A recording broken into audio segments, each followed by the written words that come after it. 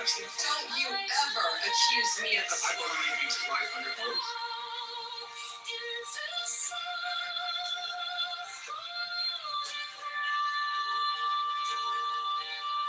And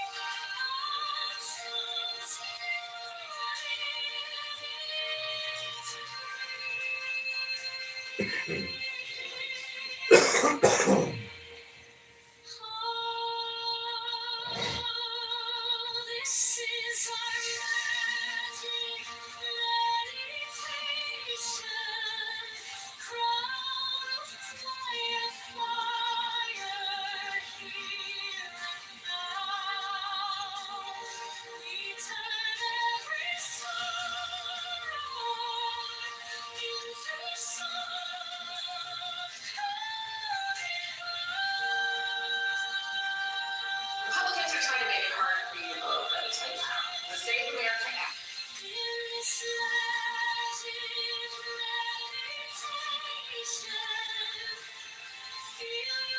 What? Proudly and shamelessly says over and over again that he wants to kill me.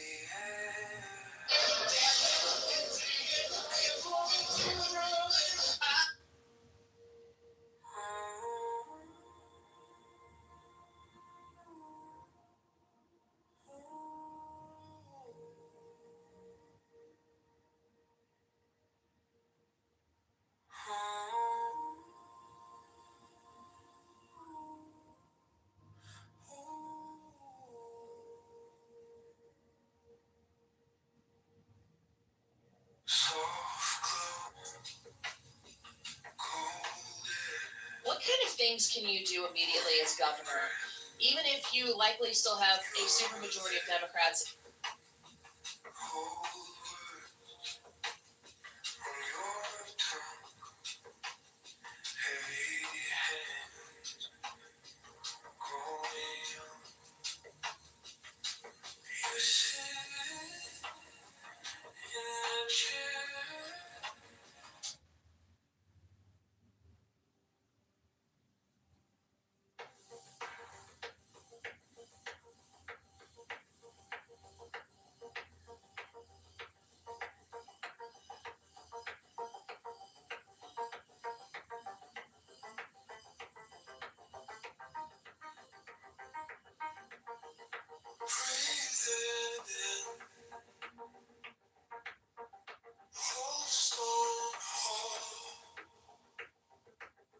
Circles drawn on the wall, candles drip, wax like time, hands held still, tracing soon. How late in the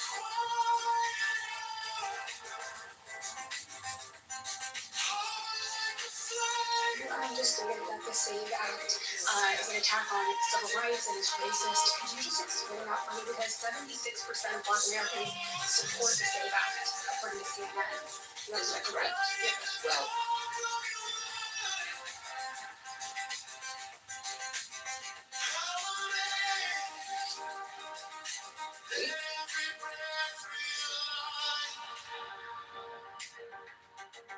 eyes have closed,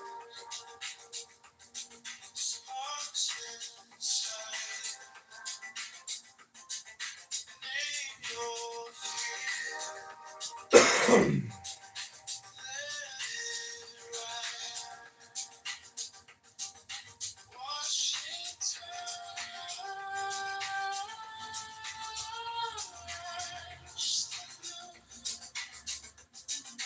what you see,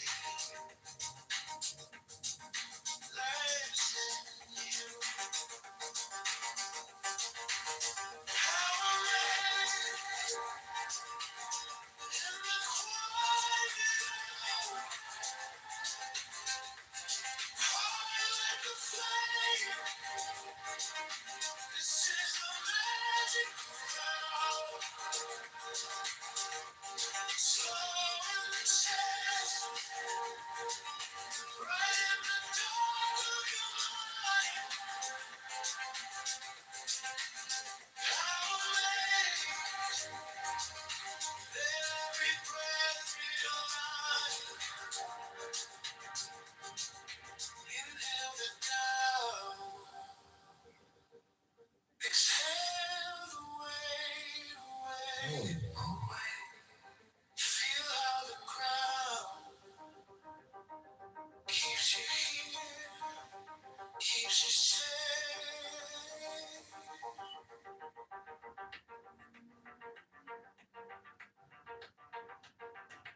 If it was a lot today, you would have pushed you off the edge. Your social media dialogue.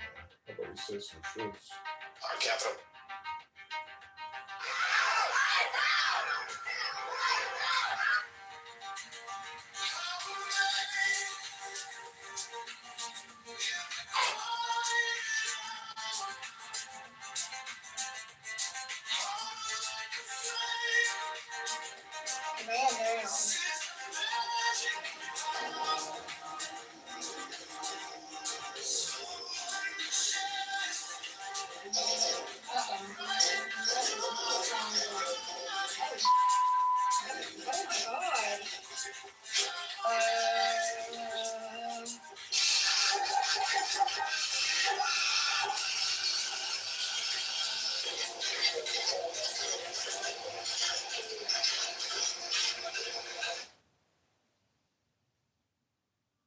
Chicago Clips Red, we had the pleasure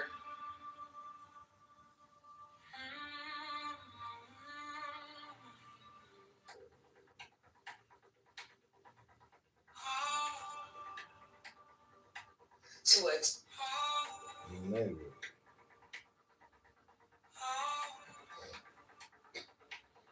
Breathing in, old stone hole, circles drawn.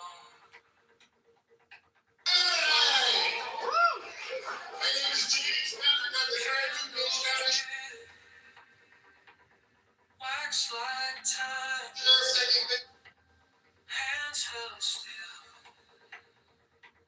tracing sign. Power made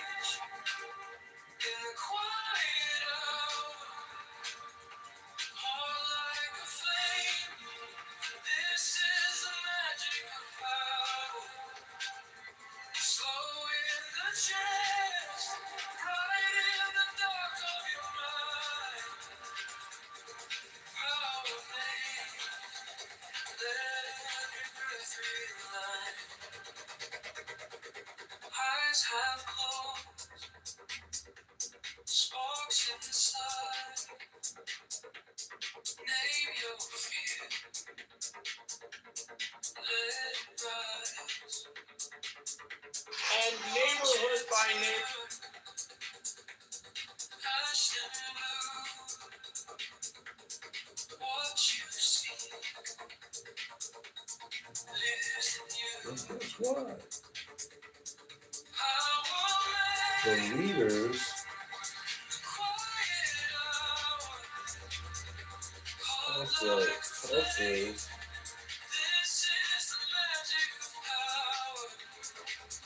Slow in the imagine that. chest, right in the dark of your mind. Power made, let every breath realign. Imagine that.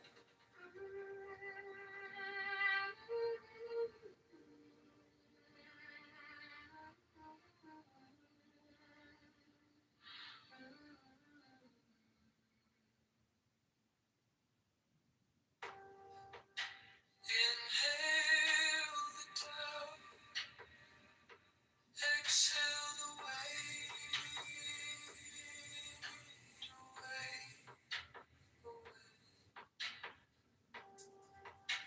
Feel how the ground keeps you here, keeps you safe.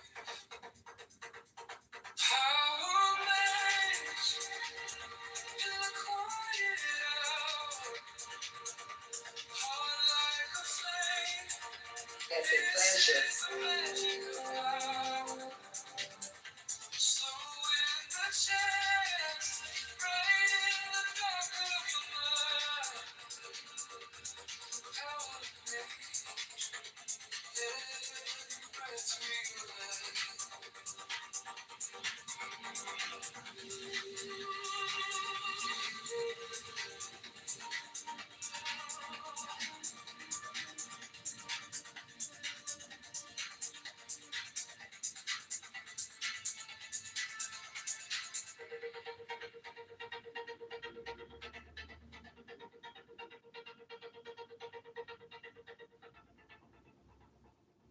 I grew up right here in Cook County.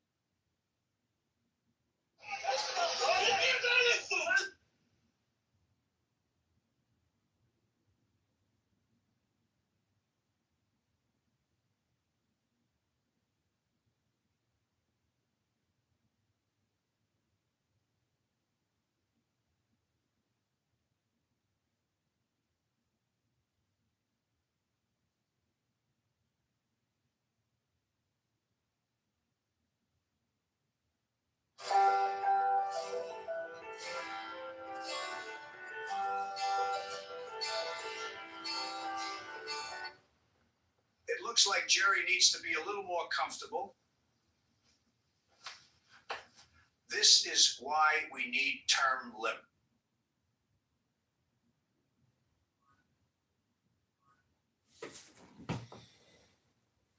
Danny.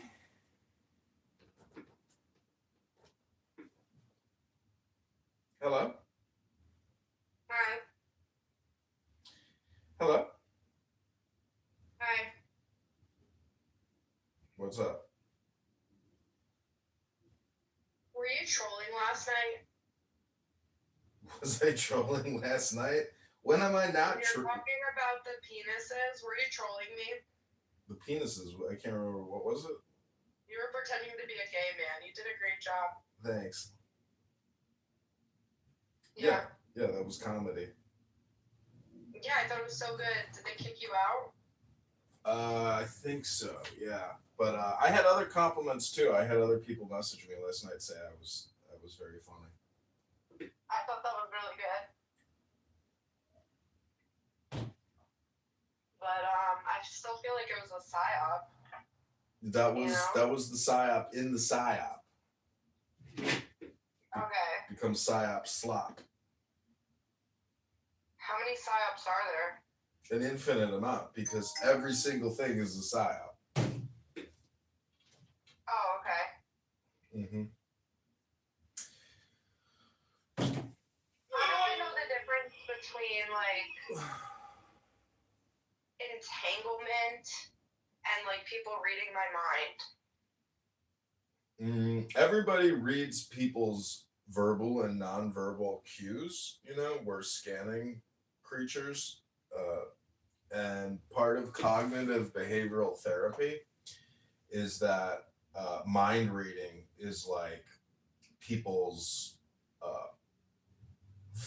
fake problem, meaning that like, not a fake problem, meaning that like people that do mind reading are trying to like guess or infer when they shouldn't be doing that, because it's almost like speaking. Like the more you think, the more you speak, the further from the truth you get. So if you do mind reading, you're like very far from the truth. You're using your imagination to create opinions, and opinions are what the problem is. That's why people are unhappy, because they don't go with the flow. They're constantly giving an opinion on the flow as opposed to just merging with the flow. Hello? Yeah, like so like the ocean.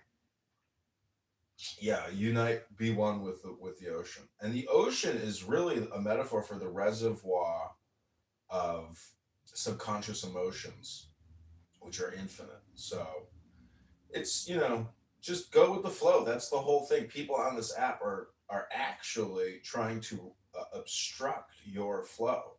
That's why it's called the, dark pit of despair. Wait, what is the dark pit of despair? Clubhouse. This is where souls come to die in eternity, trapped in a hell of fire. I don't know. Do you know who's back? It's just a joke. Who's back? Doc. Yeah, I talked to him last night. He was listening to me do my comedy last night. Oh, you do comedy? You didn't hear me last night? Are you talking about when you went in bathhouse? Were you in another room too? Yeah. With Doc? Yep. That was really good, I've had some weird shit happen in my life. Yeah, same here. I feel like Clubhouse. What do you say about the communication as hypnosis? And sometimes I wonder if I hypnotize people in the wrong way. Well, you hypnotize yourself when you hypnotize other people, so make sure it's a good performance. You don't want to suck, do you? I know, but I don't want to hurt people. Well, if you hurt people, you hurt yourself. Love thy neighbor means love thyself.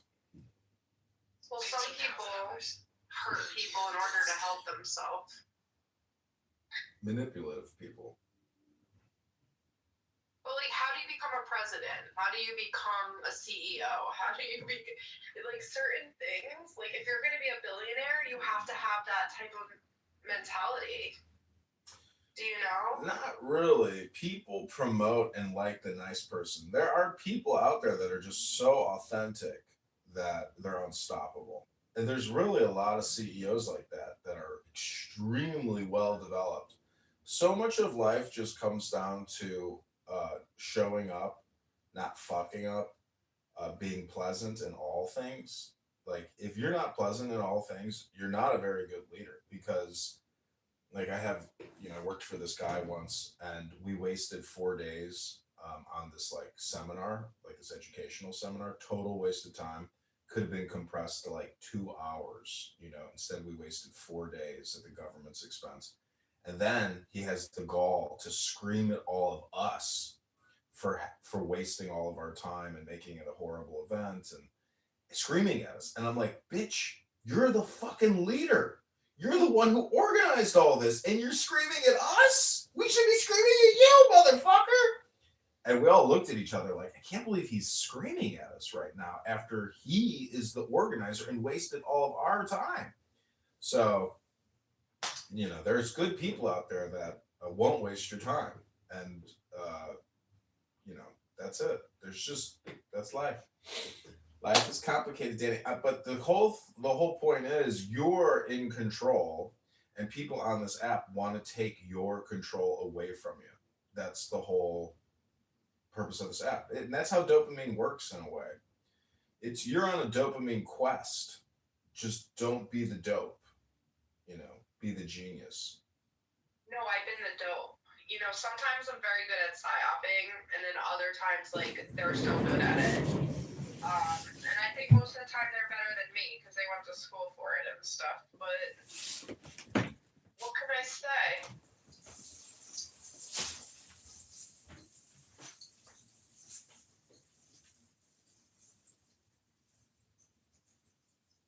They're talking about religion and the other. I feel like I heard every single argument. At a specific point, maybe there is a point where there's nothing new to learn. Well, not on this app.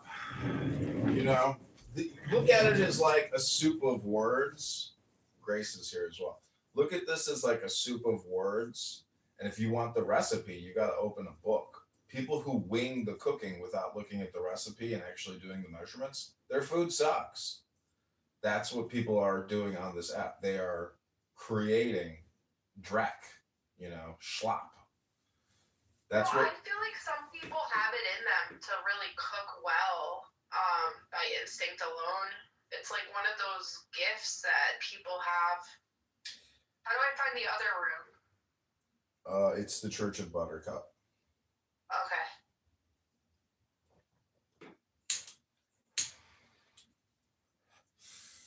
What my point is about the soup words is that when I open a book, it's like it's like ordering an entree from a 5-star restaurant. But people on this app just like going to McDonald's. I like going to the gourmet 5-star restaurant. Hello? It sounds also like your cold went away. Grace's prayer must have worked. Did she say a prayer? Yeah, she prayed over you like 2 weeks ago when you were dying of influenza. Did I get the Misha Baroff? I did it for little Haiti. I did the Misha Baroff for her. Did it dislodge the chicken wing in her throat? He was in a coma. Little Haiti was in a coma? Yeah, she had like something really bad that she was in a coma. So I think they might have put her in it for like a week, and then she was really sick. She might even still be in the hospital from like 2-3 weeks ago. Yeah, I haven't seen her hurt or shout. It's too bad.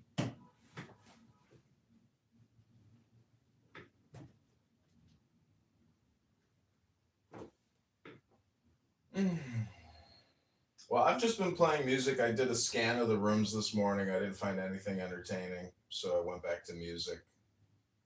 And I'm going to go to the gym shortly, and then I got to take out the trash, and then I'm setting up a new clubhouse recording studio in my house, and I'm expanding my recording to record more. I bought more phones. I bought two new computers, and I figure like why rent one of my rooms to a person that I don't want to live with that stinks and is annoying. Maybe I could just turn my bedrooms into recording studios, monetize them as opposed to like having to actually interact with real human beings. I can just surreptitiously record people wasting all their time and then waste all the time of everybody on YouTube and then deliver advertisements to people that want to waste their time. That's my theory.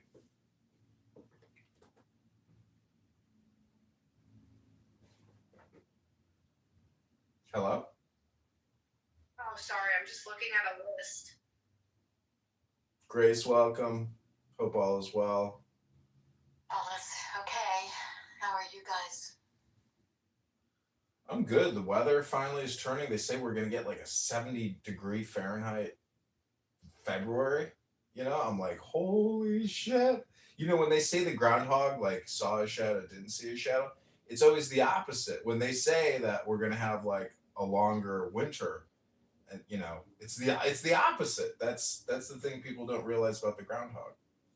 I have 4 feet of snow. I don't know what you're talking about. And it's just piling up. And I'm at the top of the mountain. That's where I live. So I have no idea what everybody else is experiencing. All that I know is that it is here to stay.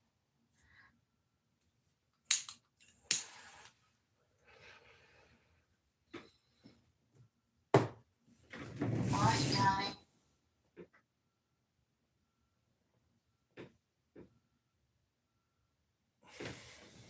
Did I interrupt something?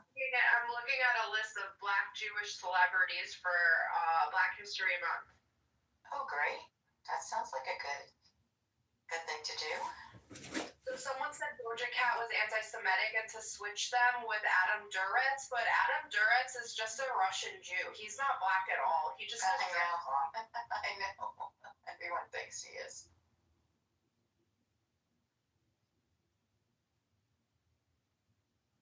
Well, I just popped in to say hi, guys. I hope you all are well, and I hope to see you again. Likewise, Grace. I'm gonna read something from a book. People on Clubhouse. Danny, did you hear about my 1,500 3,000 theory? It basically says that we say 1,500 words a day and we listen to 3,000 words a day.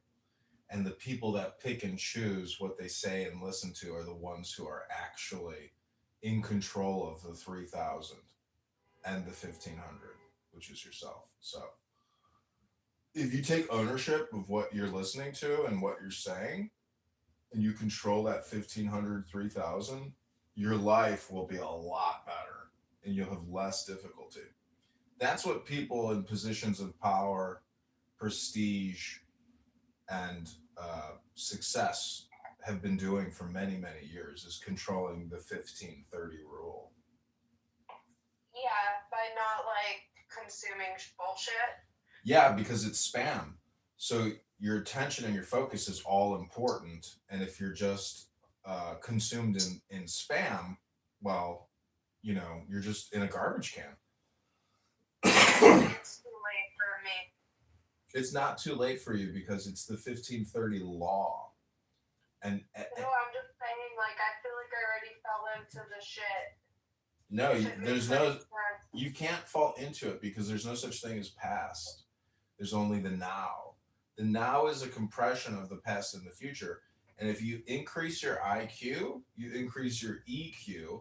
And the whole point of meditation and focus is to induce what they call genius with a capital G. And genius is a little bit like a time machine, meaning that you can go into the past or future with a time machine. But since time machines don't exist, what it really, huh? No, they don't. What it is a metaphor for the focused attention, is staying focused. Do And you have the clearance to know if we do or not? no, all my time as a top secret military intelligence officer, Danny, I never saw one secret or one intelligent thing ever. All I met was stupid black women. That was it. I met DEI hires. That was the intelligence that I found, was that we were so intelligent we were making DEI hires everywhere, and I was like, oh shit! Like, we're not intelligent. Oh shit! I don't get it. There's nothing to get. That's what my point is. When they say military intelligence, it's just like an oxymoron. It's the opposite. Is there's no intelligence in the military. All the super smart people go into law, banking, and health, where all the money's at, and they make, Yeah. on average $500,000 a year. Wouldn't it be nice, Danny, if you and your husband both earned 400,000 a year, or even 1.2 I mean, it would be million? amazing, but you understand, like, my dad's a doctor, my stepmom's a doctor. She even is Ivy League educated, and I don't think they bring home that much money, unfortunately. No, I know. I'm just being facetious, saying like, what if, like, how remarkable? Because it would be mind blowing. So I was reading the Reddit posts of like what people do to make that type of money, and like you're right on the money. Like certain types of doctors. Mhm. There was someone whose wife was some type of a lawyer, Mhm. and they said that she was like a partner, so she was making 600,000 a year. Mm-hmm. Yeah, I worked with this Jewish woman at Smith Barney Citigroup, and as a financial advisor, I was a paid intern working for her and helping her. And she was like, John, don't go into financial advisory. Don't become a wealth manager. She's like, my husband is an attorney. John, he's making over $1 million a year. It is a license to steal. I'm like, your husband's stealing money? She's like, no, but it's legal. He's got a license to steal. I couldn't stop laughing. I was like, you're so funny. She was like the worst financial advisor in the office, the biggest klutz, but she was, fun and nice, and didn't have a bad attitude, even though she wasn't making great money. Her husband was fucking killing it. She had a couple kids. Like, she didn't need the money. She just needed to like stay busy, you know. So she was a cool chick. So how do you know how to get the good financial planner? You know what I mean? It's like You how do get can't. the right one? The right one is you. I really want to write a book and do like a website and call it like Fire Your Financial Advisor, and prove that your financial advisor is actually costing you money, and you are literally shaving off like your retirement. Because if you're giving them 1 to 2% a year over 10 years, that's 20%, 10 to 20% of your total net worth. And if you're only getting, let's say, 4% to 7% over 10 to 2, so they're taking half of what you made with them. That's crazy. And they tell you it's 1 to 2% assets under management, but they're really taking half of whatever you gain over a long enough period of time. So fuck that. And you're trapped in there. And they don't even do anything for you. They literally sell you a mortgage, or I mean, they sell you a mutual fund from another company.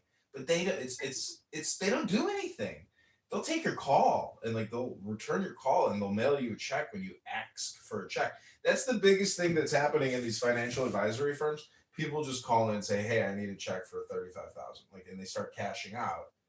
And these financial advisors and their team of FAs just sit there and draft checks for their customers all day that need cash out of their brokerage account. So, anyways, Danny, my whole point to you is the basis and the fundamental groundwork of all success, Danny, is always meditation. And do you know what meditation is? Just take like resting your brain.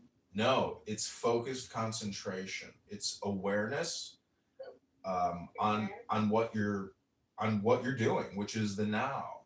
And so, guess what happens when you read a book? You can meditate a little.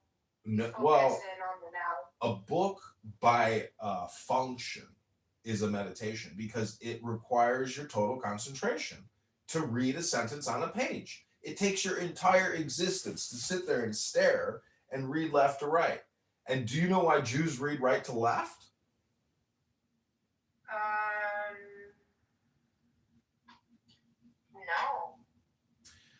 No. I don't really know the answer to that question. I think it's just I think it's just because like it's the Tao, meaning that they do it. Yeah, they do it different in order to be different. It could also it could also have to do with the actual language and the writing of it. You know, I'm not sure. We could Google it. We need like Grace or that other guy, the Israeli guy knows a lot. Yeah. The older guy. Yeah. He's from Chicago. Which I forget his name. Probably the same Eitan. guy. It's Eitan. Yeah. He knows a lot. Yeah, he loves talking. Oh, okay. So listen to this. Jews read right to left because Hebrew, like other ancient Semitic languages, Arabic or Aramaic, was originally carved into stone with chisels, making it easier for predominantly right-handed people to carve from right to left to avoid smudging or injury. This historical practice continued with quill and ink, but some languages eventually shifted to left to right for convenience on paper, while Hebrew maintained its right to left direction due to its religious texts and cultural continuity, with Kabbalistic tradition also linking the right side to positive attributes like kindness. I was like, holy shit, I was thinking that. I was like, because the right hand is the hand of God, we probably go right to left as opposed to left to right. Like, why start at the evil position to get to the good? Start at the good, then get to the evil. Don't they say that left-handed people are more likely to be serial killers? Well, Bill Clinton is left-handed, and see, I think that's also like a metaphor too, because if you follow the left-handed path is like like a pirate versus, the officer and the gentleman. So it's like cops and robbers. The left side is the robber, the right side is the cop. But it's together. It's when you clasp your hands, that's the union. And in Kabbalah, this is what a lot of people on Clubhouse don't understand. Like how, and they're constantly saying, how can there be a God when all there's is evil and all this death and horrible chaos? And that's because they don't realize God is a chaos agent. And God actually has evil attributes. And God is like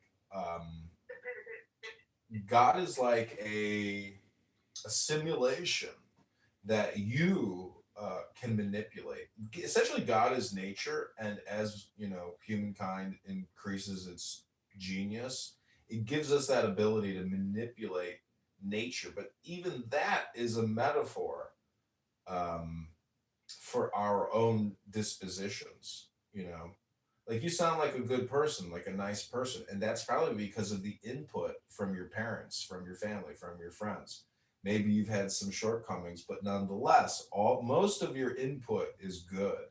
So you're mostly a good person. But imagine organized evil, parents and cultures or societies dedicated to creating, evil characteristics, controlled evil characteristics, meaning that you don't want to create a warrior that just randomly kills and commits crime. You want to create basically Dr. Evil as opposed to Dr. Good. Wait, so you're saying it's better to create a warrior than a good person?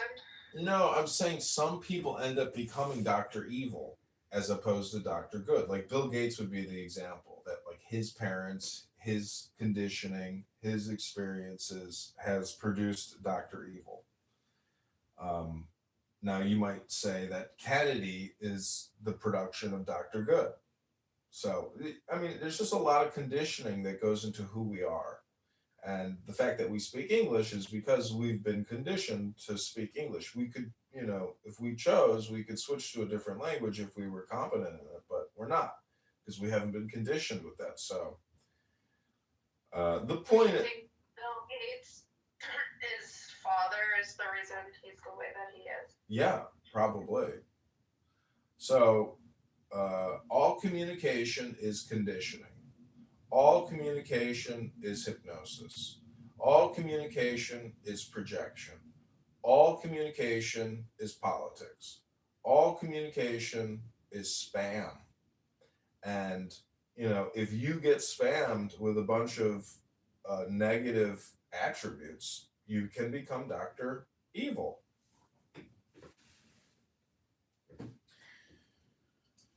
Yeah. And so when you listen to people on Clubhouse, unfortunately, because all communication is projection, all communication is conditioning, all communication is hypnosis, all communication is political. You're being conditioned on people's political communication all the time on this app. And most people here, in my opinion, are very low energetic, very depressed, moping, and they don't know how to play the game as a system. Like I have an instruction booklet by U.S. Games Systems Incorporated out of Stamford, Connecticut, 06902. And it's based upon secret wisdom. But it's really just like prompts, because there were no computers so many years ago. That basically flashcards are a way to, condition yourself. So if you can use the tarot, What's the book? it's the tarot cards. Any kind of tarot card is basically a gestalt prompting system in order to induce wisdom, because there are cards in there that are very smart. Like for example, tell me a tarot card in your memory. Do you have any tarot cards memorized? The Fool, the Hermit. Okay, so go with the Fool. What is the Fool to you in the tarot? I don't know. Okay, it's a cloaked individual, dressed in rags, and that person is holding a staff and carrying a lantern, a lamp, a light source in the darkness. But that person underneath those rags is like a 5-star, Benz. It's like buying a car that looks like a piece of shit, but on the inside it's all luxury. That's and the hermit is also like a crab or a Cancer, meaning that it burrows, it goes within. So the whole secret is within. And that's what meditation is. Again, it's just a focus. But tarot is like a way of interpretation. But again, it's almost like a pre-computer system. It's basically AI itself, because you can use it to hypnotize yourself and others. But it's all the secret symbols which are there, which always go back to go within. Within is where the mystery is living. Within you, you are the secret. And so when the saying in Zen poetry is, the more you think, the more you speak, the further from the truth you're going to get. So when you come on this app and you talk, or you listen to people talking, you're listening to sounds outside of the silence. The silence is the secret. Silence is where it's at, which is peace, peaceful disposition. The moon light reflecting off of a perfectly harmonized and balanced light. That's what you want your emotional state to be, is always in a state of bliss. So people on this app do not talk about the theory of joy.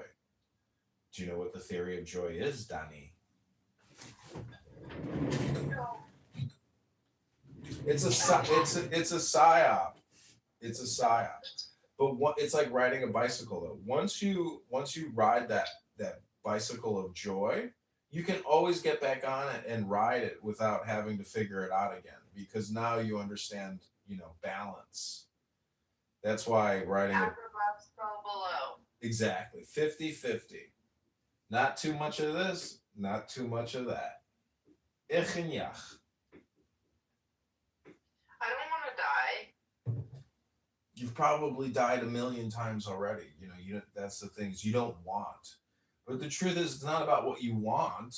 The truth is always about your opinion, and your opinion is that you die. But the truth is, you probably don't die. Yeah. You probably are like an infinite, immortal soul consciousness that can't be destroyed, or crushed, or eliminated, and you probably just keep reincarnating. That's probably what's happening. And when you wake up every single day, when you wake up in the morning, people don't go, "Oh, it's a miracle! I'm alive!" They don't say that, do they? They just get up, they take a dump, and they make a cup of coffee. But they're never like, "Oh my God, look, I came back to life!" Like, so every day. Well, sometimes, I mean, I am very happy and grateful, and I'll sit with my son, and I wasn't raised that Jewish, I only knew the Shema with my mom, but, well, there's a couple more prayers. But like, I put on the Modeh Ani for my son, because I think that's the prayer that you're actually praying to God, that you're thankful for the day. And it's really beautiful. Yeah, that's all you know that need. one? Yeah, that's all you need is a kindling, which is a little fire to start the blaze. Um, I know a lot of Jews that have never been to Israel. They've never gone on a birthright trip for free. I'm like, why not? Never did it. Why haven't you go to Israel for 2 weeks for free? All expenses paid. Go. You're gonna meet so many amazing people. It's like going to summer camp. Fucking in Israel for free. What the fuck? Go. What are you waiting for? You know what? It was two levels for me. It was okay.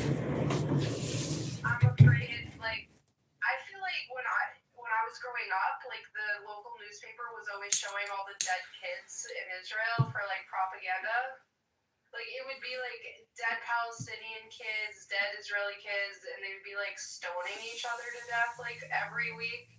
And so I was just like afraid to go. I just thought that there was always like that it wasn't safe. But they say it's the safest place in the world for the Jewish people. I mean, that's what the people in Israel say.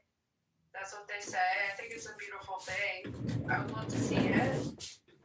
And I also wanted to read about the history to figure out all these things, because they say so many things. And now that I know the history, it's just like, it must be God's way, I think. It's the only thing I can think. Well, God is everything. So, what I don't like though, as an American, I know that like everything is a drama, meaning that all these foreign countries just want to keep like causing drama to just like get our fucking money, our attention, our resources. They're like causing us to break our meditation. And how long can we do that? I mean, it's insane. So do you think it's them? You think it's them doing it, or do you think it's like? Yeah, the Israelis are they're fucking drama queens. Are you kidding me? They're huge drama queens that constantly demand our attention, as if Jerusalem is like the most sacred city on the fucking planet. It's not. It's a fucking metaphor for you. That's the whole thing, is all these literalists are fucking psychotic neurotics. They're delusional illusionists. It's a metaphor for your fucking brain, for personal development, wherever you find yourself at. And your problem is, Danny, like, I'm trying to give you some secret, guess what? Because, you could do a lot of things with your life, and you don't want to be boring. You don't want to be stupid. You want to be a genius, don't you? Mm-hmm. This app is going to fucking drain you. It's a parasitic app. It's a vampire app sent from hell to drain you. Like, you can use it, because above is below, below is above. If it comes from below, that means you're above. So be above. Don't be below. It's all about your frame. There was a Jewish guy on here that doesn't use this app anymore, for probably wise reasons, because he says a lot of stupid stuff. But he was talking about framing one day and what it means in psychology. I was like, shit, I never heard anybody in my whole life ever talk about framing. I've heard about framing pictures and paintings in your house, but I have never heard somebody talk about psychological framing, which is essentially communication hypnosis, meaning if I frame this conversation or frame a topic or category that we're talking about, I have now framed that and like put it in a box, put a perimeter around it. But then the other person in a debate can come back with a new frame and expand the frame or narrow the frame, but it doesn't matter as long as they reframed it because now we're operating in the new frame. You see how that works? Yeah. But it's basically people framing and reframing. So if I had a debate with Nick Zad, he's basically a chronic reframer. He constantly just reframes and reframes and that's because he's like a prosecutor trained in the law to essentially do a frame hypnosis. And then he frames you, and then the judge makes a ruling, and you're like, what just happened here? That motherfucker framed me.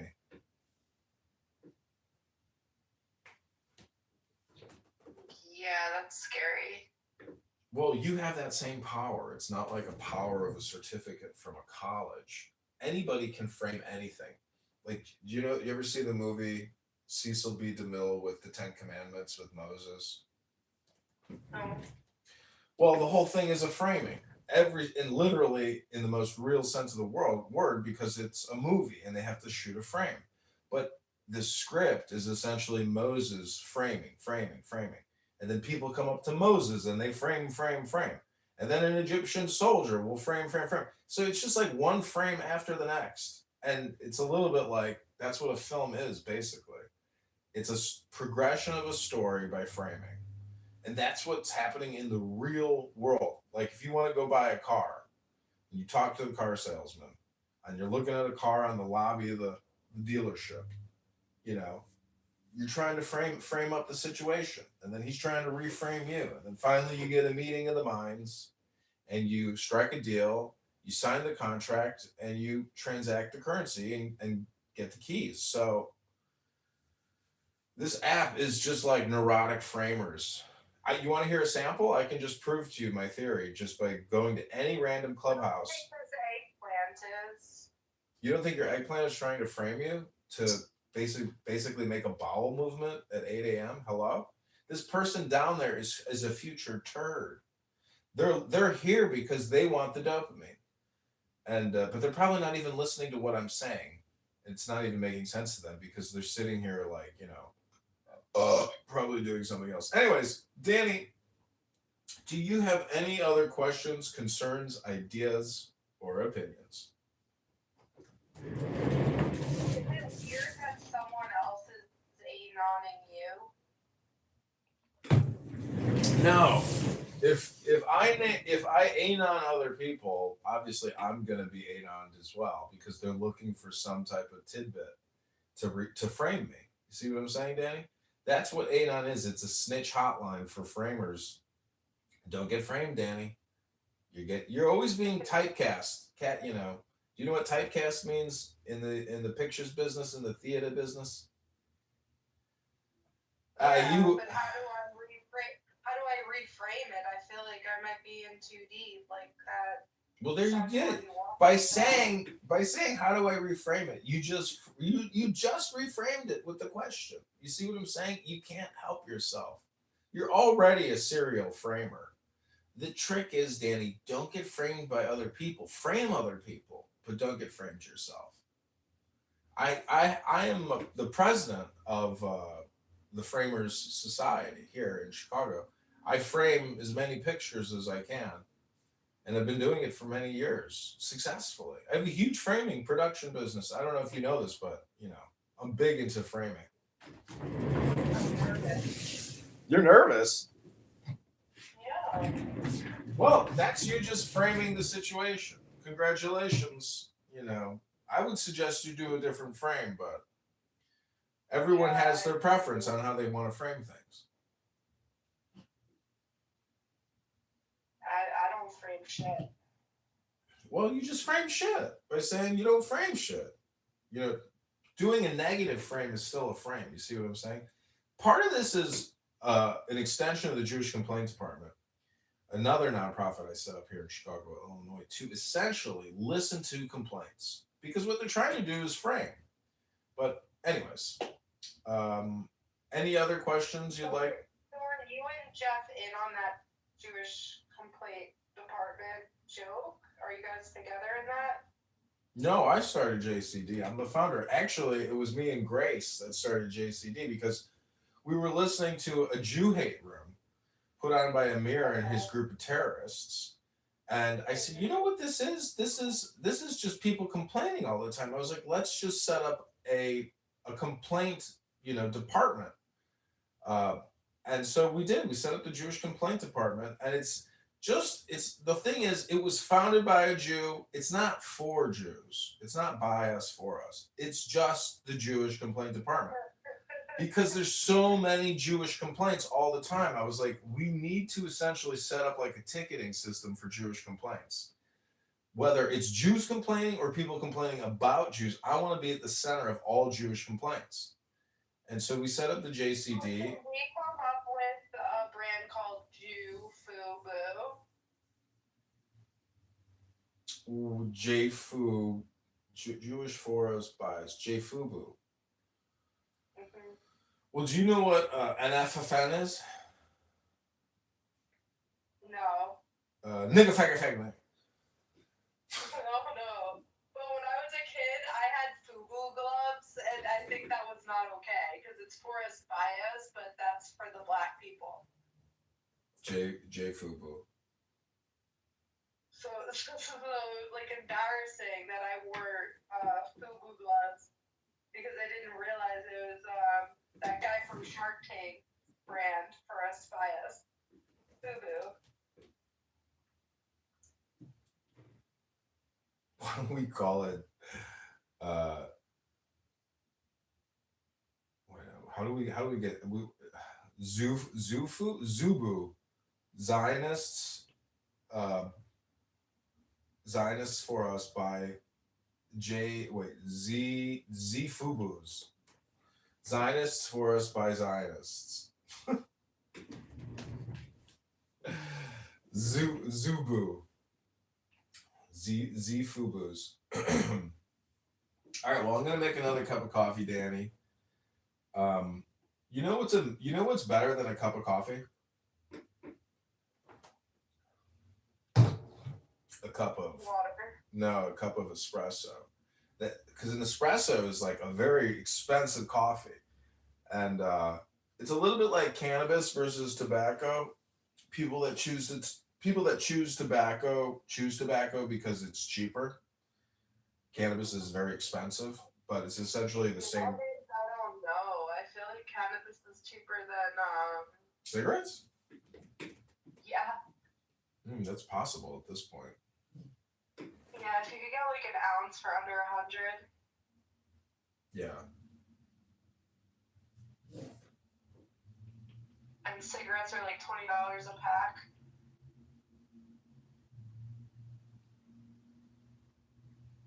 Is gasoline very expensive where you live?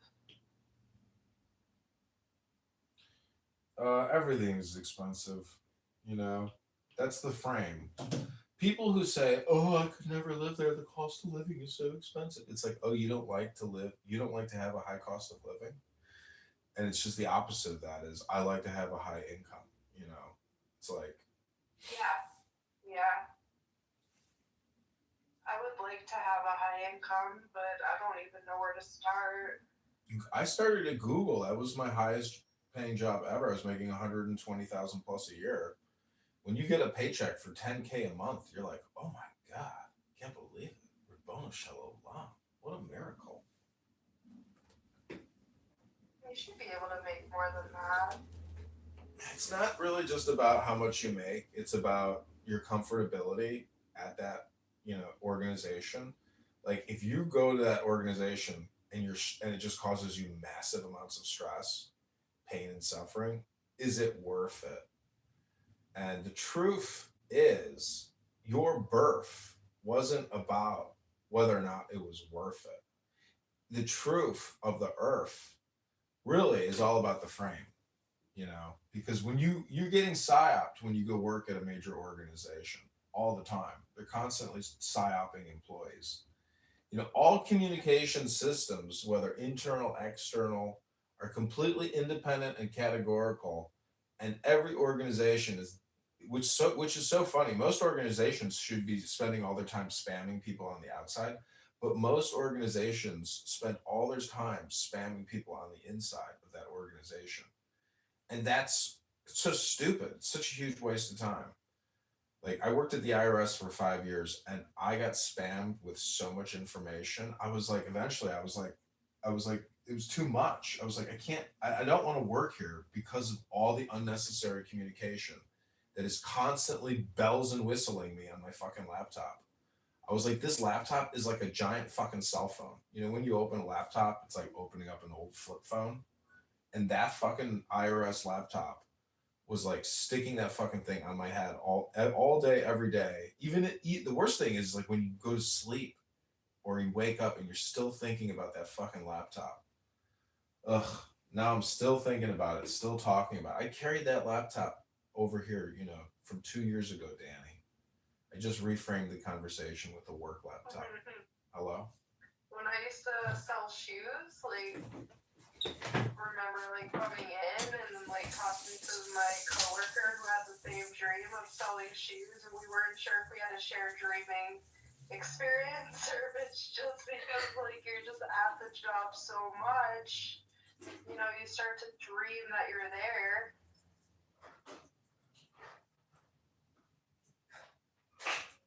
But it was so weird to have like the same dream the same night, you know?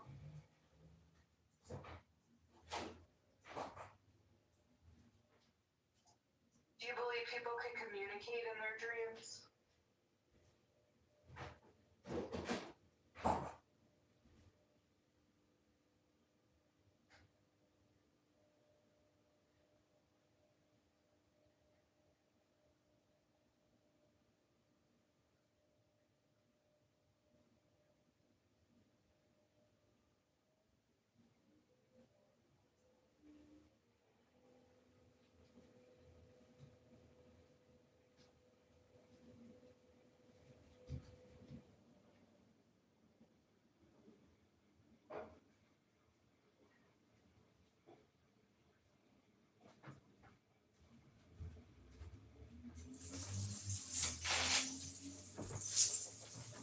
Hello?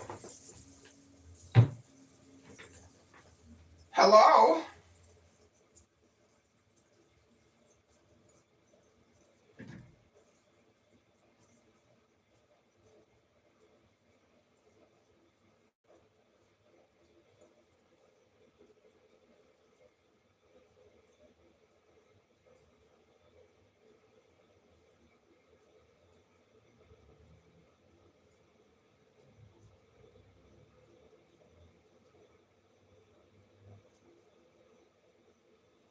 But he didn't actually make any critique of my argument, so you're lying.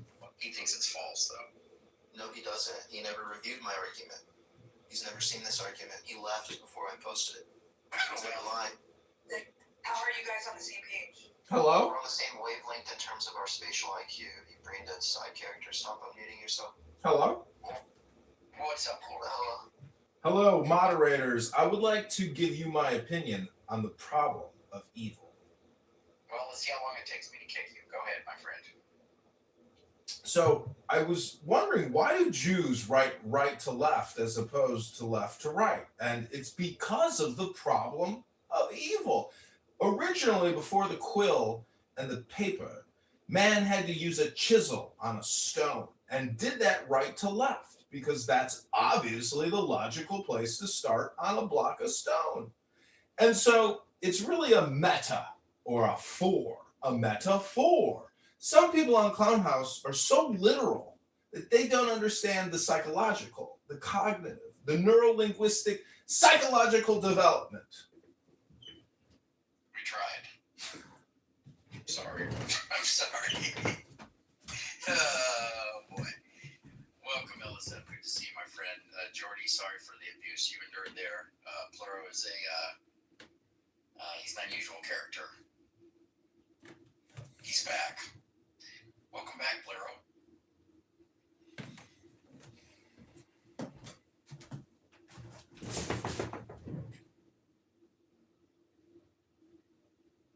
Can't remember, Jordy. Are you an atheist or agnostic? Or I forget where you're at, Jordy. Oh, yeah, I am an atheist. You're an atheist, okay. Yeah.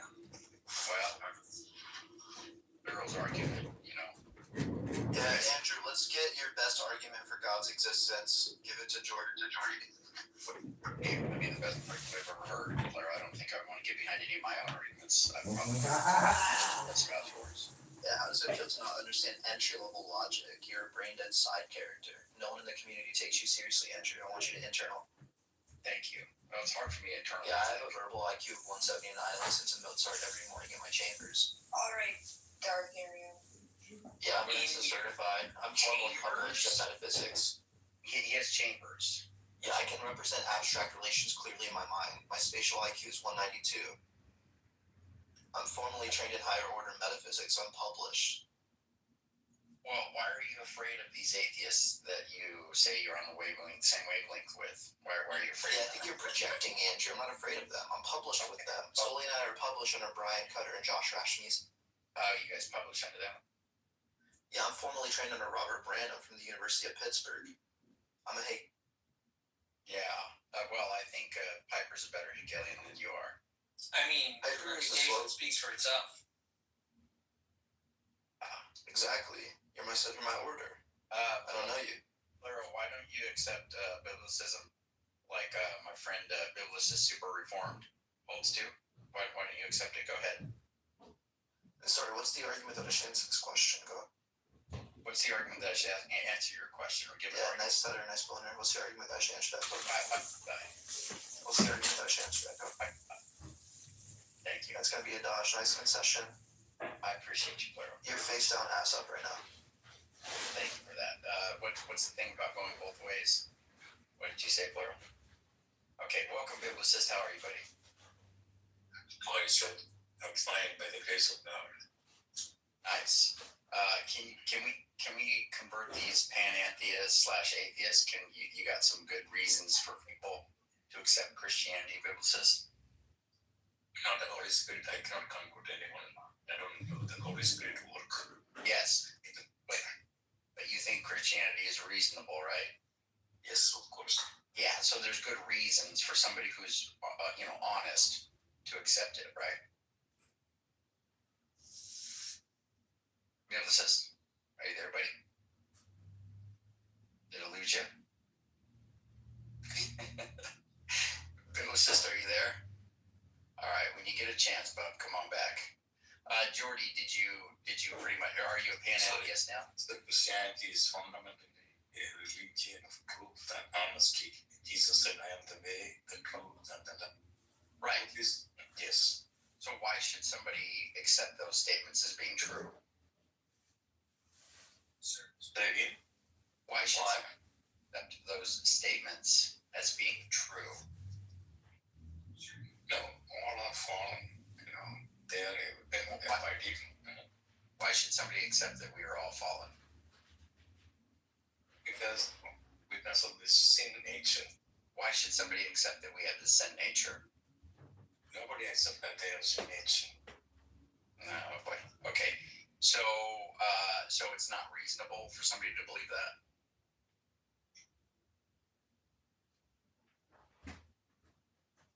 Are you there, Biblicist? You doing all right, brother? Yeah. I'm eating. I'm not super. Biblicist, did you know Andrew thinks God is evil? That's fine. I don't. But he's a Calvinist. He does. I do not. Andrew thinks God only actualizes the best possible world out of all possible worlds. But God can't choose any possible world that has no evil, right? Because in all these possible worlds, humans have committed at least one evil action. So God has to desire evil in some way on Andrew's view. The only way he escapes it is by appealing to God having weird knowledge of like counterfactual conditionals, which entails like a formal contradiction. So that's why no one takes Andrew's view seriously. But which it doesn't formally. It doesn't. Andrew is an atheist. So. Well, that's that. He hates God. His view can't be distinguished from skeptical theism at the very least. Mr. Beal, it's good to see you, sir. That's good saying we ate this, my friend. Thank you, my friend. My Calvinist brother. Yeah, he only thinks that because he doesn't believe in free will. If he believed in free will, he would understand that evil has to be optional because we desire freely to love. Well, Andrew does believe in free will. He's a Molinist. He thinks that Not to be. he thinks we have free. I know, but you probably don't, right? Because that's why you think that that evil doesn't exist in every possible world. That's not what I said. I'm a compatibilist. I think free will and determinism is true. Okay, but do you believe that evil would exist in every possible world? Well, I was talking about Andrew's view. I actually don't think there are possible worlds. I think the only possible world is the actual world. Okay, that's fine too. So in this actual world, because this is the only possible world because God actualizes the best possible world. So you're right, right? Well, not on all views, but on my view, sure. Okay. Yeah, Andrew doesn't believe in that, by the way. Right. Don't take his word for it. I don't know what he's saying. Andrew doesn't want to say that God can only actualize this world, right? He wants to say that it's possible for God to actualize other possible worlds within those possible worlds. And it would be possible in all possible worlds. Right, that's right. Him and I have had that discussion before. Oh yeah, remember? Oh yeah, the different variations. Yeah, but Andrew wants to say that evil exists in all possible worlds. Well, so if there is God, right, then the idea would be that if somebody freely was not choosing God, right, then evil would be present, like because God is like the absence of God is good. So it is a true reality. It actually exists, even if no one is operating in it. It is a thing because God exists in every reality. God exists in reality. And if God were to be removed, evil would be present. And if there is free will, then that is optional. It has to be optional. Because we're all choosing God freely. Right? Am I wrong? Yeah, no, God already knows what you're going to do, so you don't actually have control. Oh, here we go. That's a Is it not true that you believe that evil exists in every possible world? Well, I think it's a fair response. I mean, I'm not super committed to it, but I think it's a good response. You were just advocating for it. Yeah. Do you think that God creates in every possible world? No. I think there's worlds where God does not create. And in those worlds, there is still evil, even though it's just God? No. Right, so it can't be every possible world. In every possible world in which God creates. Well, you didn't say that before, that's why I asked you. I mean, homosexuality was considered some sort of psychotic deviation in the DSM 5 for some 17 years. It hasn't been a deviation since the DSM for your point is still valid. Right, that's what I meant, the DSM. Sure. But I think that we've learned. We live and we learn, and it's easier to condemn things that you don't understand. And also in a society that was based off of Christianity and religious indoctrination, it wasn't accepted for so long because of that. I don't think you're born gay in every case. I think, yes, some people are born. I think that's a fair statement. I think there's a proportion of people that are born to be gay, and I think there's a proportion of people that become Born to be gay! not necessarily I was born to be gay! opportunity and what the hell. Happy! But Not angry! there's distinct groups of Happy. people that continuum and Hello? to understand the Hello? process of where that may be. But also I think like the actual teaching on homosexual acts, which is where the Jews are on this, right, is the act itself that's the problem. Like they're pretty clear. It's not illegal to be fabulous! Like if you want people to be around and see the value. No, John. It is illegal to suck a dick. Don't fuck a dude in the ass. Or fuck a man in his asshole. There are a ton of things in life and religion that priests and rabbis can focus on. That's probably at the bottom of the list. Yeah, rabbis don't really want to talk about your anal sex practices. Hello? Rabbi? Is it illegal to be fabulous? Or is it illegal to fuck a man in the ass? Hello? I get to, at least in traditional mainline Protestantism and Catholicism, that's not the case. So. So you still like your fellow Christian people, friends?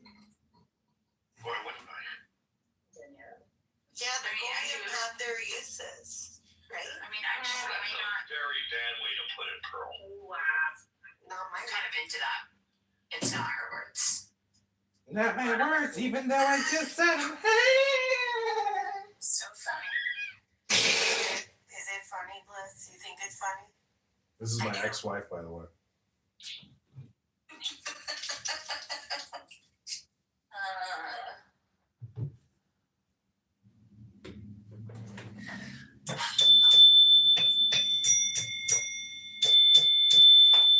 Hello?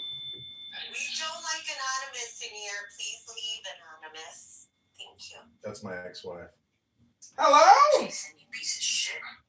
Jason? Other Jason? No. I fucking hate him at this point. And even if you're not him, you're just gonna get all the hate for that piece of shit who thinks that he knows everything. Right. Hello? It's me, John Kitover. John Kitover, the musical. It's me, John Kitover. John Kitover, the internet troll. Hello?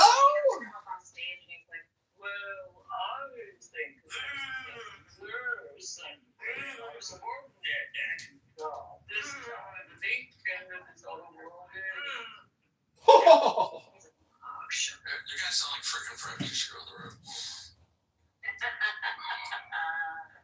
When somebody says he is obnoxious, are they projecting their own obnoxiousness? I think so.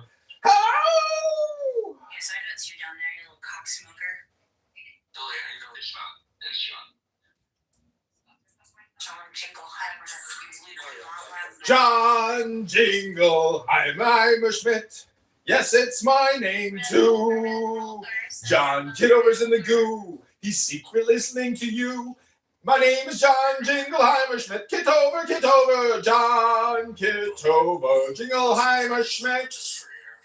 What? For what? What'd you do? I'm sorry. I went to the doctor. She said, you can't drive for a year. Okay. Who did she notify? Did you have it? You had a seizure. State of New York TLV. She notified them? She She's a mandatory reporter. She's literally. She's a mandatory reporter. A kid came in beaten up. I have to report it. Let's report her. No, it's just something to do. I asked her sheepishly. Am I gonna lose my driving privileges?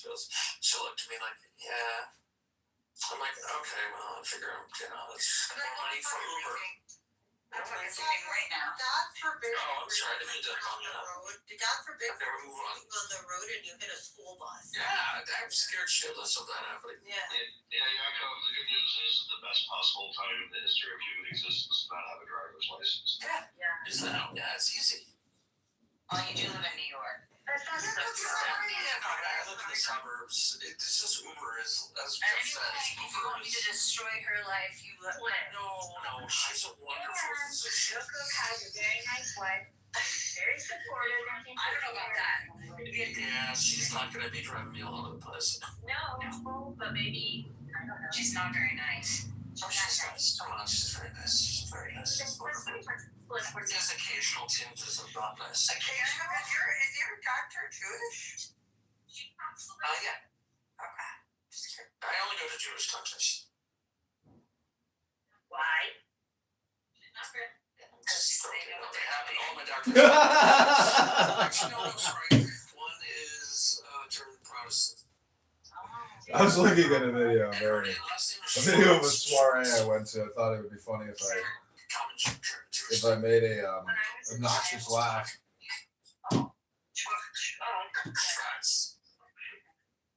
When I was a child, I went to a pediatrician, Dr. Rosenberg, and my mom loved him because he was the only man. I had a severely handicapped brother, and he he was the only doctor or medical person who would actually treat my brother like a human being. Like a people person. And she just loved him. He was a very good person. So I'm team There's some Golden Girls episode where I can't remember which was like really kind of I don't know if it's racist, whatever, but she's like, yeah, the doctor's a Jew. He must be good. It was Blanche, I think it was Blanche. Asian, Indian, or Jewish? Don't forget Indian. I said that. You know, I did you dismiss so many by no, I don't mind them. They're dismissive and Who's dismissive? a lot of the doctors that I've had that are from Oh, that's true.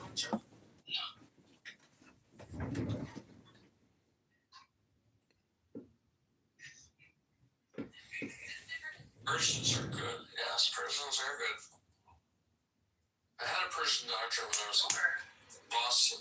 My favorite person doctor is Dr. Now. Is that you guys? Now? Dr. Okay, wow. How do you spell that? He's the one on my 600-pound life. You know my 600-pound life? He's the one My 600-pound. He's actually fat, which is crazy. Like, and you can't tell he's fat because the people he gets with are 600 pounds. But that doctor is overweight. Yeah, he's overweight, but like, he's fat. He's so fat. He's so fucking fat not to be a fat doctor. Dr. Now is so epic. Oh my gosh.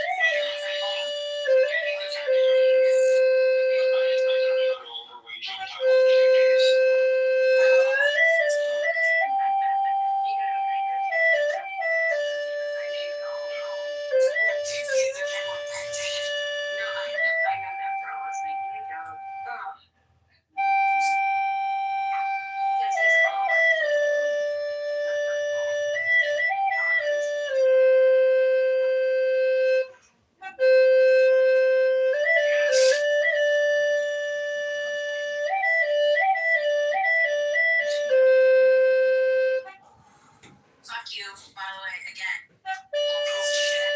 I hope that your whole entire headset breaks down, your phone falls into the sewer, and you get hit by a bus. Express your real thoughts. You may be anonymous, but your energy isn't. So, do what you think is a good way. I'm just saying, your presence is slightly weaker. I bought just 3 of your fucking gear. She says she wants me to drop my phone down the sewer and get hit by a bus. Rebano Shalom!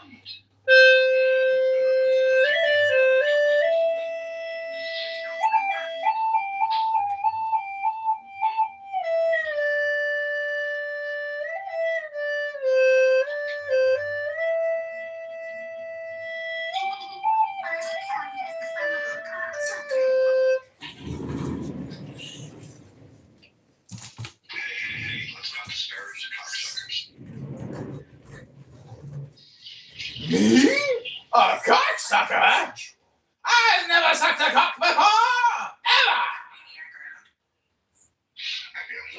I don't know, would you care if someone unconsensually To the extent that that's a thing, I would care, but I don't know that that's really a thing. I've never heard of that being a thing. Getting raped me orally. She.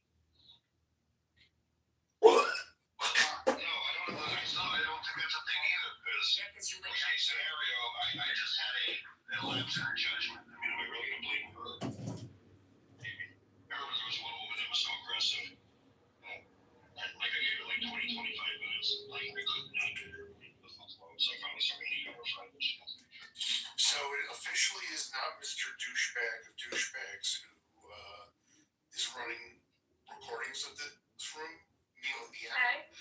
I did a scrub, but I did in the scrub notice something of who that douchebag is on live with right now, talking about quote unquote psyops. Oh, who's it, Danny? Yeah. Busted! Daddy's busted! How am I live right now? You were on live with him. This guy was like a live video with him talking about psyops. I swear to God, I'll send the fucking link. This is so funny. Hey Jeff, do you want to hear something funny? No, yes. Fine. No, go ahead. I want to amuse me. Okay, so I kind of have a twin. If she's willing to come up here and say a few words, and it's kind of weird.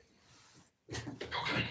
Joelle, you want to come up and say hi for her? You're live now. She's kind of shy sometimes. You're live now. She may not want to. I'm just saying. You're alive! I just think it's really funny. You're alive! To post a link if she's live. Are you? No, I mean like. I'm talking. There's crosstalk. So I'm telling Seth to post a link because he's saying that Danny's live, and Danny's like, and he's like, no, she's still live right now.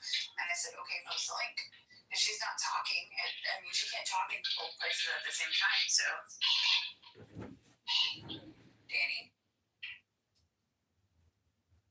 No, this is us live right now. Is you recording? Then me too. Is a file cabinet on the bar, like DNR.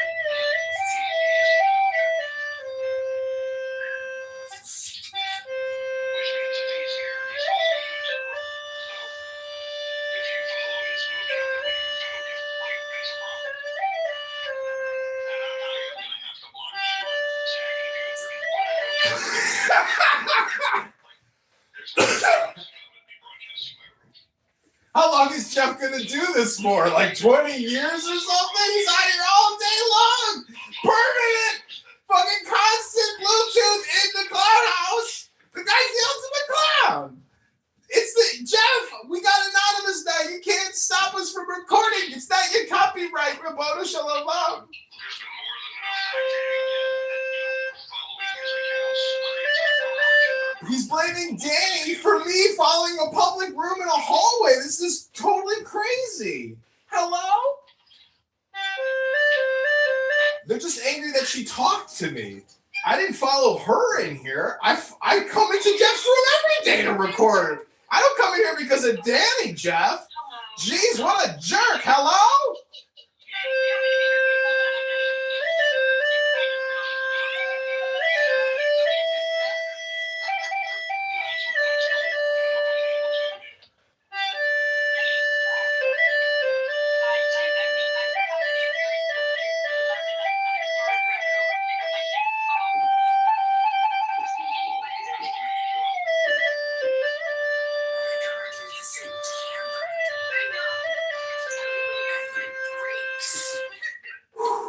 Like your inflection is identical. She's the best. That's the weird part. It's not necessarily like the pitch or the sound is exactly the same, but like your inflection is, and that is creepy. It's like a parallel universe where like you can't. And you don't know that probably another Kristen. I know, right? If John Kitover didn't make these people something... If John Kitover didn't make these people angry, somebody else would, I assure you of that. It's not a John Kitover problem. Hello?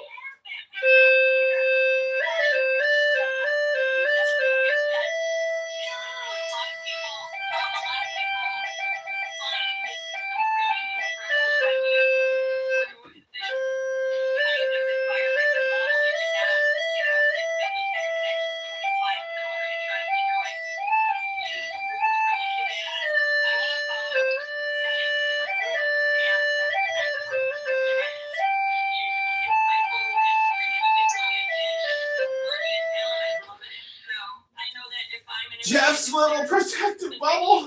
It's getting penetrated. It's Jeff's world. It's not Truman's world. It's Jeff's world, Mr. Jeff.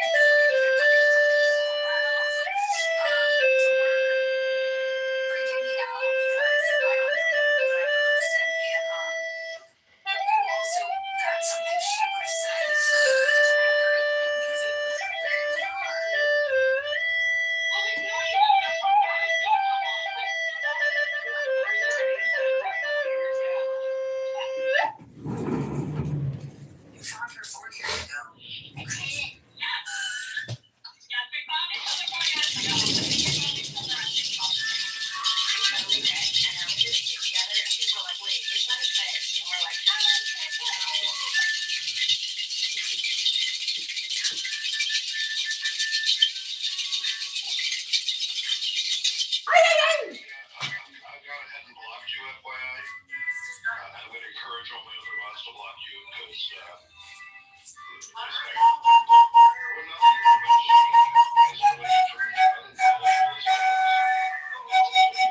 It's Jeff's crash out.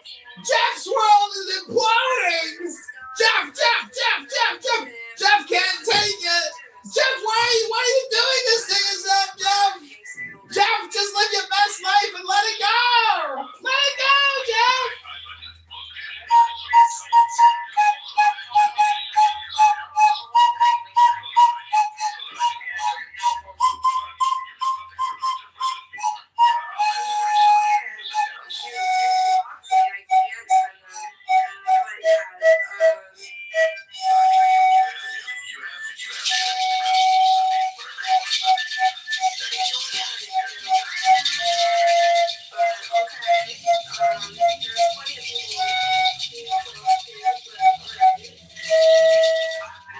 Jeff is kicking Danny. Jeff is gonna ban Danny. Jeff is gonna ban Danny. And he encourages all his other mods to block Danny.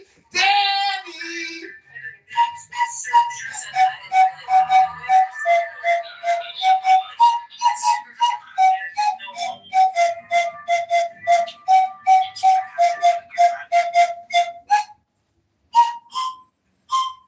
I'm blocking you, Danny. I'm gonna block you, Danny. I'm encouraging all my other mods to block you, Danny. I'm blocking Danny. I'm blocking Danny. I'm blocking Danny. I'm blocking Danny. And I encourage all my mods to block Danny.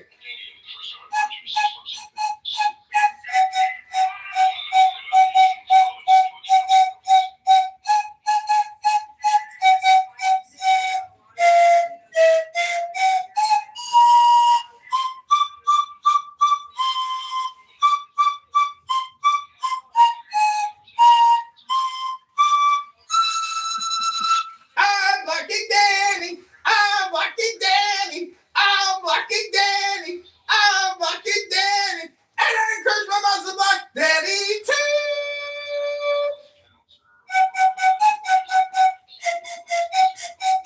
My name is Jeff, and I'm a financial advisor living in Miami and consulting with high net worth clients looking to get the highest rates of return with the lowest rates of risk.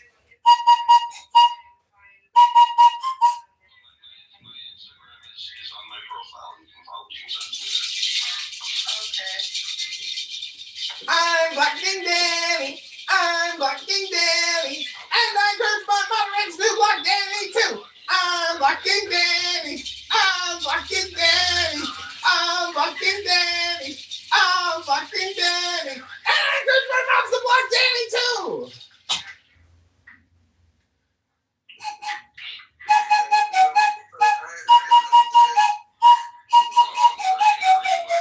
I'm Algerian.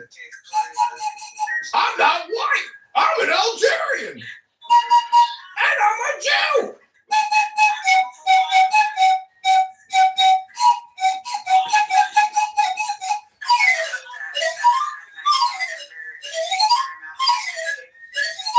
And they want me to drop my cell phone in the sewer and get hit by a bus.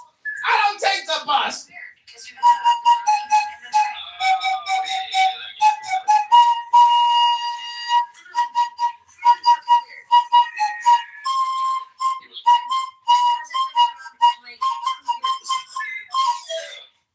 Hello?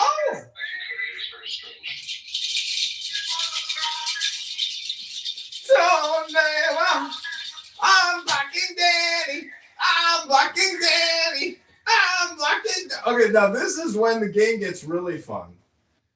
Now watch what's going to happen. I turn the volume down on my burner phone. Okay, I'm going to sit in the room, but I'm not going to leave the room. And so they're going to think, unless they're watching the live stream and somebody says something from the live stream to the room, says, he turned the volume down, Jeff, but he's still in the room. Then we will know. Now watch, as you're saying that.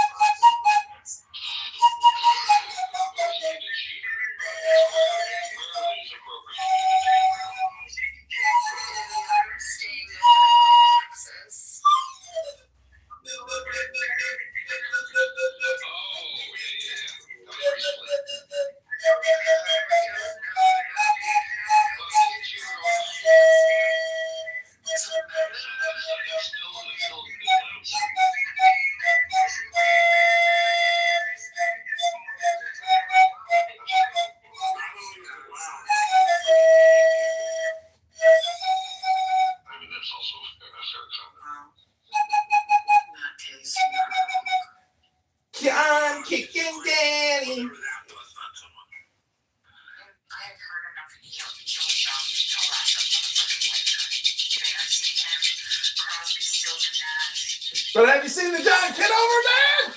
We're putting the band back together! Look, you know, been around for 60 years. Of course, we've heard a lot of them.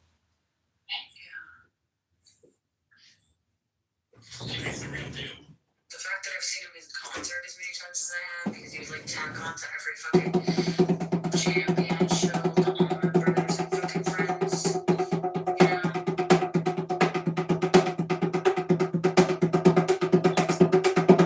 John Kitover band.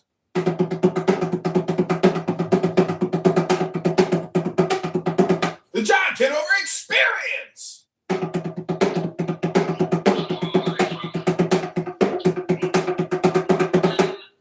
My apologies. I'm driving through the forest. I am originally from Chicago. Chicago. And while I've lived in Southwest Florida for way too long, I now enter Central Florida as an actual green space as opposed to a cluster of so yeah, that's where I'm from. Where is it from? Algeria. He's not white, and he's a Jew. You're from Jersey, you live in South Florida. Whereabouts? Miami. I'm gonna go with country now. I mean, that's your question. Yeah, that's Well, you know, well, I don't want to hug you, Jeff, okay? Specifically,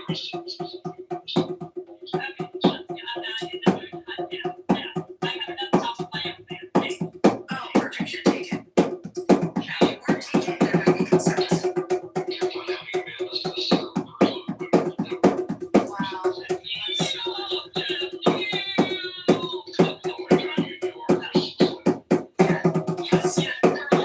We're one and the same.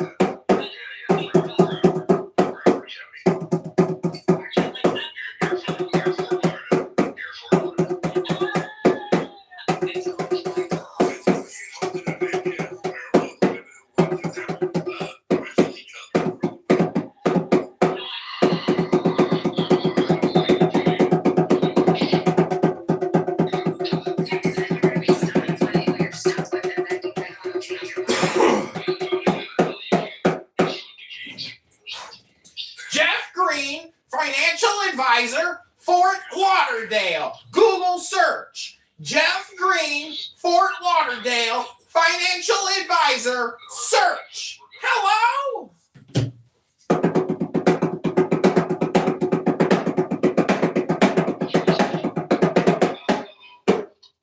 I'm kicking Danny. I'm kicking Danny. And I'm blocking Zach.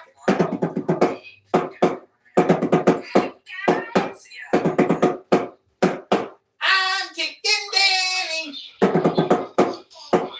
I'm blocking Zach. I'm a financial advisor living in Fort Lauderdale. My name is Jeff Green. I'm kicking Danny. I'm blocking Zach. I'm kicking Danny. I'm blocking Zach. People get really confused. If you hear rumors that I was really pissed off at Jason, it's true. It's just not you. And that other guy can die. And I said crazy things online about that. Exercise the demon from your soul, bitch. Exercise the demon from your soul, bitch. And I don't care. All I said was, Hey, look, I have no shame in my game, and I'll admit my own fucking guilt. But if you make my bread go up, hey, what? I'm just letting you know that if somebody comes to you and is like, oh, Liz was talking to you, it wasn't you. It was literally this piece of shit that I fucking encountered this morning. Gotcha. You're the good Jason, and he's the bad Jason, and by being a bad Jason, he makes you better. Yeah, Jason is Yeah, fucking ball sack. Jason ball sack. Oh, and Liz, you're leaving it on the table. His name is Jason. A douchebag. Yeah, people usually don't tell me there's a problem unless they want to gossip about other shit. So no one tells me that I'm mad at you or you're mad at me unless they got other shit to tell me. I just watch those people and I'm like, all right, thanks for letting me know. Yeah, it's funny as much as I hold so many spaces, there's so many, like, I get everything secondhand. Like, I rarely have someone coming to me going, I'm really mad at Jason. But what I will have come to me is someone come and say, these three people are mad at Jason. Or whatever. Like it's never direct. Like, hey, that person's annoying me. Can you help me? It's never happened. Oh, I get rumors about myself all the time. I'll put that on my list today at Bliss. I'll make a rumor up soon. Not today, People but will soon. tell me things that about myself that I've done or said that I didn't do or say. They're like, oh, I heard you X, and I'm like, no, what are you talking about? And then I'll hear it from quite a few people. I feel like with gossip, everything gets back to me. He thinks I'm dead, or at least it didn't. What are you talking about? You're not famous enough for ChatGPT to care about your death. Well, I didn't say care. I said it thought I was dead. How did you even care? Billy, do I have your permission to take your likeness and create something on Sora about you being dead? A parody? Why? No, he's too soon. Do it on that actually dead. But why? That's what he meant. Oh. I thought you meant now about him being dead. Let me do it after. Okay. This is Jewish guy. Let's go. We're all going to monetize Billy's life after his death. I love that. How about a strain of weed named for Billy? Sunshine. Billy Sunshine. Yeah, that's a great name. I'm gonna call it Dead Daisies with Billy. There you go.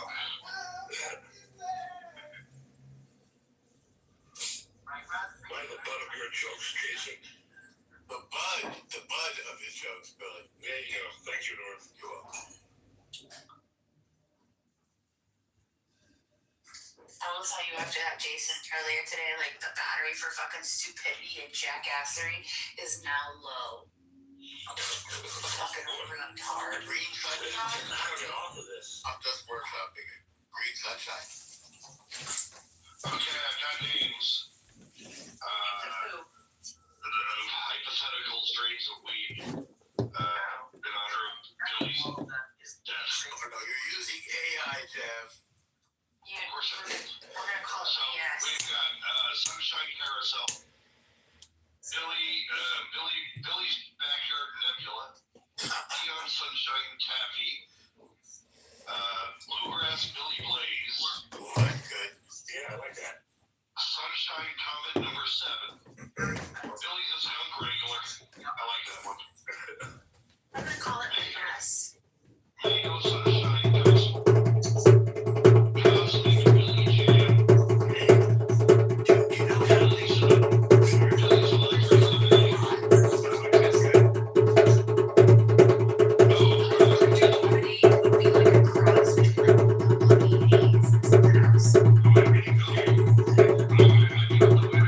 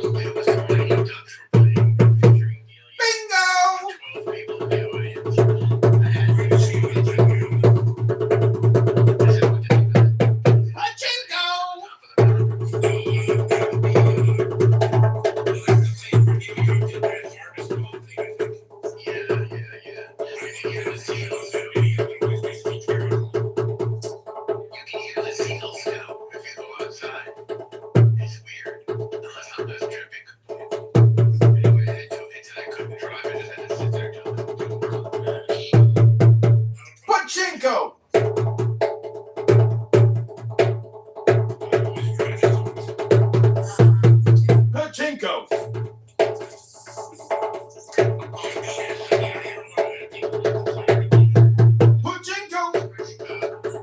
Somebody mentioned that you would try Special K. Pachinko!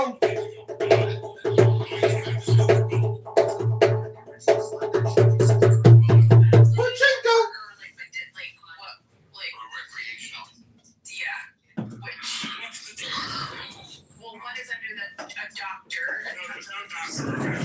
Oh, okay. Well, one would be for the pain or something, and the other would be for the pleasure. Well, I had a lot of back pain, so I thought now would be a good time to do it. Did it work? Like, what was the effect? Mostly I just hugged my dog, Okay. so it was very pleasant. The nice thing to do with your dog. The dog was like barking time. My dog is so crazy. 9 months now I've had her, and we spend all our time on the couch hugging each other, and she sleeps in the bed with me. But if I'm standing up, she's running away from me. She sounds very cute. Maybe she wants to go work out, Billy. She's lazy, I tell you. Right now she's. Who the fuck has the audio with the zooming in? What is that? I'm in a meeting. Okay. It's a productive meeting. Tiny. Well, sometimes I have something to say. Whatever you feel like when you're eating. I like to multitask. I get more done. Perfect. You should turn on the transcription so that we don't have to hear it or your because the voice isolation won't work. I like it this way, thank you. You get to be fully present for us. I think what you might be missing here is that it's really distracting for the rest of us because we can hear your whole entire meeting. And maybe that's not a meeting that we want to be a part of. So what have you heard? I was talking about he was talking about the files and, merging things together. I was done, so I will delete the information I'm hearing. And he's like, after we come back to this, I'm like, what is happening? I could tell it's a presentation, and I just kind of was like, the files. I don't have the files, Norm. I don't have the files. Smoke another joint, you'll filter out the whole thing. I wish that was true. But as a mom, I can listen simultaneously to 6 conversations at once. Pick up a tit for each. Where is it in a good relationship? Let's talk about Hey, who says I'm not? I love my relationship. Well, by what you just said, Bliss, you just basically said you can do the same thing as Norm. Right, but I would never induce that to you because it would be disrespectful, right? Because I know that even though I'm capable of listening to a meeting and you guys at the same time, when I do that at home, I put the transcripts on so that I can be active in the meeting and listen to you guys, but you don't have to hear those voices. And I'm really distracted. That means that you actually care about like human beings.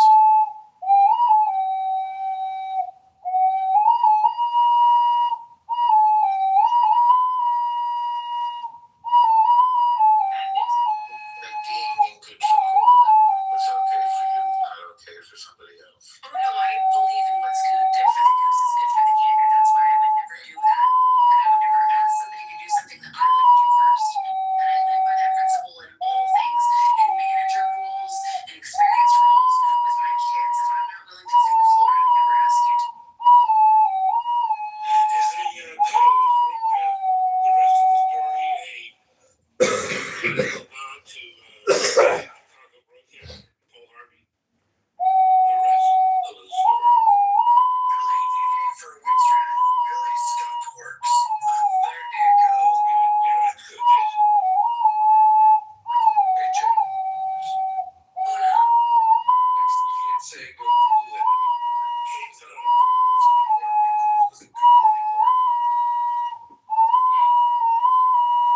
No, but I'm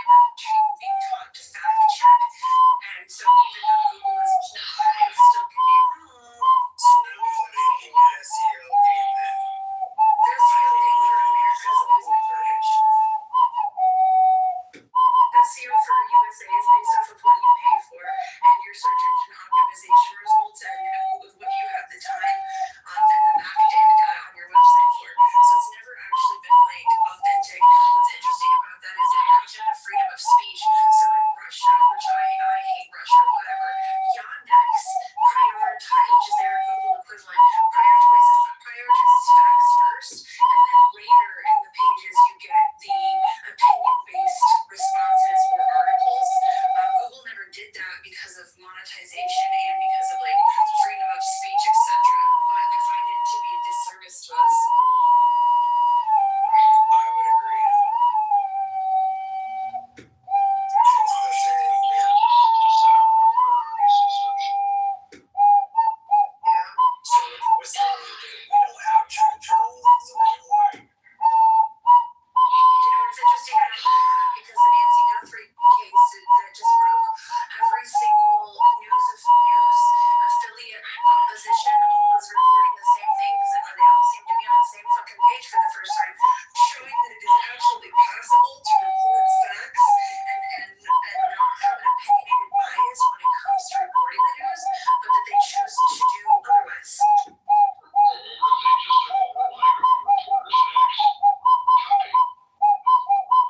There's a few different reporters who have gone out and done this, the boots on the ground, and they're still all sharing, reporting, and cooperating the news. And if it was anything political or current event based, it might not be. So straightforward.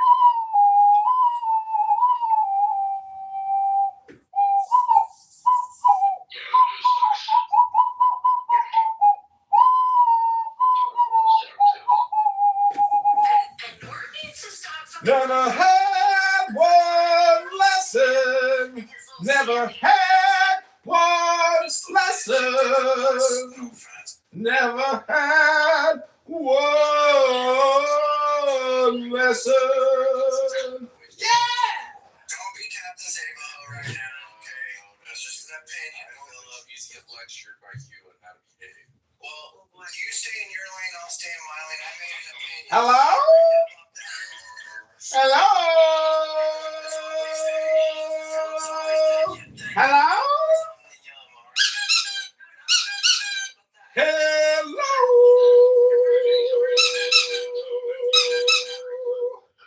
Hello? that I said something and I can give that to you, but then it's just like, but don't act as if it's the perception of I can do it and you can't. It's so fucking weird.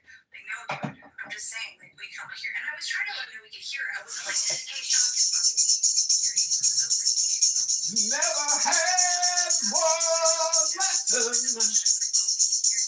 Never had one lesson. Never had one lesson. Never had one lesson. Yeah! It's very simple. is the only, like, yeah. Unless you were fine. Whether or not other people want to say words. I think you're actually very nice about it, to be honest with you. Like, I get annoyed when people react to you as if you're being mean or something. Yeah, I mean, there was nothing but you being polite in that interaction.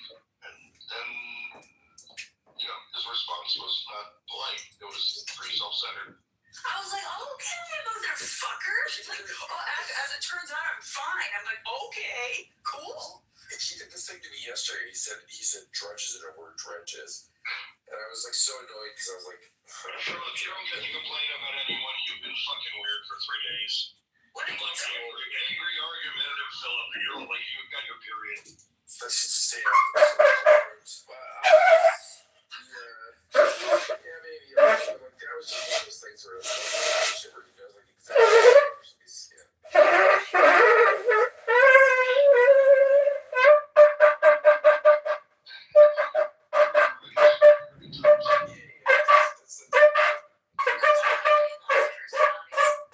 Lots of personalities.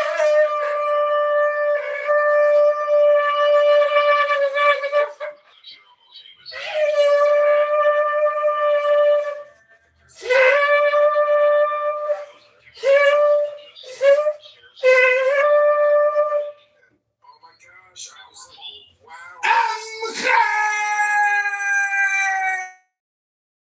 Yes! Yeah, That was actually Chris. Good. Kristen Ed's very opinionated. You've been around, yeah. Three bolo shallow love. I was just very Ribono shel olam. Let's see what happens. Ribono shel olam. Ribono shel olam. An orange cat, a redhead. Ribono shel olam. See, Krista, this is why we don't work. Ribono shel olam. They're the gingers of the Ribono shel olam. Ribono shel olam. I'm sorry, you made a claim. Can you provide some evidence to suggest they get along better than other breeds? No, I just meant like if they grow up together. Ribono shel olam. Your claim seems to be that they get along Ribono shel olam. Ribono shel olam. Let's just like let's cut it. Ribono shel olam. all day long. Emails from Jeffrey Epstein. But Philip, did you see that last email from Jeffrey Epstein? I have no idea. Ribono shel olam. Seriously, he was mocking me. I'm just watching you. Ribono shel olam. Serious questions in there. I don't know the difference. Ribono shel olam. Monotone in speaking, he's monotone in hearing. Ribono shel olam. Is that you're working on the smoking part. Ribono shel olam. No, I didn't realize you were such a big supporter of me quitting. I'm going to keep smoking. Ribono shel olam. Can't space with my cigarette. It's perfect. Ribono shel olam. What was the word? Ribono shel olam. Damn the weed. Ribono shel Oh, I saw olam. this one. Yeah, that's his cat. Ribono shel Because golden retrievers olam. golden retrievers are the common denominator there, and they're known for empathetic patient temperament, making them the top breed for little cats. Ribono. Playful, complimenting the dog's energy without excessive Ribono conflict. shel olam. Ribono shel olam. Which is a great question because I missed her as well. And she made me laugh for the half hour I was around her. And she's still doing very great. But she goes to work, I think. You usually I think she's going to work. Ribono shel olam. Ribono shel olam. androids. He built it because it's way better than Clubhouse, and it really Ribono shel olam. but it's gotta be available for Android to Ribono shel They olam. don't make it easy. They don't like to talk to each other. Ribono shel olam. iPhone? How would you feel about that? I didn't think so. I figured your personality was going to reject that immediately. Like, it's not like you're poor and can't afford a fucking iPhone. It's just that you don't want one, so. Correct. Yeah. So, it's not going to work out for any of us, really. What do you guys think about this new screen app on the iPhones? I hate it. Do you mean the one that makes you, like, say your name and why you're calling? Yeah. Okay, yeah, so because of my job, that's why I hate it.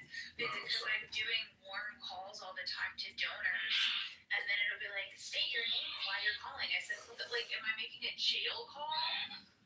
Blue Cell Block 1. Would you like to accept a call from Liz Sobo one, an inmate at the El Paso County Correctional Facility. Press 1. That's how I feel every fucking time.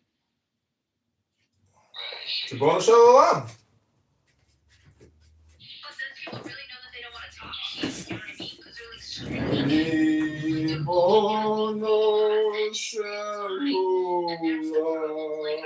Switching up my MO and being like, I know you're looking at your phone right now, but that's creepy. Can't do that.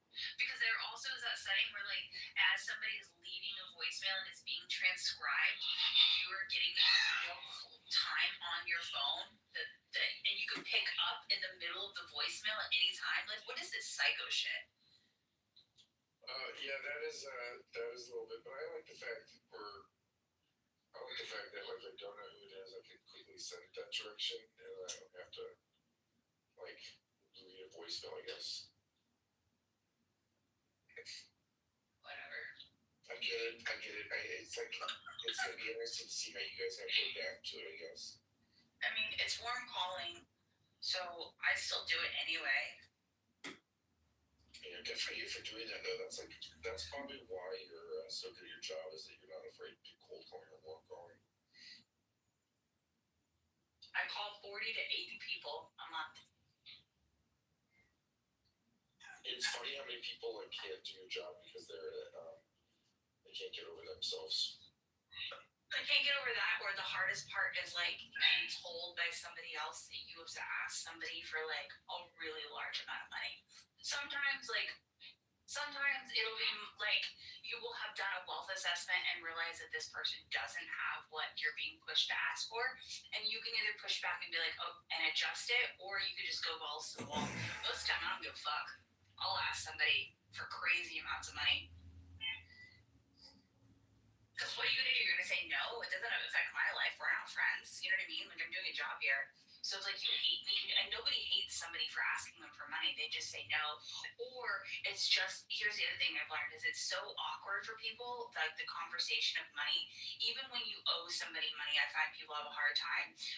So like, it's interesting because if somebody does have that kind of uncomfortable relationship to the conversation, it makes it 10 times easier for me to push you into a space where you're uncomfortable saying no, because you're not comfortable talking about money, and so you're less likely to tell me no. Yeah. There's also a weird dynamic if you ask for too much, they're actually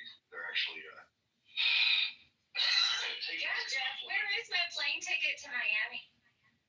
Oh, Kristen, stop it. It's annoying. Thank you. I didn't sign up for daily harassment.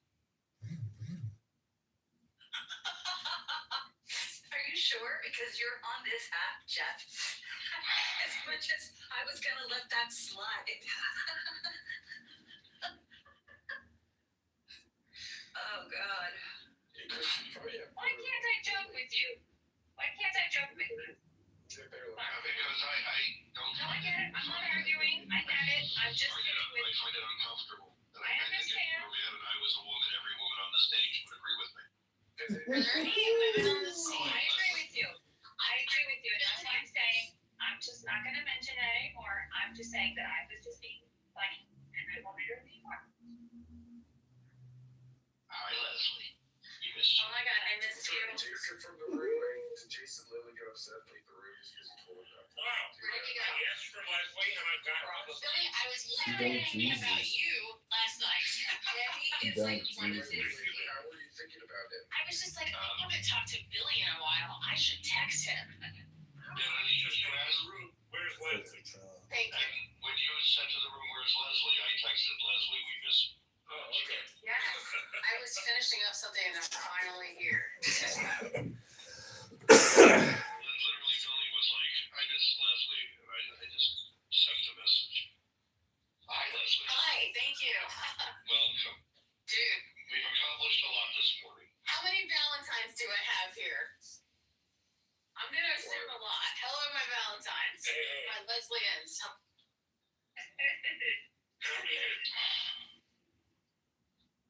Real talk, I just got a phone call and at the end this girl was like, and by the way, happy Valentine's Day. And I was like, oh. Hey. Hi. Is that today? It's Saturday. Oh, okay. Yeah. Leslie knows damn well what it is because we've been counting down. Oh yeah, Bliss is having a huge party with her girlfriends. I'm thankful to live a life where I've never celebrated. Because tomorrow is Valentine's Hello? Day. Right. Hello? Friday, the 13th. Oh, it's Hello? Thursday, that's right, I'm sorry. Wait, what's today? Thursday. Today is tomorrow. It's Valentine's, you're right. Let's hear it for the girls. So my friends are coming over tonight to help me make my balloon arches. Hello? Slave labor and inflate. Hello? Hello? The first time Hello? that this same group of girls will do this because after one time, people will never do it again. Nice. Which is fine because I have enough friends to continue to rotate through Hello? balloons for eternity. I never Hello? blowing up balloons, so. What about hospitals? Hello? What about the hospitals? Trouble blowing them up too, or? I never have any trouble finding people to help me blow up balloons, and I come up. Hello? Good. Maybe my timing is off. Hello? Just not always aware. It's okay. It's okay. Hello? So I'll go to the traffic first, so you'll get hit. You're gonna have to change my nose ring again. This thing has been a fucking problem.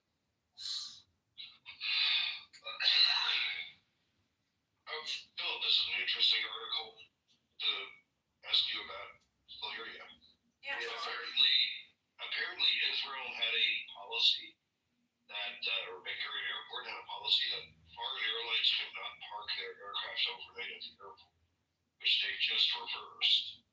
Why would that be? And I'm going to say it's meaningful because now it means certain, other airlines could start using Tel Aviv as a hub. Filipino. I mean, the only thing that would make sense to me is that it's very much limited on how much ramp space you have, which is an issue at a lot of airports. It's like real estate, like parking a lot of like jets take up a lot of real estate, so the more real estate they take up, so it may have just been literally something where they just wanted Israeli aircraft to basically have the real estate there. That's literally just a guess because. Other than that, I don't know why the government would impose that. I mean, the United States doesn't have. Hello? We literally sell our ramp space off to airlines. They're up to something. Is the Israeli airports, are they considered military airports as well? Hello? Just to believe. Okay. Because you know how like a lot of countries, like when you go into those countries, like you see like one side of the airport's civilian and then one side's like military. Hello? Have you ever been to Israel? No, I've been to Israel, but I've never paid attention to this stuff. Gotcha. Okay. Yeah, it's never. I almost saw a commercial pilot aircraft come and smash into a like plane going to Centennial, like a small. I was like, what the fuck? I swear to God, from where I was sitting, it looked like there was only 2 feet in between. Ribono Shalom. Ribono Shalom.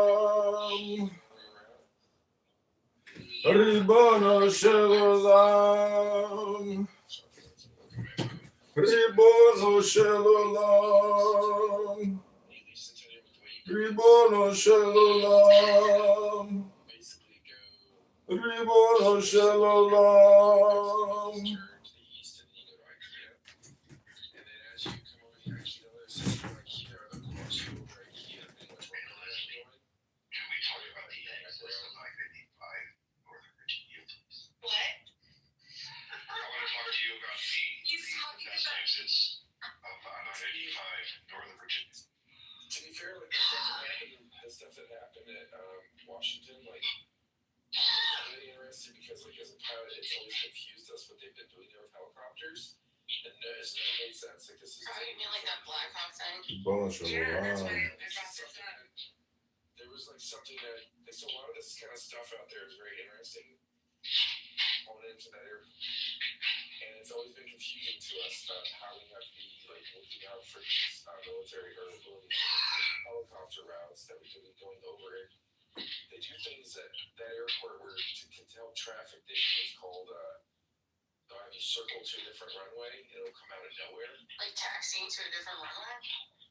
No, it's circling, so like you're supposed to land on one runway and then like you're about your final approach, the controller will say, Hello? 34, 65, switch right, 5, right, and you're on 5 left. And the issues, it doesn't seem like a big deal, like it happens all the time, but for pilots, our workload goes, when that happens, we get a real big increase on workload, and you typically forget about what's going on around you, and that's typically a lot of us, when we saw what happened at Reagan, or not Reagan, down at Dulles, it was like very much like, it all makes sense, especially at night and all this other stuff. Like during the day, at least you would have been able to see it coming. At night, it's like there's just when they make those switches, your workload goes up, and a lot of times you just start ignoring what's going on around you. That's why they have controllers. Controllers are supposed to be out there looking for. The FAA actually is for the first time ever just responsibility for that incident. Ribbon Shalom. Ribbon Shalom. Ribbon Shalom. Ribbon Shalom. Ribbon Shalom. Ribbon Shalom. Ribbon Shalom.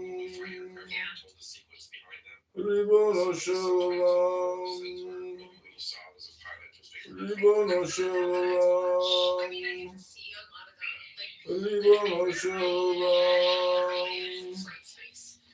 Ribbon Shalom. Ribbon Shalom. Ribbon Shalom. Ribbon Shalom. You should have been on Broadway. Missed opportunity earlier.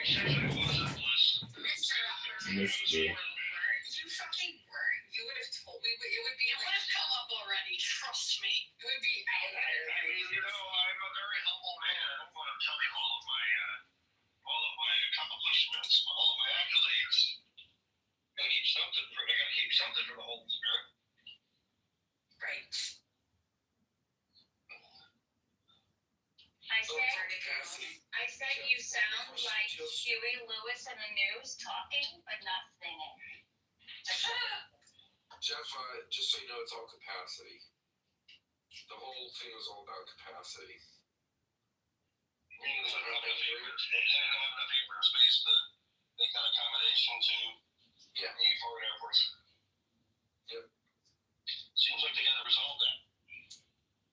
Sounds like they have kind of resolved it. Yeah, it's interesting. I wonder how they did that. What are you gonna do? Ooh, I thankfully picked up some cough drops. Hello. Mental Olympus. Now the question is there any room to build anything onto that airport? Why do people get cough drops? Because I'm sick. Like your throat is sore?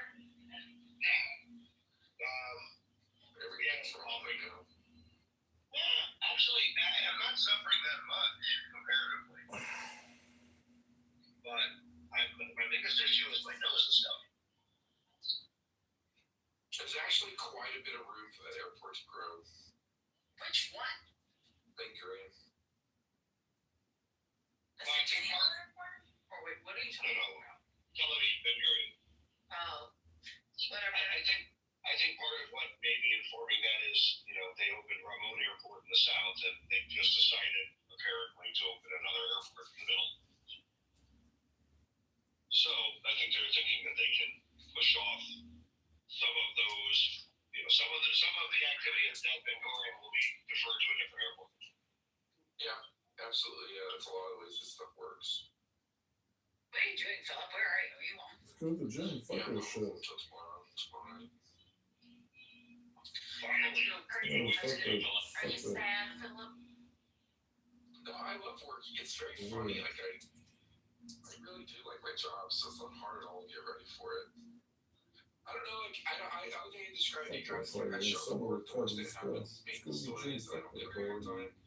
Beyond that, like I think the recurrent training is kind of stressful, but Do you ever fly to Arizona? Yep. Did you happen to fly during the waste management? that's a whole shit show, by the way. Because going on. there was a woman that was like,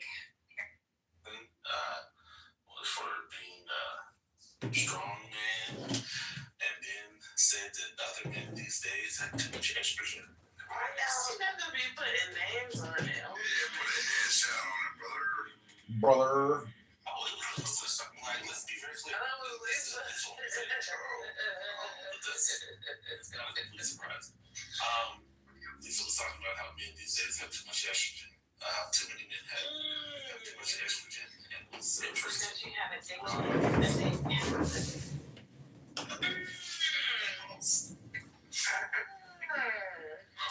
Y'all keep forgetting the balls. I'm gonna be honest with you. Jews are Jews. That's what I'm saying. So Muhammad can be a prophet, but he's not a prophet to the Jews. He's a prophet to his own people.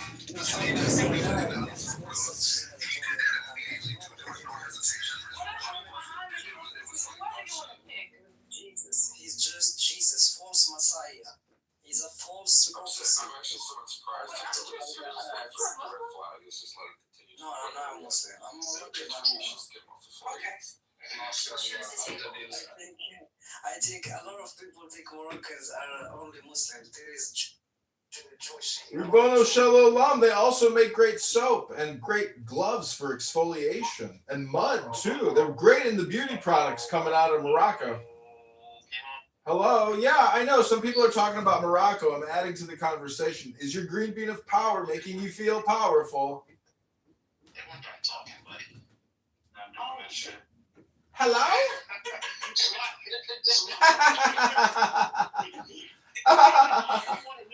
Hello? Hello? We need some of that poetry. Yeah.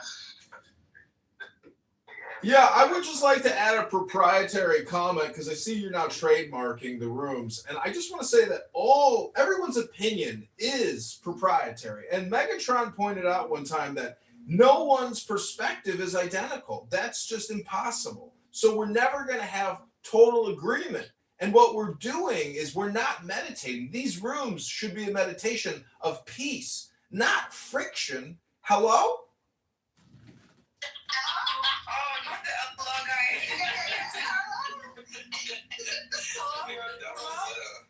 Hello? The funny thing is I've been doing that at my job for like 5 years. And this nigga still. Also, now I know where Megatron gets it from. Bro, it's wild, bro. It's like, Well, the philosophy of God is that the more you think, the more you speak, the further from the truth you're going to get. So if you want to know the truth of the earth and find out what's going on from the point of your birth, you got to know that the more you think, the more you speak, the further from the truth you're going to get. I tell you what the truth is. Go outside and do some grounding. I don't think you're looking for the Septuagint. I think you're looking for rabbinic sources that say he was a conqueror. No, I gotta find it. No, it's a Septuagint because this. No, the Septuagint says that Job was the Edomite, not a Benai. Yeah, Job. Yeah. Okay, I knew. Okay. See, this is what happens to you smiling without eating a bit of pork now and again. Right. I agree, Job was the Edomite. Pork puts worms in your brain, and worms is part of the reason why people have seizures. So, keep eating that pork, baby. I just want to let everybody know that I'm about to go have a delicious ham sandwich. It's the biggest Jewish dilemma a free ham sandwich.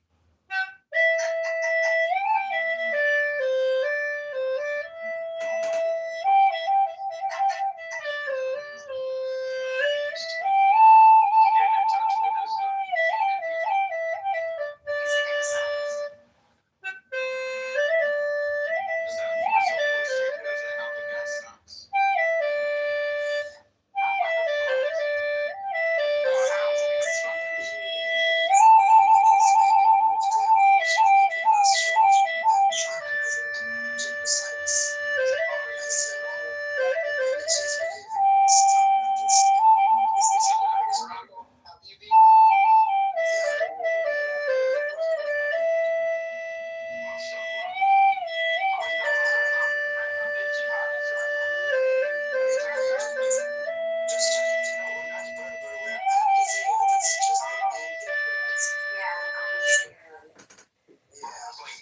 Hello?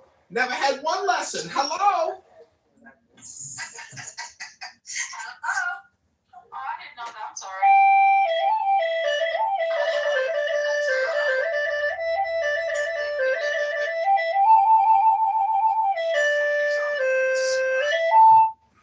Hello? Never had one lesson. Hello? Has anybody ever been to like a live concert?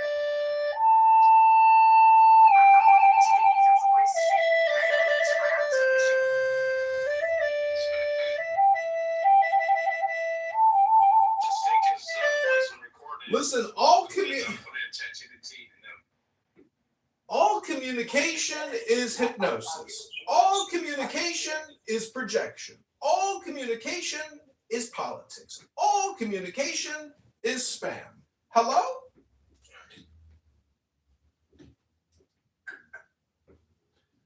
Hey, I have a question. Are you Jewish?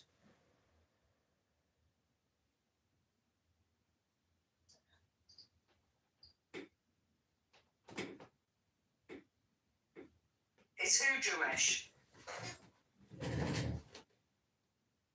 Sorry, I was busy. No, I'm not Jewish. Like, if you're asking my ethnicity, no, I'm not Jewish. Yeah, because we have a lot of Jewish cities in Morocco, and it's part of our identities and culture as well, because there is a lot of Jewish people in Morocco. Yeah, that's true. Meknes, and also the royalty that. But at the end of the day, people are obsessed with saying his name when they mention anything presidential. But when Biden was sleeping at the White House and sleeping on stage and fucking losing his damn life, nobody said, yo, I have never paid that much in gas in my fucking life when this nigga was in president. Oil changes, like everything. We went broke with Biden. Broke as shit. Like Everything doubled in cost. Everything going down. and there was and y'all don't see between the lines. Like Obama did the worst shit. There's an interview with Obama telling us, hey, if you guys put Trump in the house, Hello? be a pandemic. Is this a Black History class? Hello? Hi, sir. Yes, it is. I wanted to say that Jeremy the Talking Ape, his real name is Jeremy Hill, and he's the CEO of Cloaked Wireless. And I've notified his investor that he comes on here 100 hours a week and makes hypersexual, hyper-racist, horrible anti-Trump, anti-American rhetoric. And I've reported him to his investors as well as his employees. His name is Jeremy Hill, and he's the CEO of Cloaked Wireless, otherwise known as a fat, disgusting white piece of shit out of Canada, aka white trash. And he has run his mouth long enough in the Talking Apes. And finally, a silverback in Illinois, in Chicago, in America, is fighting back against the tyranny of that fat, disgusting, loudmouth piece of shit CEO, Jeremy Hill of Wireless, Canadian piece of shit CEO of Cloaked Wireless. And again, we've notified notified him about his stinky legs. He's got stinky legs. He needs to wash his legs. And we've notified his primary investor, Mr. Back, who he loves to tout, who was an early crypto enthusiast, just like Jeremy. So again, Jeremy, CEO of Cloaked Wireless, we've officially doxed him. We've officially put him on every platform. We have filmed him. We have made an ass of him, but it's really himself who is a giant ass who sits here and runs his big, fat, disgusting mouth. And America is sick of it. And we are fighting back against the CEO of Cloaked Wireless, a talking ape piece of shit named Jeremy Hill. Hello? Yep. Oh, wow. What's going on there? Yeah, we're aware of all that stuff, sir. Was that like a public announcement or was that propaganda? You tell me. You tell me. Public Anyway, so announcement. yeah, back to this shit we were talking. When it comes to political conversations, people love saying Trump, man. Kind of want to get a Cloaked Wireless phone now. And as soon as you curb the conversation to another president, everybody gets quiet. Our politics are all fucked. We know that. And in all honesty, when we sit here wanting to talk about politics, talk about religion, you guys need to be happy. That is the overall goal in your life. Make sure your family is happy and well. Make sure that you are happy and well. Make sure that when you come up on this app, you actually have time to be on the app. Make sure that before you come onto this app, your kids are taken Hello? care of, your spouse, your family, everybody's. Yeah, it's called the theory of joy. Does anyone here ever talk about the theory of joy or bliss? No. CEO of Cloaked Wireless, Jeremy Hill, all he does is run his fucking mouth and slobbers all over the place, all messy. He's getting messy. I'm about to get messy here, boys. Jeremy Hill is a disgusting human being, and he should be censored, and he should be limited from even being in the Talking Apes. You need to get rid of his privileged status. Get rid of his ability to make rooms. We've had enough. Enough anti-American Trump, anti-Trump rhetoric out of his disgusting mouth. He's got a family. He's on here 100 hours a week. He's taking money, millions of dollars from investors. He's got 2 YouTube videos up, and the guy is on here lecturing us all day long. No, resist. Jeremy Hill, CEO of Cloaked Ventures, aka Cloaked Wireless, is a human piece of shit. Everybody knows it. He's got the biggest, most disgusting mouth on the platform in the house. We're pushing back. This is a public service announcement. Jeremy Hill, CEO, Cloaked Wireless. He has been put on notice, and I challenge him to a Talking Apes trial by combat! Fatality. So he actually had people vote him off the island. It's like, he actually wanted to be here, and they said no. So he removed his title. Here. No longer. Yo, Moss, you up? Shut up. Oh God, his sister's here. So again, this is a public service announcement. Candidate John Kitover is publicly challenging Jeremy Hill, CEO of Cloaked Wireless, to a Talking Apes trial by combat. Who here is strong enough to judge and moderate the trial? Hello? Mountain. Kaiser. Todd. Hello? I would actually request that Day adjudicate. Day can splurge out, sometimes spurg out, crash out. Were you at your own father? Is that a projection? Are you projecting onto me your own fucked up relationship with your father? Hello? Hello? You're projecting. Because all communication is projection and conditioning. Hello? Ooh, are you bisexual? Hello? I knew it. Hello? All communication is conditioning. Anybody else want to? Hello? Because I'm keep to. All communication is projection, conditioning, propaganda, politics, hypnosis. Hello? I got earplugs in. I can't hear you, Mossy. Hello? What the fuck is going on? Hello? Yeah, man. That's fine. Hello? Fuck, you guys got me killed. Hey, Martin. Uh, My friend today. What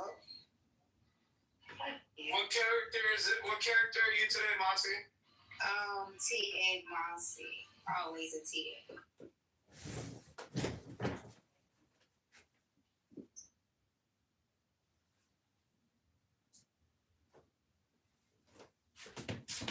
Are you gonna be dating today? You already got out, man. What? You keep cutting out.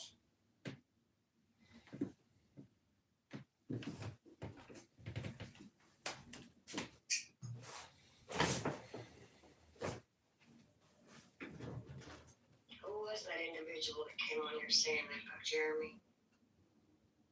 Well, if you ask me, That was John Kitover. he's in the goo. He gave his name. Well, I think you should have had a chance.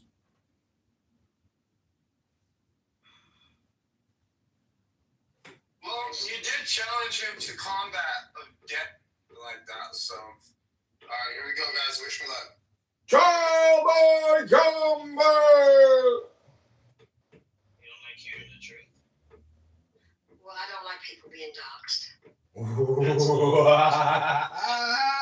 everyone got him because of how he is. You think that happened in this room? That's public information.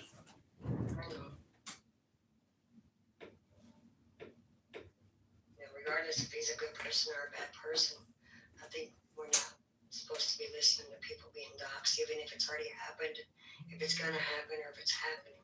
Well, as a fucking green bean here, you fucked up. Nope. Yeah. Exactly. I noticed that too, honey. I was like, oh wow, he really was getting doxed out right now and then. You know what I mean? It is what it is. But it's not. I mean, don't get me wrong. It's not something that we all didn't know already. You know what I'm saying? But it didn't make it right. I'm just saying it's not like we didn't know all of that, anyways. Yeah, both of y'all sound like some losers right now. I guess I'm a loser then. I have a heart for people. I don't give a fuck. You know, whether you like me or you hate me, I still care about you. I'm just that kind of person. Y'all been part of my life now for over a year, so I tend to. Don't give him all that extra, honey. Yo, Juju's over here saying that to cover his ass, but he don't got a green bean, so he's good. You got a green bean. Yeah, that's what I'm saying. You got to the goo, so you did it, and it happened. So there you go. There's no point in backpedaling to the fact that it was allowed. Why are you giving me a green bean now? What the fuck? Well, I think Kyle was being a fucking asshole. Really. It was allowed to be done. Hold that up. Ooh. Yeah, you know what? Well, we just all wrong. Give me a green bean. Jeremy got dodged right now again. Honey was upset that he put out information everyone already knows. Oh yeah, sure. It wasn't new information. I just don't like to hear it. And I was trying to move him to the audience, but I didn't have the option to move him down. I moved him a couple times, but he ain't saying nothing new. We already. Yeah, exactly. We already I heard all was gonna hear that. what he said. I didn't even hear what he said. So. Yeah, everybody. I always tune him out because he always kind of says the same shit. So I like John, but he just. You can't be. Ain't shit you can do with this nigga out here. Okay. Yeah, beef everywhere he goes and shit. Right. That's in every room. That's So John does, yeah, I know. Yeah.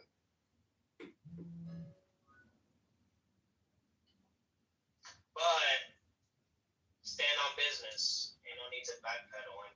Yeah, there ain't no backpedaling. CEO of Cloaked Wireless, Jeremy Hill, is on notice. That big, loud, disgusting mouth of his. I'm challenging it. Oh, you dropped him? I was gonna drop him too.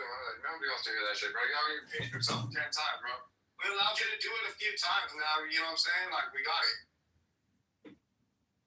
Oh, you just want to hang out with me then? You just want to hang out with me. I get it. You just want to hang out? Hello? Yup. For the, you know, what does he call that? Fuck, dude. He says the same shit to us does. For the Yeah, impression, fucking- kid. Fuck. That's you acting like a straight bitch this morning, bro. Those are the two dictators of the talking apes, Jeremy and Taz. Do me a favor, dog. Anybody who has a green bean, give me one when Taz is your officer and kick his ass from the room. I don't care if you guys block me for whatever the fuck. I don't care. Fuck that, dude. I was going to if he was, because he kept on kicking me down. I was just waiting for somebody to give it to me, and I was gonna fucking boot that bitch. I didn't care. I was tired of it. Yo, man, what's up? Welcome. The way you let him walk, because this is shit. Yeah, he was being a bitch to Sabrina, too. Yeah, he boomed the room. That's how, you see how he gets, bro? That God complex be affecting motherfuckers. Oh my Vicious. God. The ability to sell the whole room hostage, dude, for 6 fucking hours. Body, we can That's hear you. crazy. All right. So did you know that there were Black American boycott in the Dominican Republic? I'm sorry, can you repeat that? There's some Black Americans that I forgot the history, but they went to Dominican Republic a long time ago. You do realize that Haiti is pretty much Dominican Republic, right? Of course, Hispaniola, but Yeah. it was Haitian first. Obviously, Poppy.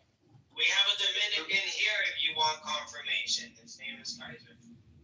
Okay, no, I don't know much about it. I mean, what I'm saying was Hispaniola first, and then islands. And living in Indiana, they probably would have been far more interest. Right, exactly. When anybody brings up Real Housewives, I'm like, oh God, blow me out. We don't have predictions, Like, so so we I will be can't talking about have my evidence neighbor. in the future. They just trying to play out. No, but there's no evidence about things in the There's this whole thing because like Simone Biles is dating I don't know, one of the Browns.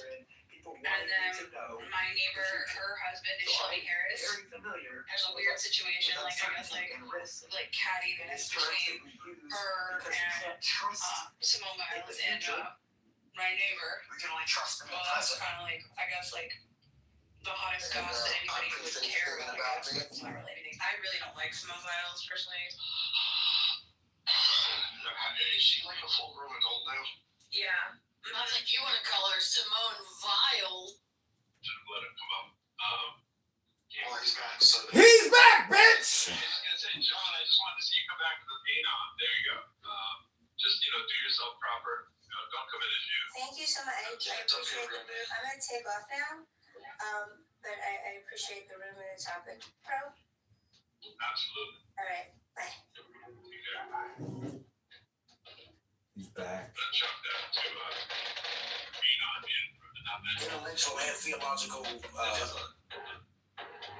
think that's your microphone or something, bro. Hello? My concern is that religions are using all these fancy words to redecorate simple bigotry. I'd like somebody to show them wrong about that.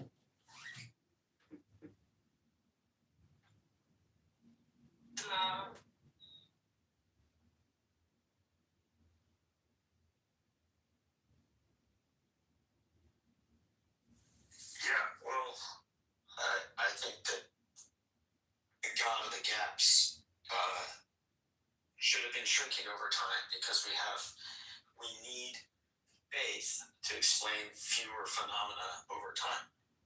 That doesn't make people more reliable. It doesn't make trust part of human nature.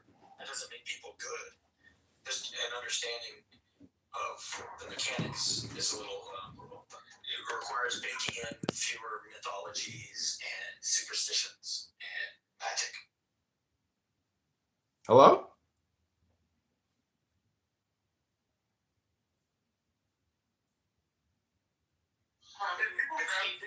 Spiritual religions to explain the unexplainable. Right, as you said, David, there are fewer and fewer things that are unexplainable, which would make sense. There's a lack of religiosity in the country, or like a growing lack of religiosity. Well, I think that faith sucks up the rest of the oxygen in the room when people don't understand statistics and probability, and something low probability happens. They want to believe Maybe they fear. Hello? Fear other bad outcomes. So Hello? The most convenient architecture to them might be that they were told to have faith that Hello? God's got a plan for them, and it continues to fuel the egoistic society. Hello? What would you say, David, to an alternative view, which is that religion stopped explaining science a long time ago, and most people hold on to a religion not for its science explaining capability, but for its moral explaining capability? Well, I just think it's moral laziness. Hello? To not look around and see the expediency of an organized religion and how Hello? it's part of explaining reality. It's part of explaining human history. That if you want to adopt a scientific framework, the Occam's razor is the simplest explanation is evolution is true. That physics explains these things. And that take on fewer assumptions that you shouldn't make claims about the future because it's not knowable. You shouldn't make claims about pre-consciousness. I don't have any memories in utero. I kind of understand why. Certain things don't come online, like theory of mind. Having a memory, the substrate you would form a memory on. But I also looked into the math of souls and what they say in church versus what science says about souls. And maybe I hit the fork in the road like you did and chose the path that had more explanatory power. But that was, I mean, I think some of that stuff touched on like eternal life and I don't know, soul in a moral sense, but right. I feel like it's language. Science is not touching. They're placeholders. Science is not touching morals. Do you think, or am I wrong? What touches morals? That's a social thing. Science doesn't touch social things. Almost. I mean, you probably agree that economics is not the same kind of science. It's not a hard science like. I don't believe economics is a science. Right. So when you. I don't know where the membrane is. Am I stepping outside of science when you take a scientific language like math and explore finance? That's not economics, but how would you use science though to solve a moral difficulty? Tell me a moral claim that science can address. That scientists need to go on a ledge for. I guess I'm just asking what you would. Look, when I go pick up my kids from school, am I using science to say hello? No. Like, what science isn't used for. Hello? Hello? I'm just asking, what would you say to somebody who thinks that their religion remains necessary because Hello? Well, then I would just ask them, what else informs their moral perspective? What is the right thing to do about buying Bitcoin? That can't actually be in the Bible. Hello? Because they're not. So I would step as far away from talking religion with them and see what they say about moral things. The trolley problem and prisoner's dilemma. You can talk about hypotheticals without bringing up religion. If you do that too early with somebody, you're probably going to get them to not exactly tell you what they believe. Hello? Because they're going to be so defensive that you're looking up their constitutional skirt too much. Hello? Trying to use case studies. I mean, it just, I don't think I've interviewed people about their money and started what informs their moral point of view from a religion. Those things either happen naturally and people want to share them with you, or you're trying to interrogate somebody and they're not at church. They're not where they would share that kind of thing with you. Pachinko! Until they feel more comfortable.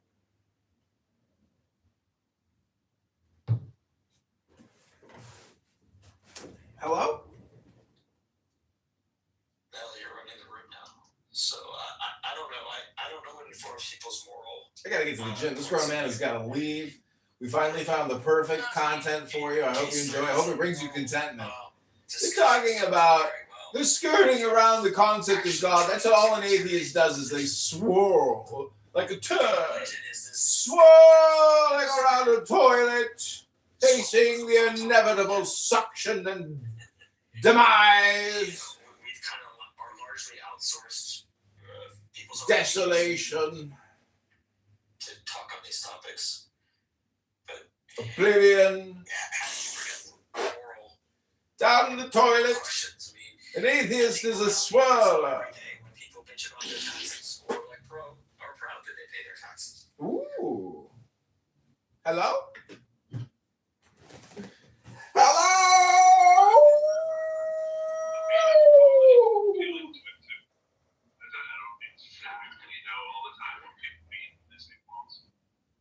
Other than I feel a way about a thing. I don't really get how people decide. You know, I'm making a decision based on things that I've Someone would cover, so let's go. pretty much means. It's also an extra Oh, word be safe. Fun. you usually get when people Joy. in context, but the idea that there's like, you know, objective morals and all that stuff goes way off the range.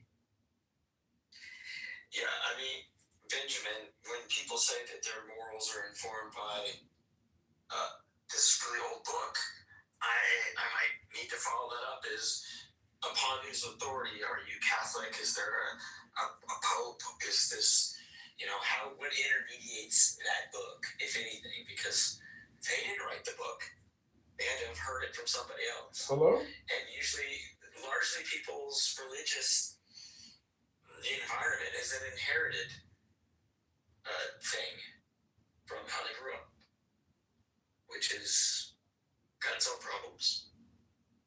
What's up, hero?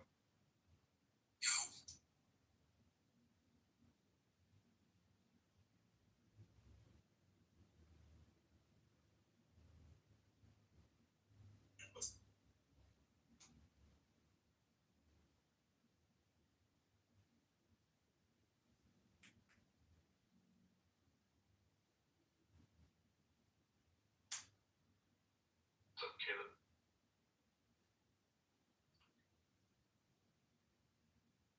Yeah, I think that moral discussions are largely private discussion. You know, things that are usually not even addressed by.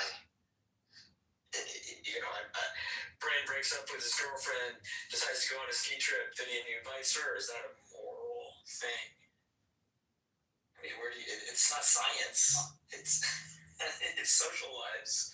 People's social lives are messy. So I think the desire for morality, it feels like there's some rule book. And for science is a procedure book. And most people's lives are the collisions of other kind of particles.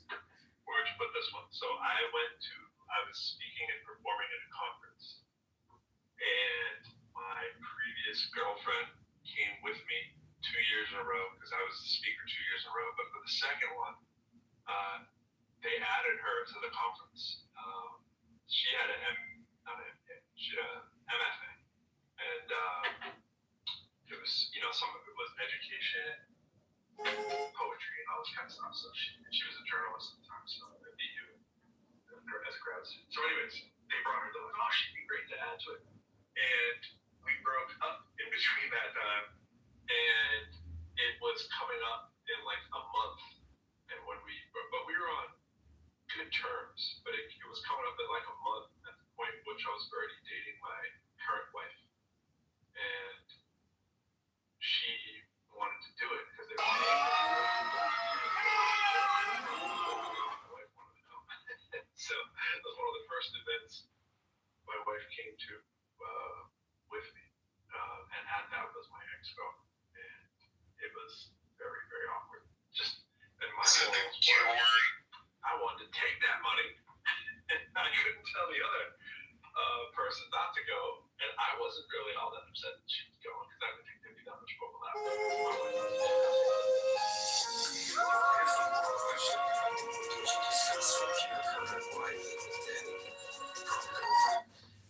The dynamic ahead of time. I didn't know that.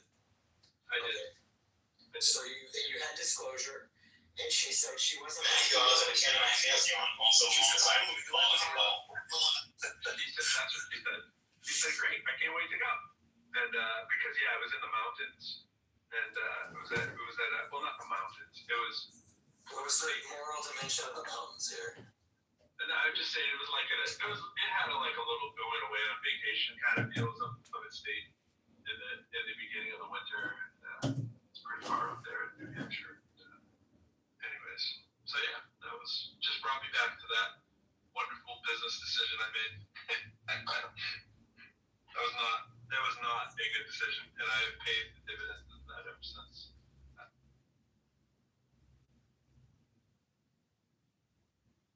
12 produce 70 that go to Egypt and leave as like 2 million, right? So that group that occupies the land of Israel, that era you'd want to put at like 1,000 or something BCE. And the amount of time that they spend in Israel, 400-ish years of a monarchy and different civil wars. Then they get expelled 70 years. They come back roughly, another 400 years until you're at the year 0 with the final expulsion, right? So that's about 1,000 years. Okay? 1,000 years of history for the Jews that we're talking about that I'm saying I descend from. Then, about 2,000 years of those same people living in Europe. In eastern Italy, northern Italy, the Germanic region, then blossoming into the Ukrainian, Hungarian, Austrian, Lithuanian regions, right? All blooming up from Italy and France, right? We can't ignore France. France is also right there in the middle of the German Ashkenaz region. They were in Europe, my ancestors were in Europe for 2,000 years and claimed to be from the era of Jews that were in Israel for 1,000 years. So yeah, I am very European of the past 2,000 years. I know me, I'm a nigger Jew. I'm proud of it.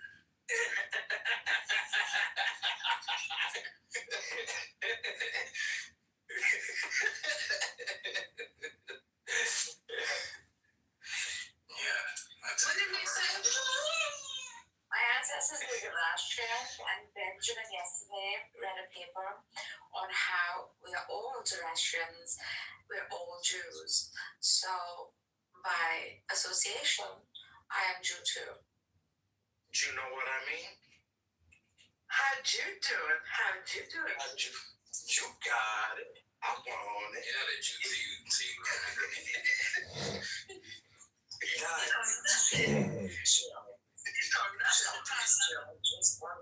I'm just joking. I'm not really one.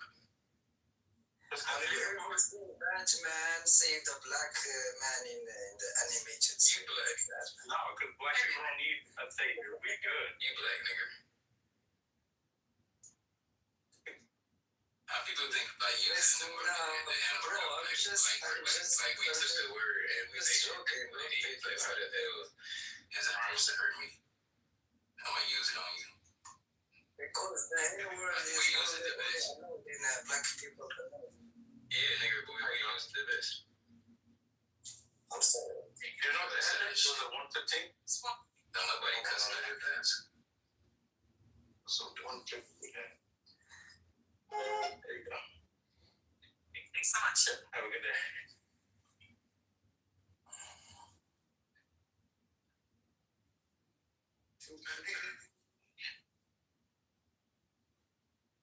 Is that the Q word and the G word? To Jew or not Hey, to Jew? Smiley. That is the question. What kind of shoes this nigga boy got on in this picture? What kind of shoes that's got? That's like those at the market. He was supposed to put a picture up of his run without a shirt. He's a little shy. What the hell is it? What kind of shoes are those, nigga? You going hiking? The fuck? Oh my god, aside. Look at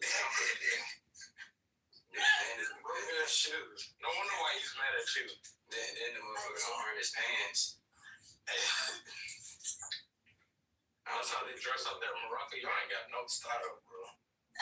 What's up, his earphone, his earpods under his phone? This nigga still got wired AirPods. Man, it's all about what's underneath them clothes, man. I was scared of my Man, so what the hell did you just say, girl? Girl, aren't you married? I'm lost it. I like to look, but not touch.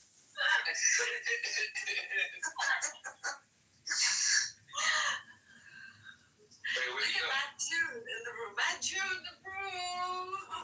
Y'all kicked him out. Oh, no, I didn't kick him. I actually, We did. no, I said I didn't. Oh. Who'd you kill? There's a really cool area along. If you go to Rome today, there's a Justavia River. Okay. That's the oldest settlement of the Jews in Europe ever. It's around 200 BC. Yeah. That's the guy that looks like. Everybody look up Grow Your Greens on YouTube. This guy looks exactly like me. Yeah, I'll put it up. Who does? Say again. Sorry, I'm in the cafe. It's kind of loud here. My apologies. Yeah. I'm gonna put his page up. This guy looks just like this guy. The oldest settlement of the Jews is in Mexico. Like said, are you familiar with that? The Trastevere River. It's beautiful. It's really, really nice. Yeah, I've been to the Roman ghetto many times. Oh no! This is before the Roman ghetto. This is before the Roman ghetto. Like Matt. Yeah. Where? The link at the top. That look just like Matt. That's your brother, Matt. It's a handsome-looking guy, I must say. There you go. This is the guy, Grow Your Greens. He's all about gardening. I used to watch him. Who's this guy? Oh man, I'm doing some gardening today. But yeah, if any fuckers think of Rome, it's so beautiful. Rome is so beautiful. What are you playing? What am I planning? Oh, okay. So along my fence, I'm going to do some hops. You guys know hops that you make the beer with? Wait, before you go, what kind of fence do you have? You have a white picket fence, traditional kind of fence. Well, I'm in Calgary. So no black people get Yeah. Question, Smiler? No, I'm in Calgary. I'm in like quote unquote the most dangerous neighborhood in Calgary, but it's beautiful. It's no problem whatsoever, bro. It's a nice place. Alright, so what kind of fence? Yeah, actually white fence, yeah. My neighbor is Vietnamese. Okay. All the folks in my town here are either Vietnamese or Ethiopian or Sudanese or Eritrean. So what kind of grass you got? Is it fish? Okay. I don't know, grass I plant, regular grass. Grass that will grow in Canada. Does it show when you cut it, or is it cool? What kind of temperature? Oh man, sometimes -40 here, bro. Oh, so you got cool grass, alright. So you fescue, Kentucky blue, maybe something like that. Alright. Oh man, I wish I had the Kentucky blue. That would be amazing. That shit's beautiful. All that matters is the volume, man. Alright, fence, what you got? Yeah. So that's why I'm gonna do some planting here. But yeah. What kind? What you got? Okay. So I'm gonna grow some scarlet runner beans. You know what those are? Scarlet beans, no. Runner beans. No. Okay, so they can grow like 12 feet tall along a fence.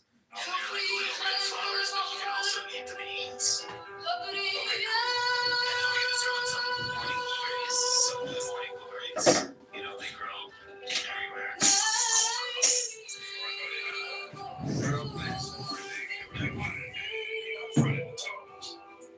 I'm gonna try to make it so that my entire fence is just covered in creeping vines and flowers. All these are tall. Oh, really tall.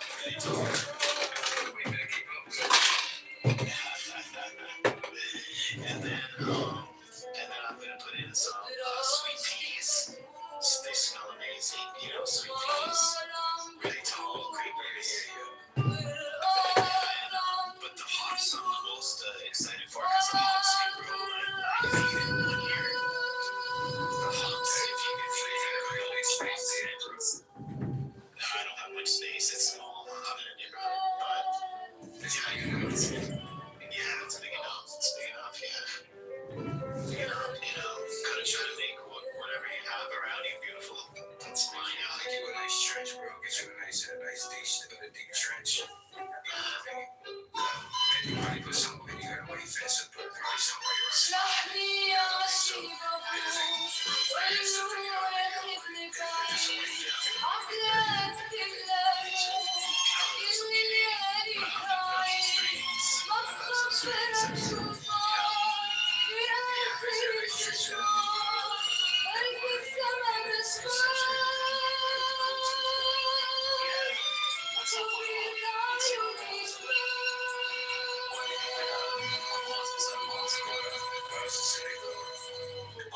Okay.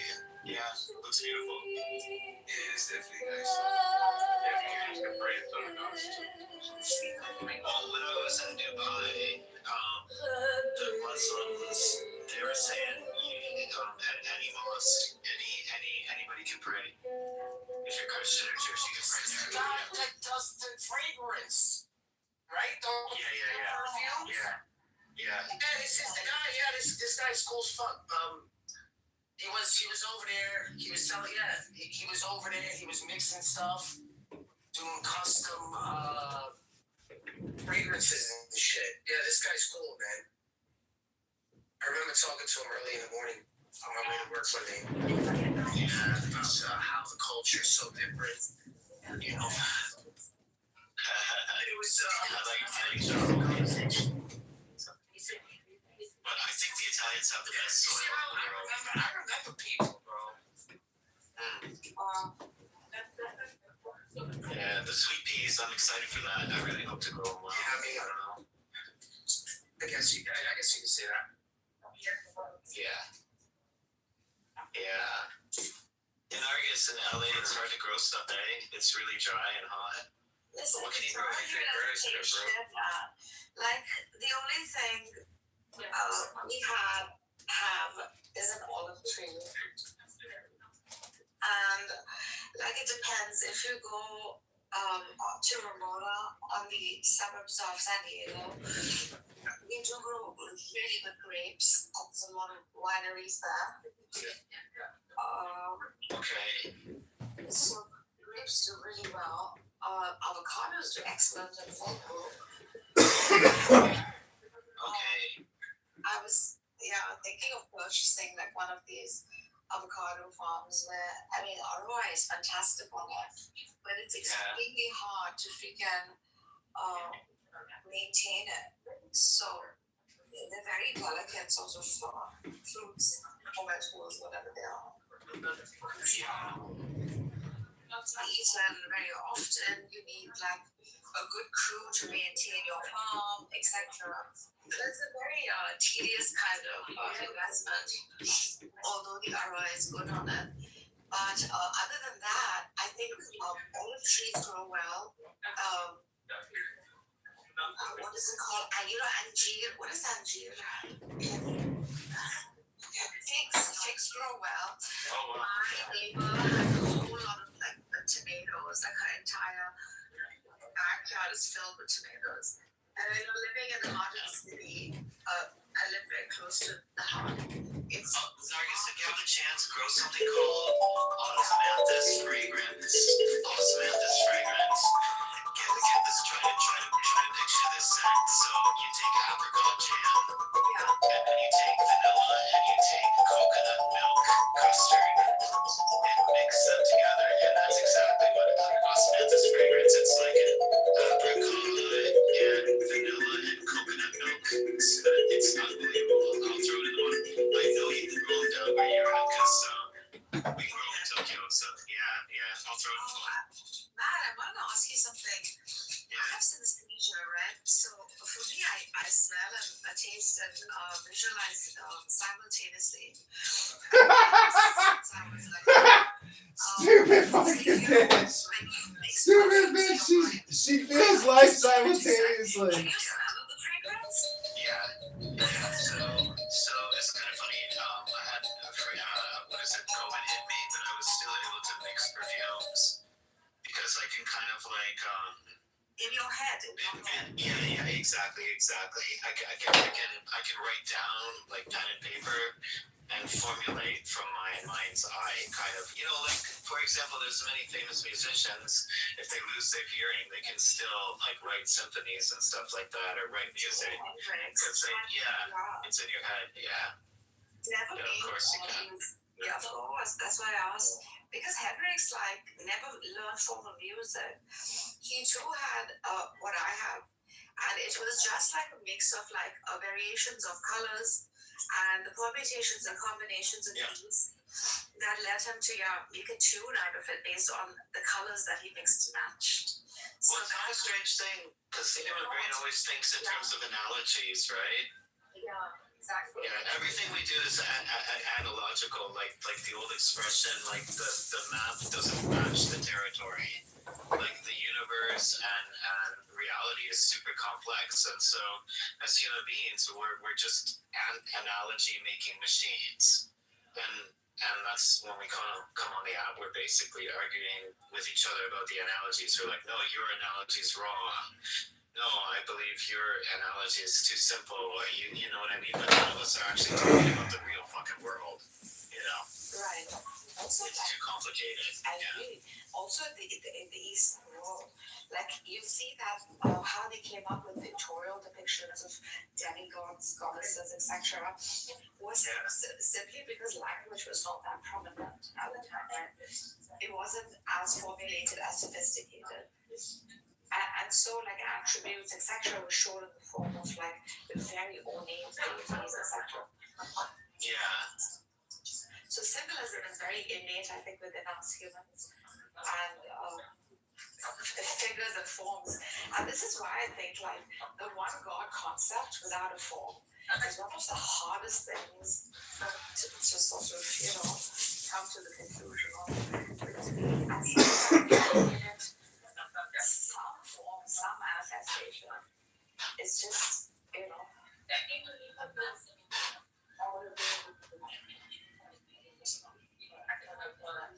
Yeah, I threw that flower down there, guys. If any of you guys like live in a place that's kind of warm or hot, you have to check out this flower. I swear to God, it smells like better than anything in the world.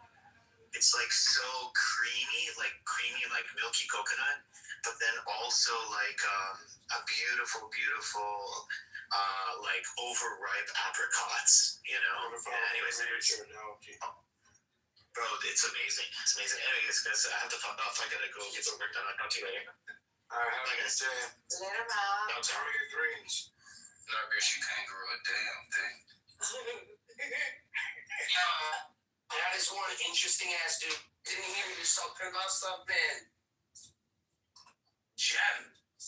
He just travels places and makes people custom like fragrances. Perfumes. He says that he was in Dubai because they love that shit over there. Dude, Matt is Like everybody wants their own smell. Matthew is such a kind-hearted human. Like he's so kind-hearted. He's one of those rarities who wants the world to be a better place. Yeah, I think the people would be a better place. I wanted to stay fucked up.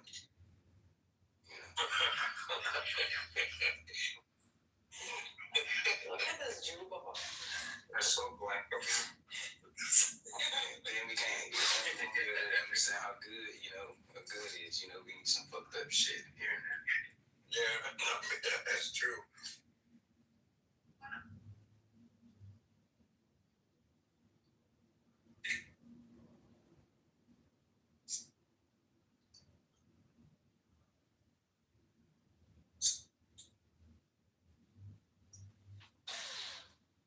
About the world is how quickly we get used to stuff. Like I do drone delivery now.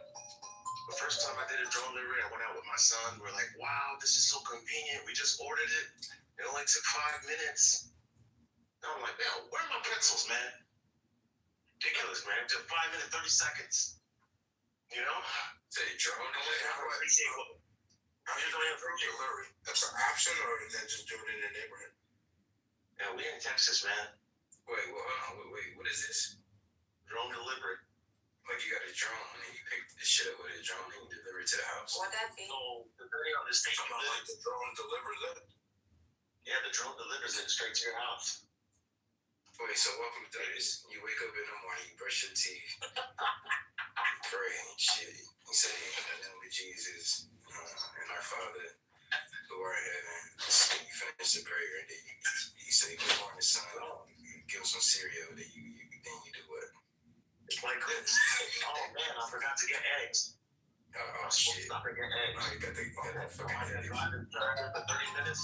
Alright. Or I press a button and it comes to me in 5. Which one would you do? Shit, man. I'd rather take a trip. Baby.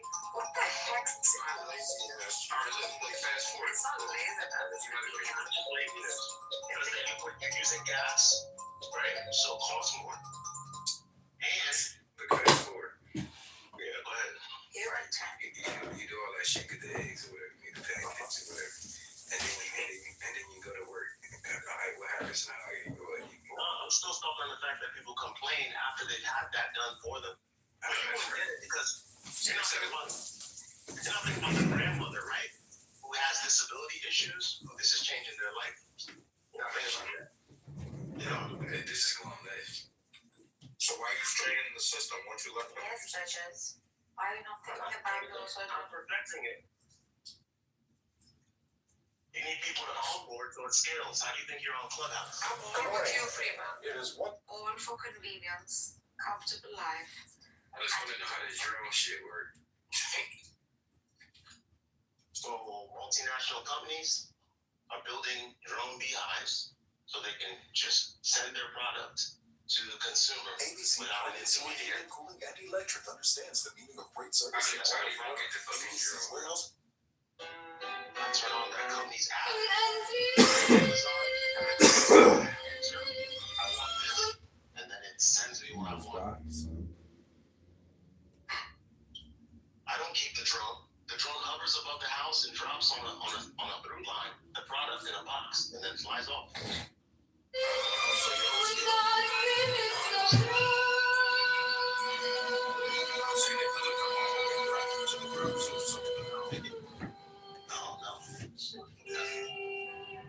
That's cool. It's coming to a city near you. Yeah, you know, what facts is that you know this stuff coming all the way down to the white folks live. Not the governor. Not how many? Are you using that service? You got Amazon stock. I got Amazon stock, man. I got Zipline stock. So how fast is the 5 to 10 minutes. God damn. So you just bought it at the store. Even less than a Yeah, taking you on your That's pretty good, man.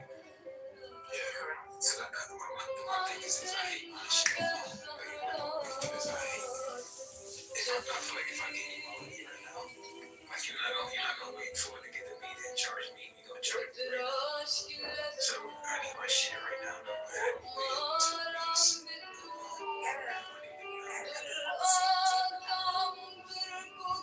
Not all the time.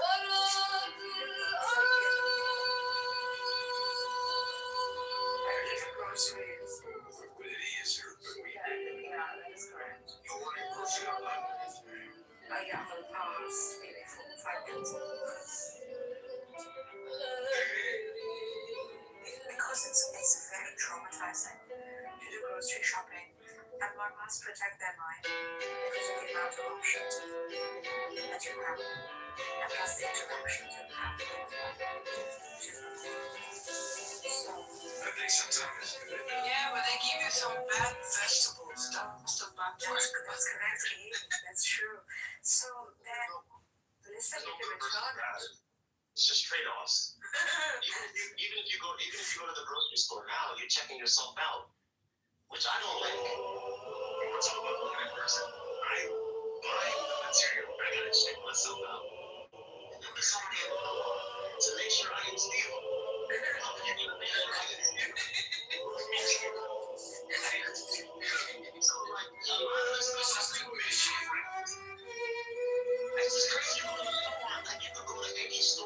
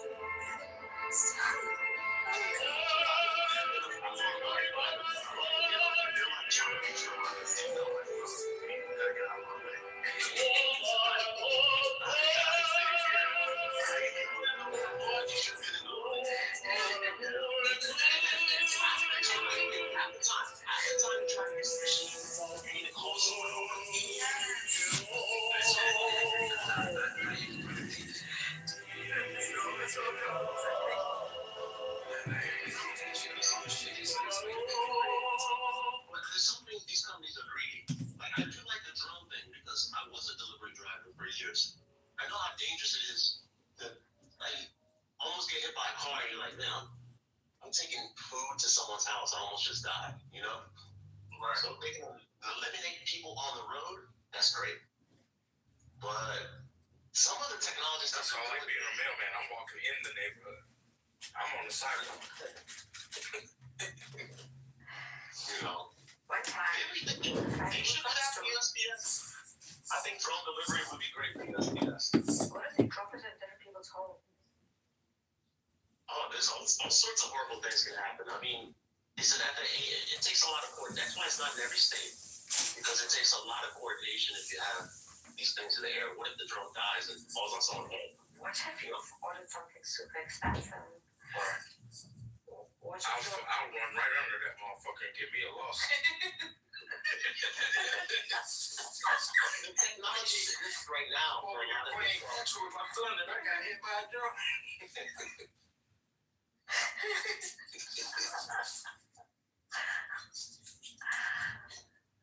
Drop on me.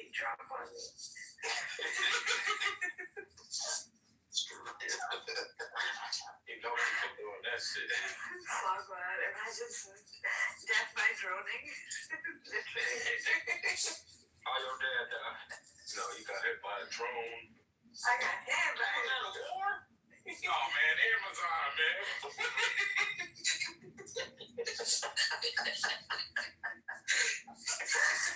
I would think these drones would have been activated like years ago.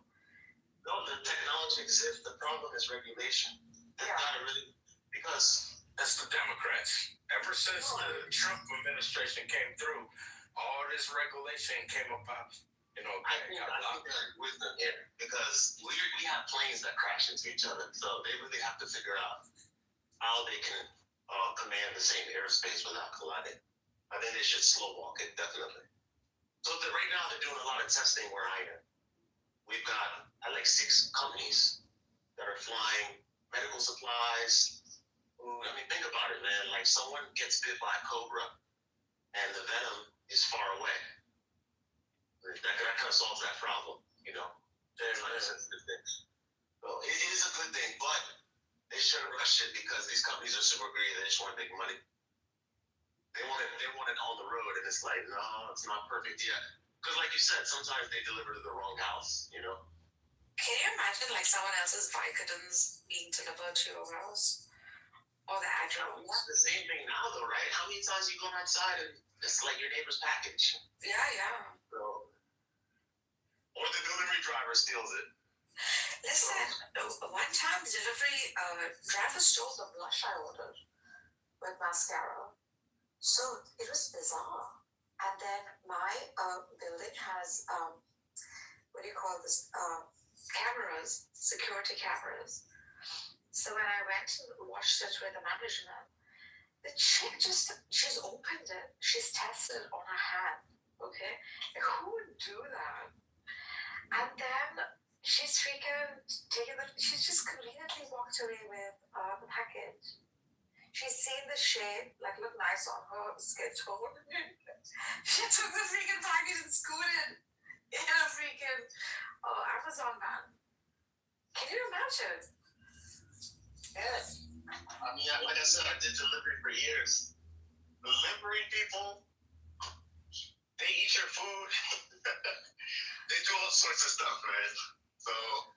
Bro, my mom and dad had just arrived. I ordered a whole lot of like meat, they're meat eaters, and all kinds of Middle Eastern food, Mediterranean. This restaurant has like all 3 varieties. And they had just arrived, and I was like, okay, let's have a feast. And they're tired. They flown for whatever, 12 hours. Freaking that thing never arrived. Again, went to the management, looked at the security camera.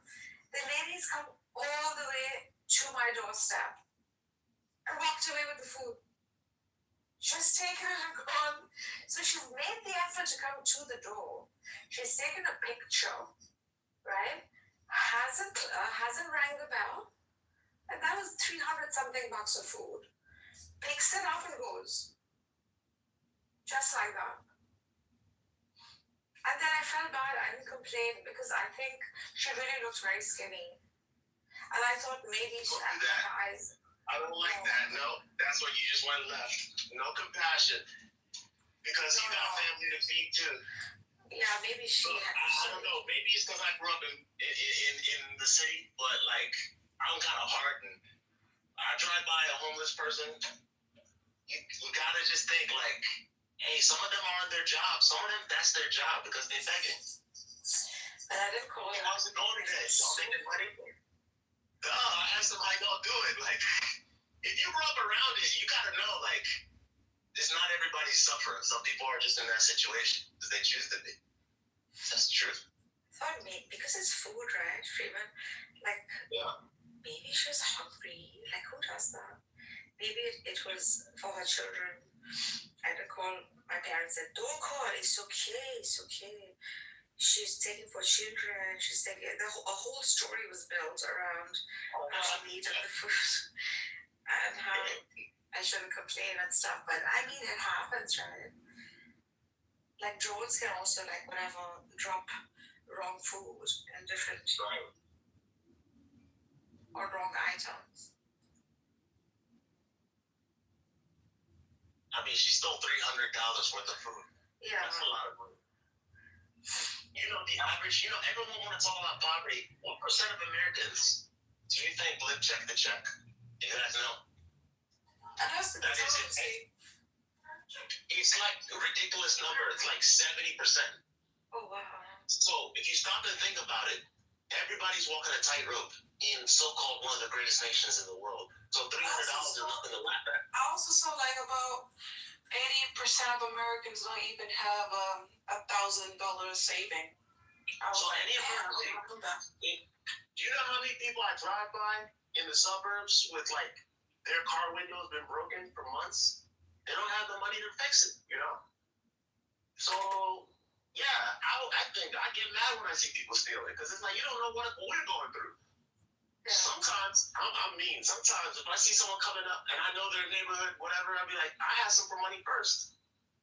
Yeah. I'm like, hey, got any money? I was just about to ask you. Oh, okay. You can't just, I don't know, $300 they stole from you, Narcus? I can't accept that. That called my family friends, this and that. Like I thought they had just arrived, so maybe like we could have a feast. And yeah, she drops the food, takes the picture, and just picks up the whole package and walks away. I mean, doesn't realize that there are cameras all over the place. Kind of felt bad. That's why I thought maybe she was just ignorant about the cameras, or she's really maybe in need, or the smell of the food might have. So sad. What's sad is that you lost $300. Yeah, but I just considered a charity at that moment, and I said maybe like. How do you know she had kids? I don't know. We made that whole story up in our head. Me and my parents and then freaking charity giving. No, Nargis is good. She had family. She had to go family to take it home. The whole freaking story was spun around. Like her rushing to her family to feed them. Steal from a store. Bro, I think she stole from the rich and gave to the poor. Why she steal from you? She was a junkie also a little bit. Like her eyes are all soft because when Uber drivers drop off, they also like have to give you like picture of how they look and things like that. So when people complain, it's a legit complaint, right? Yeah, she looked like she's using it. I saw this girl. I saw video. So she ordered some food. Her food got delivered. She ate her food, and then she said that the DoorDash driver didn't deliver her food, so she could get a refund. That's messed up, bro. And then the DoorDash driver went back to the place, which was her work. It was like, "You fat ass bitch!"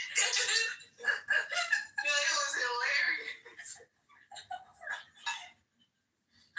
She said she didn't get the food. Well, don't I feel like you girl? You see, the girl is so fat. Like she would have done that. Oh my god, so wrong.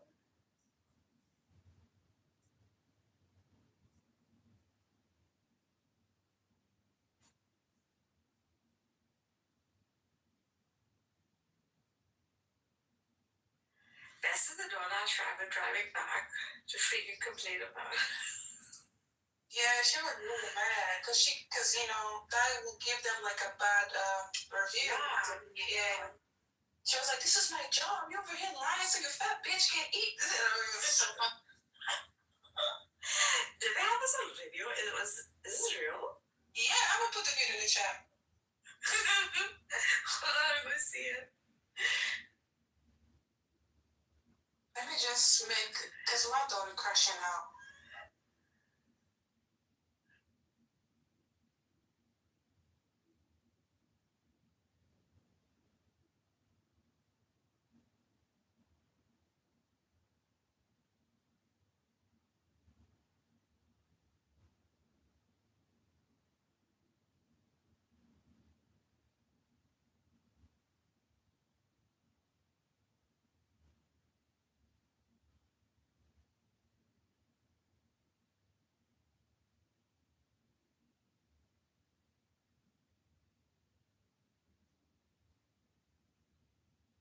Marcus, you there?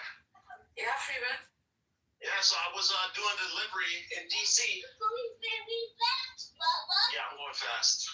I just finished doing the delivery, getting back on my scooter. Someone grabbed my shoulder, pulled me off, put a gun in my ribs, robbed me for my phone and my wallet. So let me ask you, what story do I need to construct in my mind for why he needed to do that? You know what I'm saying? Because the good thing is, I was able to cancel the credit cards. I called to cancel the credit cards before I called the police. I'll tell you why in a second. I called to cancel my credit cards and debit cards because I know that's what he wants, right? The charges he tried to place on the credit cards were all from a company called Burberry. $600 worth. Well, Burberry, he was freaking buying Burberry? Can you imagine? This dude put a gun in my ribs and threatened my life so he could buy a Burberry scarf or whatever for $600. Oh I know my he was mad when he got his stupid computer. I know, and I grew up in that same city, so I know what the game is. I didn't even waste my time calling the police first. I called to get my cards canceled. Dude, he wants to kill a father for freaking Burberry? What the fuck? So when someone says, it's not even a good brand. There's like a thin line between stealing and killing. If you steal, you kill. It's the truth. So, like, my mind is like, you're in dire straits, but stuff like that, I can give you so many more stories. These things happen, and there's people who comply with people who do that and get killed. So this is the world we live in. It's hard for me to build sympathy for someone who's willing to do that, and then you're stealing from people you don't know what situation they're in, Like, growing up, you see people crying because they come outside, their car's been broken into. And their car is their one lifeline to get to work, We're supposed to worry about the person who did it? Nah.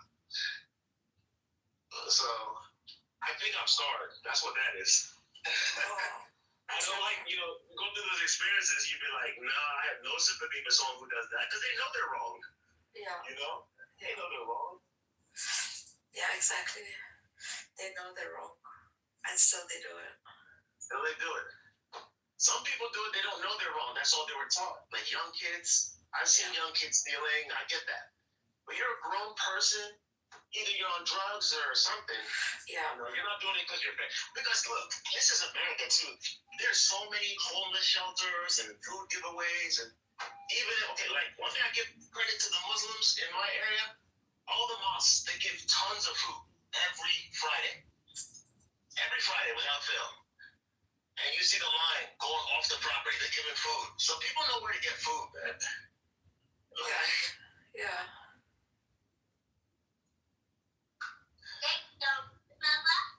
Yeah.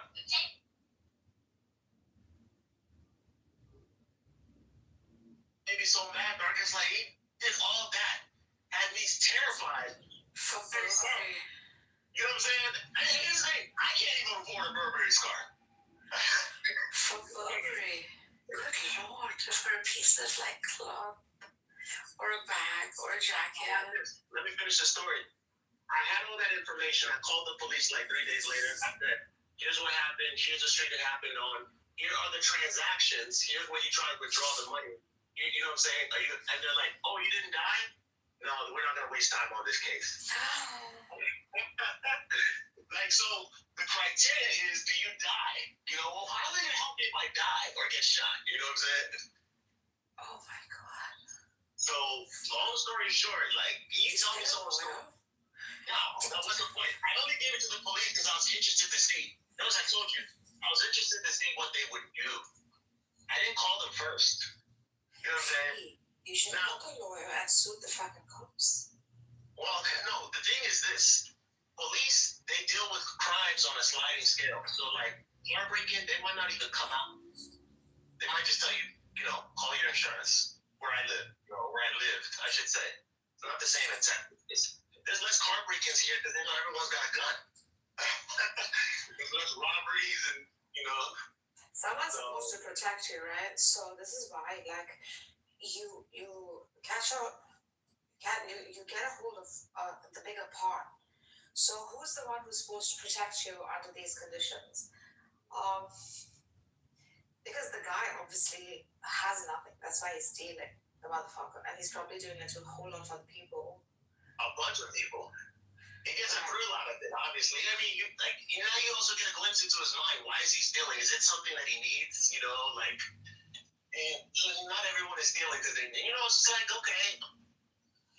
And guess what? He's stealing someone who's clearly doing food delivery. You know what I'm saying? Yeah. This is not, like, this was years ago, but it's not, if you were looking and saying, okay, let me rob this Mercedes, they can afford it, you know, that kind of, no, that's not the thinking that's going on. So you can't assume you can enter the mind of the person, that's the point I'm saying, who stole 300 from you. You can't. All you know is that they stole they don't even know how much the food was. They just saw an opportunity. It was a crime of opportunity. Yeah. Like, it's here. But, you know, they wouldn't have done it if it wasn't there. So that lets you know who they are. Sadly. You know? You can't sue Burberry, obviously, because he's probably bought the product online. And if you'd gone to the store, what they'd probably ask was ID. Do you notice that?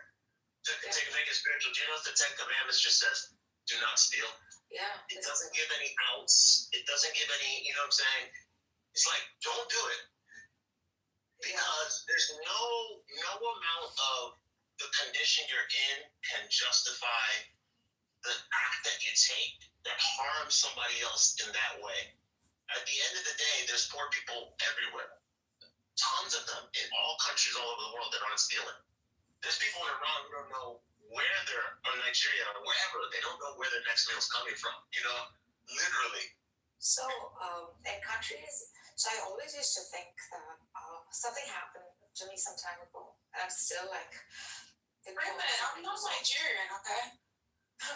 So, I totally understand the punishment. Oh, no, I know you're not. Freeman, the punishment for stealing in Middle Eastern countries is basically the loss of hand, right? But it starts with, like, in Iran at least, it starts with the tip of your pinky, which they paralyze. So that the second time the person does it, it's just, they take the fingers off, and the third time your hand is out, so that you don't do it again, right? In Dubai, during the time the year that we lived there, you could basically buy an entire store, leave the product in the middle of the mall, right? Walk away, come back in a month, and pick it up exactly from the same location. That's very true. And I think it's not a good rule. Now, and people are very, I mean, it's human condition, right? Anyone can steal. For the whole freaking year, my family never locked their door. There's no need. We traveled in that year. That was the year my family decided to travel. We didn't lock our door ever when we left home. Nobody dared come in. It just doesn't happen. And that's definitely, whenever there's a punishment that's that much, you really, if someone is stealing in that condition and they know that's what's at stake, either they're insane or they truly think they'll get away with the crime. So that makes sense. But what do we do in a country like Norway or or Japan, these cultures, you drop your wallet, you're gonna find your wallet with all the money still in it, by and large, you know. Same thing. So, If you're in my neighborhood, that's true. I live in a good white neighborhood, and we don't steal. No, I'm serious. Overall racism, I never wrong with any race, you know. I'm just saying, Japanese ain't a race? that's a people, bro. It's a culture. That's a nationality. That's not a race. It's a culture. Yeah, It's a race. No, it's not. Oh, God. It's still American, Smiler. Let me tell you what's happening in Norway. America has very safe places. I'm sick of this stereotype. Yeah, my neighborhood is safe. America has safe places, definitely. And guess what? People move to safe places on purpose. Like I never. I'm saying it's so American because only Americans will say something like that. Smiler, I live in a very, very safe neighborhood, and this still happens, like every now and then. Not just to me, but sometimes. Yeah, that's probably black people from a couple neighborhoods over Here we go. There's nobody. It's not the people of that neighborhood, that's for sure. Such a racist.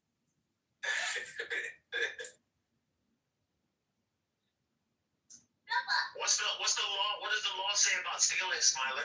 What's the punishment in the Tanakh? I think. Restitution. Yeah.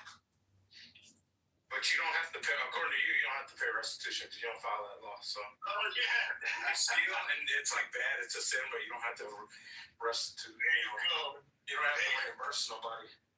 Hey man, I believe. Check this out. I believe the New Testament says very clearly the government has been given the sword not in vain. So I wish I could have called the police and they actually prosecuted crime. One of the reasons criminals are emboldened in the U.S. is that if it's not a felony, they're gonna be out in like what, half a day, if that. There's literally I literally knew people growing up who made sure to know those laws. Like, oh, I'll make sure I steal under $500. How crazy is that? Oh yeah. People be tripping. But in the song, it's the same thing. I mean, they have. Listen, in countries like Morocco and Egypt. No, but in countries like Morocco and Egypt, you think it's safe, although like they still comply with the whole stealing laws and stuff like that, which I'm assuming. Fucking, you get ripped the moment like you get stolen the minute you go like see the pyramids. There's a different kind of thievery. It's a different kind of thievery. Shoes or something or the other is freedom laws. Now, it doesn't mean that the thievery doesn't exist, although there is that kind of Sharia law. The Bible just implements it. Well, because of the bigger pot that people, live in, that hold bigger amounts of money, it can't afford as a country to go through that sort of fear of economic loss. Right? That's one of the reasons I don't like going to Nigeria. I tell people straight out, like, oh, I don't like it because, no, man, like the police will stop you and be like, oh, God, hey, come on for some money. Like, what is going on, yo? I'm not paying you money to drive on the road. They will set up roadblocks and be like, oh, we haven't been paying. I'm like, yo, this is insane, and my family be like, you just gotta keep a little money, you got to break them up with a little something. I'm like, in principle, this is insane. Yes. I'm driving down the road, In India, Saturday night, when we go like clubbing or go to a concert, on the way back, if like there's a freaking, if anyone's drunk, they just stop people to get the alcohol from them, these cops. They say, what are you drinking? What kind of cigarettes do you have? And that's how bad it is. And you basically give him whatever, your drink, and then he lets you go. It's like a cop toll to move around Nigeria. So, nah, I don't like that at all. That's for me, that's stealing also, That's stealing. That's bribery and stealing. Kidding me? Yeah. That's stealing life of a person that this fucking drunkard is gonna hit and die.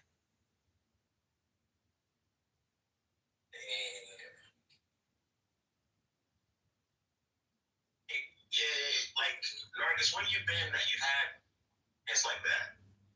India, you been to India? Yeah, I've seen it. That's crazy.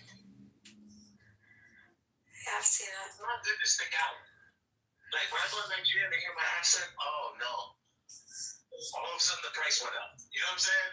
Absolutely. And you're freaking fair skinned, you're sitting in an auto rickshaw for the experience of it, or you're just riding the three-wheeler freaking taxi. First thing he'll ask is, Madam, where you're from? And then he'll like, yeah, and then I speak back in their local language because I learned it. No, but where you're really from?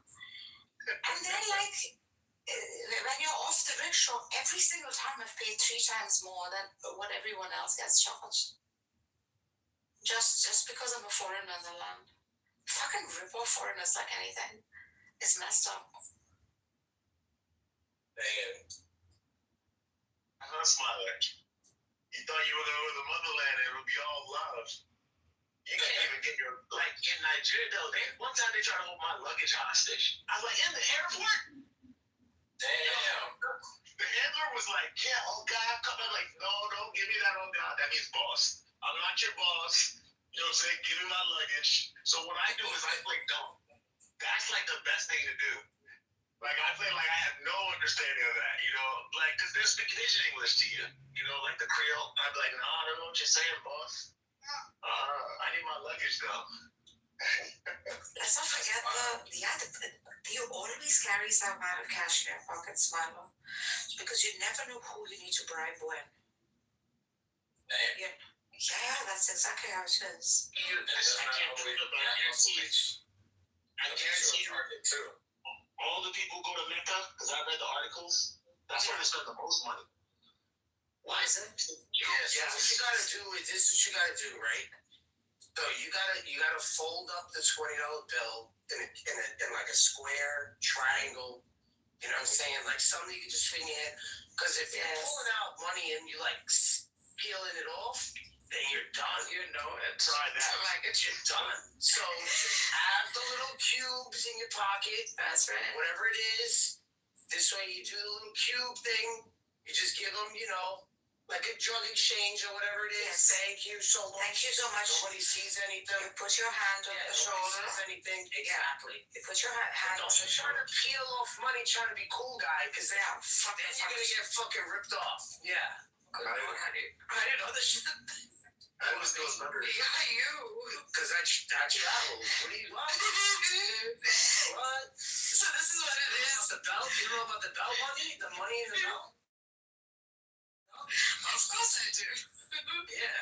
They can rob you, but you got the money folded up in the leather belt with the That's right. That's right. Yeah, they don't know about that in Argus. They don't know. You Sometimes you fold it like a rock here, right? The thing is, you put your hand on the shoulder. We still do that in the jewelry trade. It's all like just a handshake. So you put your hand on the shoulder, you get close to the man. Yeah, then people want to be nice to you. You know what I'm saying? That's when people want to be nice to you. But if you're trying to be cool guy, peel off money like that, they're like, oh no, fuck this guy. Always lay low. Always lay low. I would give them some funny hadiths instead, and they'll find some funny. They're not gonna know them. They're gonna be like, what the fuck are you talking about? No, they don't know these hadiths. They don't know these hadiths, bro. What hadith? They're gonna look at you like the people in the back. They don't know that. Intellectual discourse. No one knows this because of the information age. And freaking the biggest downfall I think that happened to the hadith corpus was information age. It was everything being on the internet. People just type it in and it pops. They didn't know they had this shit for the longest time. Margaret, where did Matthew Amir Richardson go, man? I want to hear his Kamenism now. I want to hear what Bro, they are on TikTok. They're still they're on TikTok still preaching it? Still wow, preaching it. they're bold. They're doing very well too. They've developed a fan following. Wait, well, so how are they training? there ain't nobody on TikTok, bro. Are you serious? How they training? They told me they are following people. They told me they are like I gotta say on the live. I have to say on the live. If I gotta say live, then I don't belong in that fucking site. Straight up. trying to join TikTok. We're doing so well on it. I said I don't support your political ideology. Obviously. I don't know how I'm pushing it, man, Freeman. And Mo, after all the, summary executions of the people, I thought he was maybe chill out for a little bit. But to be honest, like I had a talk with him and I said, what is it that you're pushing? It's not the person per se. I think they're pushing like the ideology of the Republic, which played a role. Where there's like a philosopher king, he's wise, under him are wise men, and such intellectuals, much mass ruled society, which seemed to be the very intent of the revolution when it came about. And it flopped quite quickly because within the first year, there was the 9-year war that followed, right? So if I have to objectively look at it, I think they never got to exercise that. It just never blew. It just kept getting worse and worse and worse.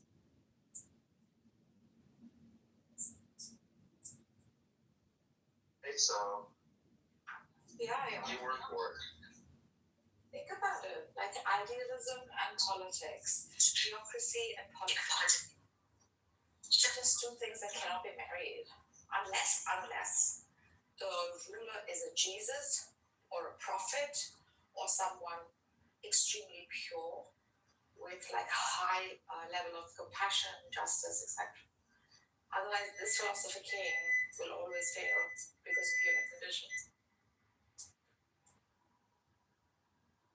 Little jaded right now with philosophy in general when they see the outworking of, if the money falls in that category, he's going right, I'm going left. That's how people are looking at it. Freeman, if you read his work, at least his mysticism, right?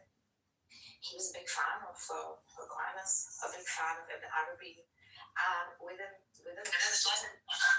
the first year, he was like feared mostly by all like traditionalist Muslims in his own country and outside of it. So it seems like he did come with some sort of revolutionary thinking in order to better the world. In fact, he did initially start to extend his hand out to the Arab countries around him who were already like pretty much subjugated by the West and were really clapping for it. So it didn't work. This thing just didn't work out for him. Now, did he go cray after that? Yeah, I think not just he, but his cabinet. It was something that never ever came to fruition for whatever reason, right? But I think the brethren are saying that he intended for such a thing, and such a thing is possible, and it's called a democracy. So this system of democracy is what they hold to, like politically. Now, whether it works or not, bro. I think the biggest part, I can't speak. Persons have to speak for themselves, but I don't like the idea of, who I am being swallowed by an ideology that maybe is not necessarily foundational. You know what I'm saying?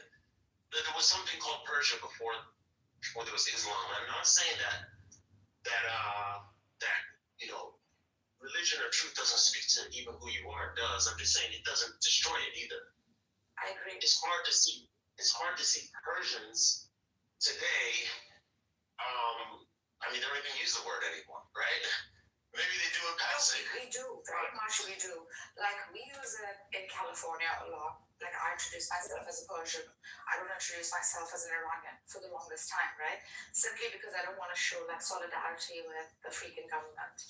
However, like, if you look at our history, from the very beginning, whoever came and invaded and overtook us, we embraced it. Like, there's a very interesting girl on one of these Iranian rooms that I go to who was saying we took everyone's culture, religions, philosophies, we eat it up, we chew it up, and what we spit out is something that looks highly creative and a new version of that thing. And it's true. This sort of inclusivity allowed for the Persian Empire to expand the way it did. Because including language, like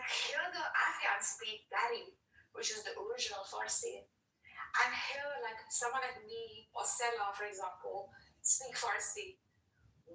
It sounds Frenchy, it sounds German, and it's simply because of the inclusivity and the freaking intake, which we don't have any. Yeah, I guess that's a good thing, but you're not the final boss. Islam is the final boss that, like, Right. deals the least amount of ground. So, like, look, let me give a concrete example.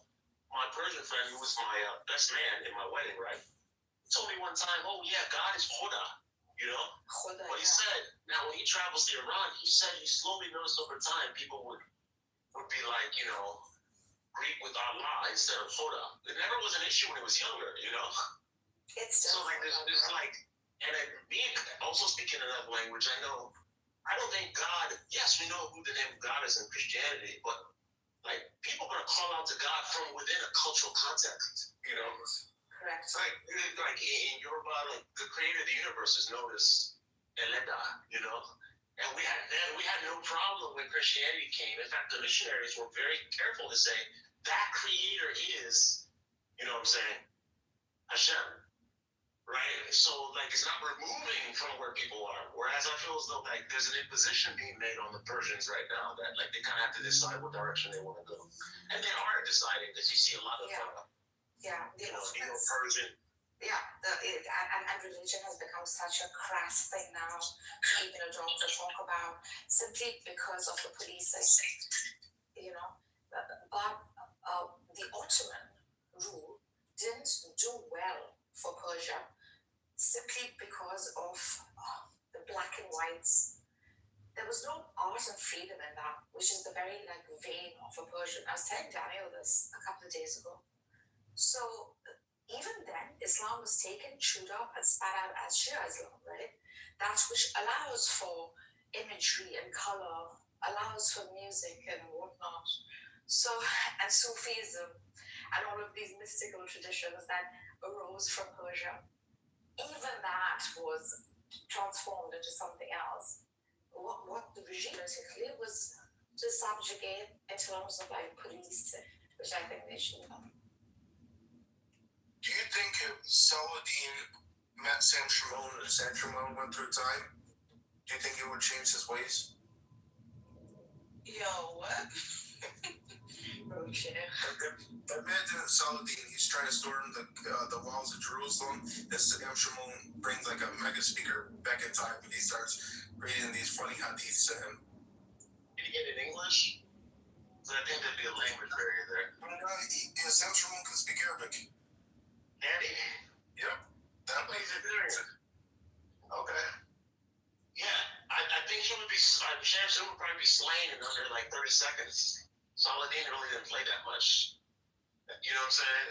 We got a nice, gentle image of Saladin. He didn't play that much. But coming back to Persia for a second, Vargas, I 100% agree with you.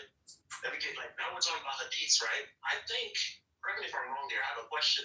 Was Farsi a written language when Islam came, or did they have a writing system? Yeah, I think so. It's hard to know, right? It's hard to know. Because I know the Shia Muslims, their hadiths. Well, first of all, the Sunnis that are Persian wrote in Arabic, but I'm thinking even the Shia sages wrote in Arabic. Yeah, the script was pretty much common in the region, Freeman. Even Farsi is written in the Arabic script. However, we have more letters like je, pe, ge. These are words that do not exist in Arabic. Pepsi is written as Pepsi. Yeah. What do you think about the fact that King Cyrus is written in the Bible and is kind of extolled? Is that a point of pride? Is that a passing thing? No, of course. Christians are well embraced and very loved within Iran, including the Jews. It's a system in which a coexistence has been a very strong factor because we are nationalists, we're not tribalists like the Arabs. So you will never find a Persian ever tell you, or an Iranian ever tell you, I am just a Kurd. He will first introduce himself as an Iranian.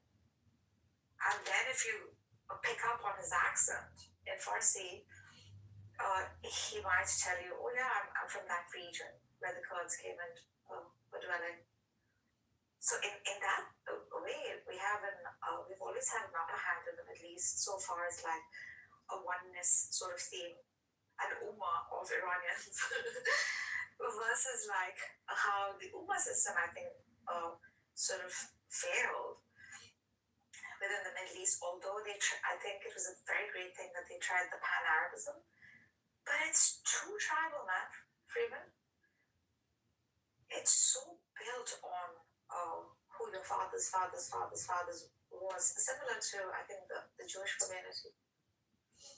It's not that different. I got a good question. Do you think there's a possibility of start making AI generated videos of Sam Shimon doing his evangelical work with the mega speaker back in time with Saladin being outside the Jerusalem walls? It's like Sam Shimon's out there with a megaphone. Do you think they'll be falling for that? Man, you're gonna have such a group of people flock to you who are like you. It's gonna be like amazing. But Nargis, the tribality, man, I don't know, man. I think we're designed to be tribal. Agreed. As human beings. Yeah. We don't talk about that enough. Yeah, I agree. In fact, tribe succeeds simply because we take care of our communities, etc. But I think, although we're designed to be that, we're also designed to kill. We're also designed to steal. It's not that we don't have it within us, the potential, right? We choose not to. So in doing so, we're ascending from our flesh. Yes. Farland, what's your mic? When I say design, Nargis, I mean that, like, obviously there's like the Yoruba tribe or Kurdish tribe. That's from God. There's no doubt about it, you know? Yeah, the question is, what do we do with it? Like, how do we live amongst each other? I think Islam is one of the reasons why Islam makes more incursions as a religion than any other religion is that it's like tribalism and religion, you know, because there are physical, you know, a tribe. What makes someone a tribe? The way you speak, the way you dress, right? But Islam has all that. You know, but it has it under one system. Exactly, it's a plumber in itself, right? So, but it does seem to encourage. Actually, it does encourage kind of oneness of humanity, songs, color, language, region, geography, etc. And I think that was the very intent of historical Muhammad, to come and preach this simply because tribalism was so extreme. Much like Buddha came to overcome the freaking high priests in the caste system that had developed in Hinduism. That he was like, no, we're all equal in the sense that we're spiritual beings, etc. So even verses in the Quran that I've read where it says your position on earth is based on your piety, not the color of your skin or your tribe or your language. And I think this is a great advantage and an attractive point in Islam and Christianity as such. Judaism too follows such laws, however, keeps it within the Jew community. I think that there are pros and cons to uniformity. Yeah, I agree. So if you mean that Islam came to have everyone be one in a certain respect, like in dignity, for instance, I think that's a pro. But when you mean that everyone should be one in dress, you see what I'm saying? We have an issue. Okay, you're meeting people, for instance, that wear no clothes. How do you bring Islam to them? They don't wear clothes because they're not savage. They don't wear clothes because they're in the Amazon, for instance. And this is the best way to live here, right? Right. But even with clothes, right? So even with clothes, it's not that it's saying no to the culture. In fact, it talks about how one must encourage each other's culture and language. But it does seem to place a standard for modesty, for example, which again you might make the argument that this might fail because in the Amazon, for example, in the forest, women who show their breasts or shake their boobies and walk without ever finding that to be absurd or even immodest, that works within that culture, right? It is not like men are groping her or sexually abusing her because of the way she is. That is just the norm of the place. One could make the argument that, yeah, but I think it was addressing like a majority position, whereas like a family system can be held well if some sort of modesty is maintained, both from men and women. Yeah, I think if you're speaking of modesty from a morality principle, yes. Yeah. Whatever is immodest within that cultural context should be avoided. Correct. I'm just thinking about the strict letter of the law. Now, this is where I'm gonna get on not smiler. I call him not smiler. Not smiler says everyone should be circumcised. Not smiler. Smile is dying to get in some kind of dogma structure in Christianity. I don't know him, bro. Smile. I'd love to know what A thinks about this. A, what do you think about this? Sorry, I just came back about what? Do you think everyone who becomes a Christian is supposed to be circumcised? Like a grown man? Look, I'm just speaking about the law y'all say y'all keep. I'm keeping it real. So from what my understanding of what the New Testament is saying is that you don't have to be circumcised to come to Christ because the law of circumcision is on the 8th day anyway. So you can't even keep that law if you're grown and not circumcised. But I believe that Christians that have children that have boys should circumcise their boys. As a matter of religious principle, or do you believe that's a matter of, like, how do you believe it?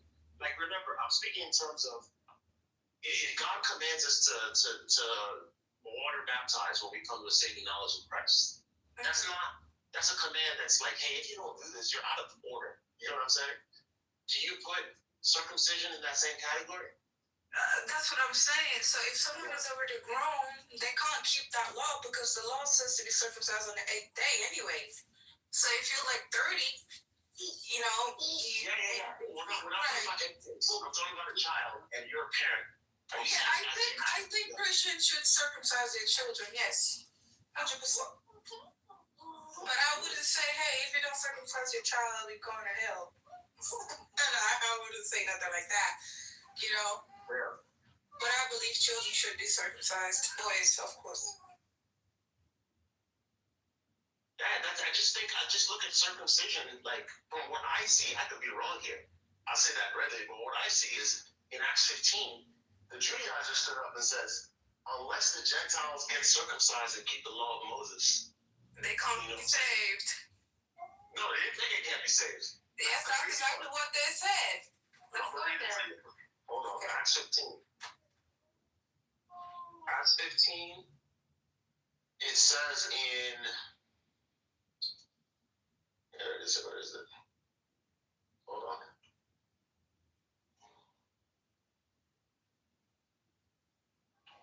Okay. Verse 5. The Gentiles must be circumcised and required to keep the law of Moses. See that? Read verse 1. Yeah, I know. Okay. Verse 1 says that unless you are circumcised according to the custom of Moses, you cannot be saved. Right. But the people who are saying that in verse 1 are not the same people talking in verse 5. 1 second, let me open the chapter with. Yeah. This is where I jammed Not Smiler up the other day. Yeah, what are you reading, Fermi? We're at Acts 15. We're jamming up the Judaizers today. What's up, Exec? Snaps. Alright. So Acts 16 is where you did it? 1-5. Acts 16, 1 through 5. Man, I said 1-5. I'm about to fight you. Acts 15. 15. Okay, what verse? Well, let's just start with the first section, right? I'm saying the first thing I just said is the people speaking in verse 1 are not necessarily the people speaking in verse 5. Okay, that's fine. But I think it's the same idea.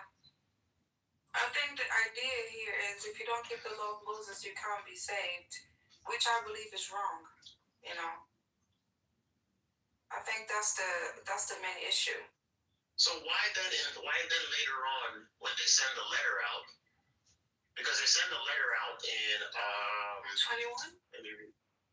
verse 23. It says to the Gentile believers in Antioch, Syria, and Sicilia, we have heard that some went out from us with our authorization disturbed you, troubling your minds by what they said.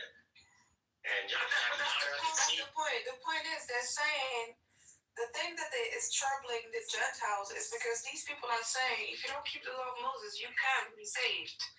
If you don't get circumcised and keep the law, you can't be saved. So this is troubling the Gentiles because now they're thinking like, oh, am I really saved in Christ if I'm not circumcised? And just how that.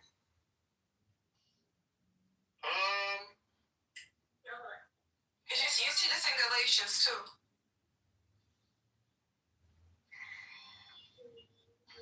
Okay, let me ask you about verse 2. You see verse 2?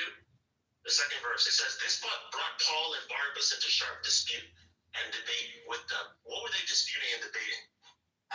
They were disputing and debating if the Gentiles need to be circumcised to be saved, because the thing about circumcision in the Old Covenant is that circumcision was absolutely necessary to enter the covenant, right?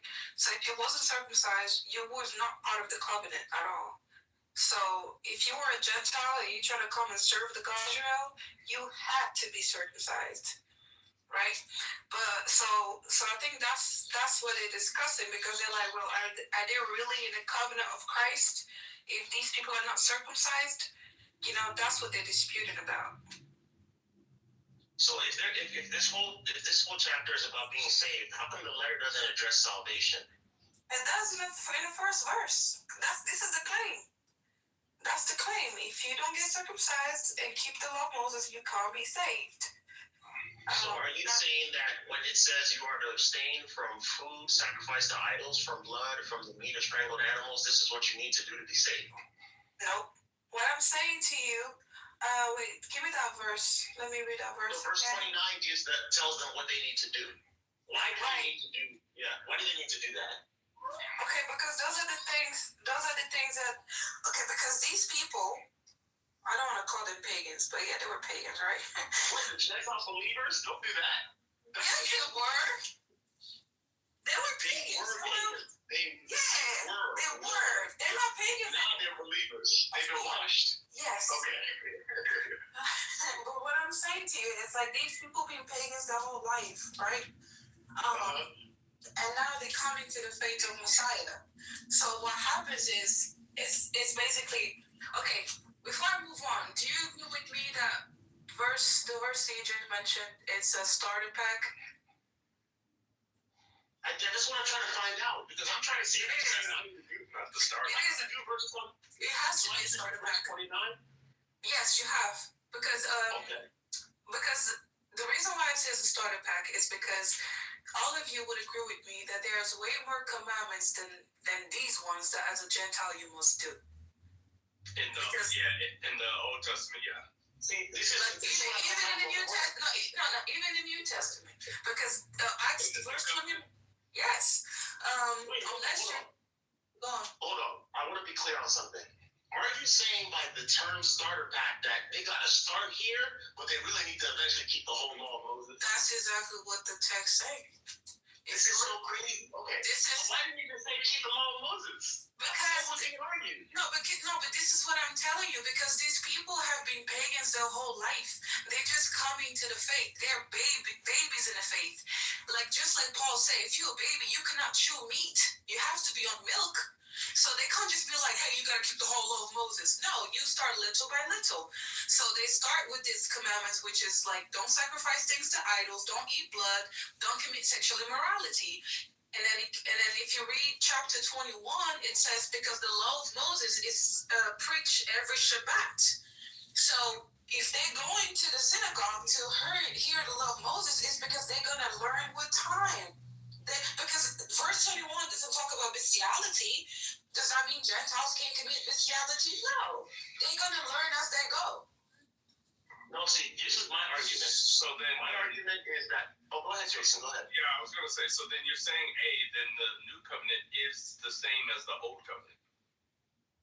No, she's saying that the new covenant creates an on-ramp for Gentiles to have a starter pack and get their way to full-on Mosaic Judaism.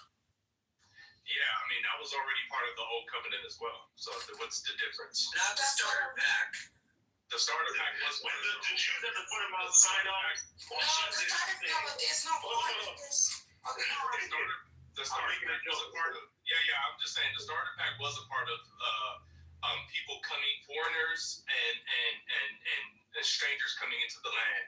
Starter pack. No, you're thinking of either the Noahide Code, which was for strangers to maintain a standard, but it wasn't like encouraging them to join Judaism. Or you're talking about like someone that did attack Judaism by circumcision. This is attempting to have a new means of joining into the covenant without having circumcision. That's a new concept. The Noahides are not part of the covenant. Exactly. And for you to be saved and have salvation in Jesus, you have to be part of the covenant. Sure. So, We're talking about joining the covenant, right? And so foreigners and strangers coming into the land of Israel, in order to join the covenant, they would have to get, that would be the starter pack, would be getting circumcised. No. Circumcision wasn't the starter pack for. No, I'm saying circumcision. The circumcision would put them in a covenant, yeah, but this is not talking about circumcision. This is talking about. No, I'm not saying that. What I'm saying is there is a starter pack for Gentiles in the old covenant to come into the covenant. But that's not a starter pack, that's just the whole deal. Yeah, they just took the whole deal. No, that's straight up circumcision. Okay, yeah, but what I'm saying is that, listen to what I'm saying. The difference is a foreigner and a stranger didn't grow up under the Mosaic covenant. So as they're coming in, they're going to need to start somewhere. So circumcision was the starter pack. Keeping the Sabbaths, those are starter packs. Then no, that's full-on conversion. That's full-on conversion. You're doing. No, yeah, but they don't learn everything all at one time. Would you agree? I'm saying, listen, what I'm trying to say is that a non-Jew that lives in Israel under the Mosaic Code, he is expected to obey the 7 laws. He has to follow those. Anything else he does is optional until he decides to get circumcised, keep the Sabbath, and be a full-on Jew, at which point he is. Yeah, so the reason why. What she's arguing is that Jesus is preaching not to just non-Jews that happen to be in the land of Israel. She's saying that Jesus is coming with a new on-ramp for everyone in the entire world. And the on-ramp does not require circumcision. Instead, it requires refraining from sacrificing to idols, no eating of blood, and then you're going to eventually get to full-on Mosaic law, but you're going to be in the covenant before you even do the circumcision. That's her understanding, and it's a fair read. Okay, hold on, one thing. She said, hey, I don't want to speak for you, but she said that if someone is a Christian, the child should be circumcised on the 8th day as a matter of religious obligation. Okay? So she's not, that's not, that's, I just want to bring that caveat. That's what launched this conversation. Now, I want to ask you, when you read the passage with Paul, is it Peter talking? He said that the Gentiles were given the Holy Spirit. Yeah. And he said that showed that God accepted them. How do you understand that? It's not a gotcha. I just want, like, is it that they're accepted before they do any of the law? Yeah. And then during the law they remain accepted? Or what are you saying here? Yeah, they're accepted before they keep the commandments because they're accepted because they have faith in Christ. So having faith in Christ is what puts you inside of the covenant. Once you're inside of the covenant, you're going to keep the commandments of God. But for you to enter the covenant, you don't have to keep any commandments. You just have your faith in Jesus Christ.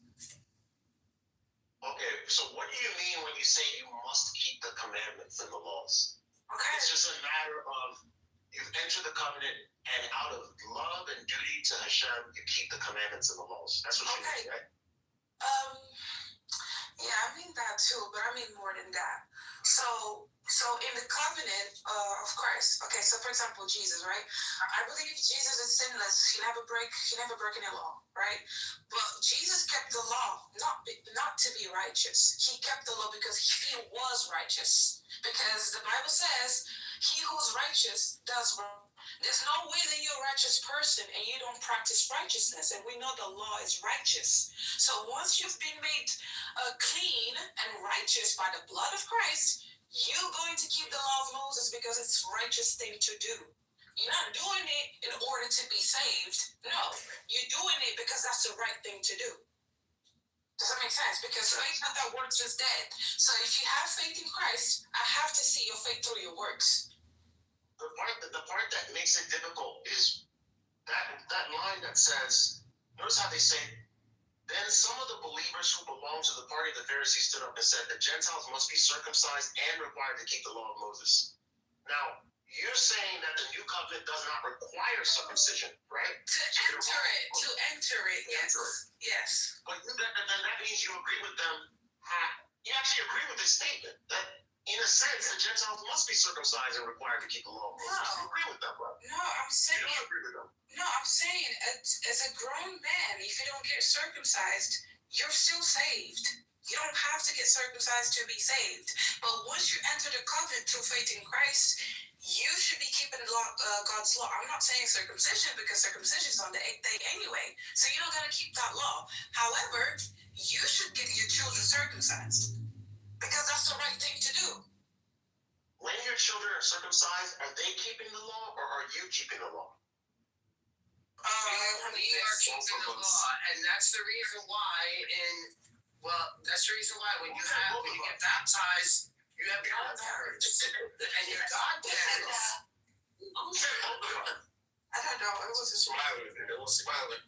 So you have godparents that's supposed to make sure that you keep up.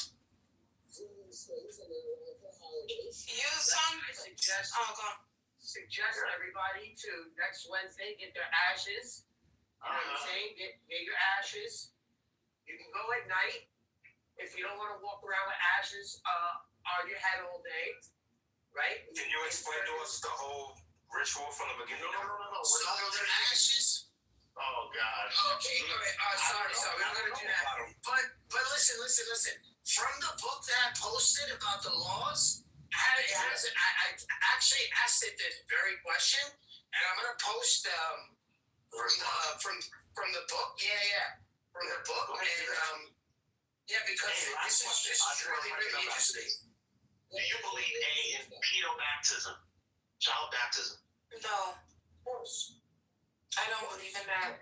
Why you gotta call pedobaptism, bro? What the fuck kind of shit is that? Yeah, pedo, man. It just means baby. Pedo just means child, man. Don't you know, man? Come on, you don't do that, man. Okay, well, I don't believe that.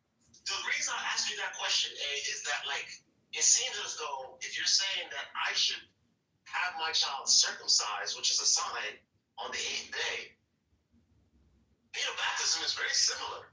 That's one of the sacraments that all the church agrees on, right?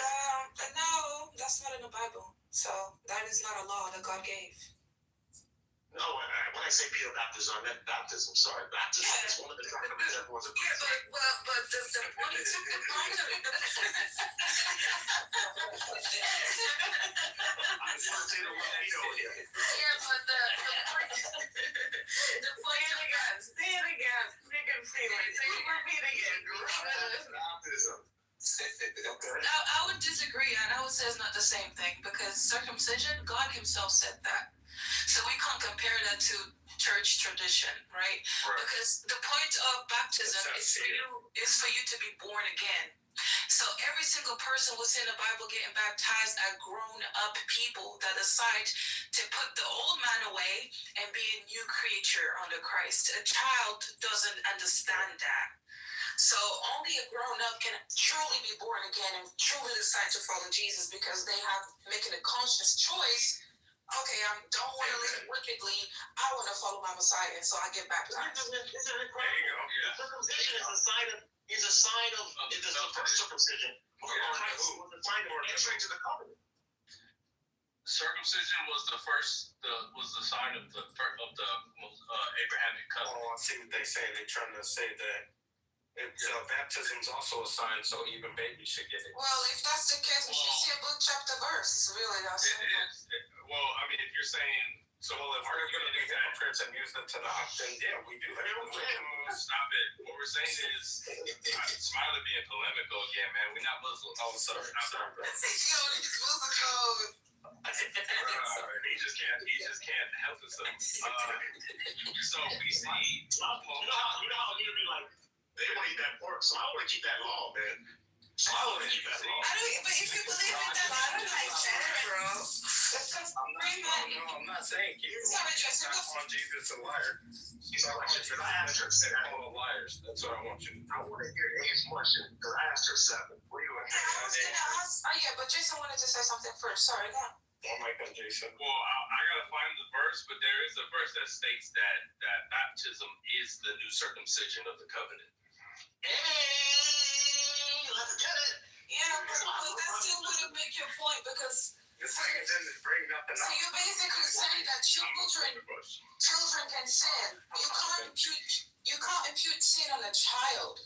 So baptizing a child doesn't make any sense because the child doesn't sin. We're not saying, well, you don't get baptized because you're a sinner. You're baptized because you're entering into the covenant. Remember, yeah, you said the Why do circumcision. you enter the covenant? Because you're not in the covenant. Hey, that's what we're saying. Then why aren't you in the covenant? That's the point. Because you believe. Well, you're not. You believe in Christ. Yeah, And Christ preaches righteousness. but hey, similarly to when Abraham had to get sacrificed and everybody in his house because they weren't in covenant at that moment until he gets the circumcision, then he enters the covenant with God. Can you be saved without baptism? Yeah, Absolutely. So it's not what's the covenant then. Yeah, can you be saved without circumcision? In the new covenant, yes. In the old Absolutely. In the old covenant. In the old covenant, you don't even enter without circumcision. Okay, That's the point. But you're shifting the goalposts. I'm saying, Repeat your point, Jason. That was a good point. can you be saved without being circumcised or being in the covenant? 1 second. You asking in the covenant of Christ? I'm saying in the old covenant. There's no salvation in the old covenant.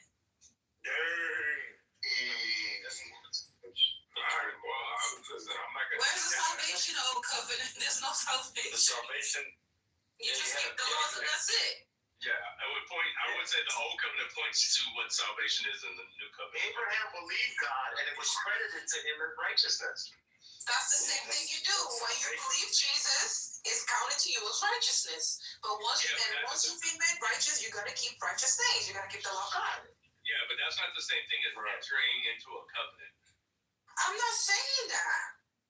Yeah, but what I'm saying is that in the new covenant, the baptism replaces circumcision. Wait, let's ask a really important question. Is circumcision in the new covenant, is not entering into any covenant. It's just keeping the law. Yes, you're not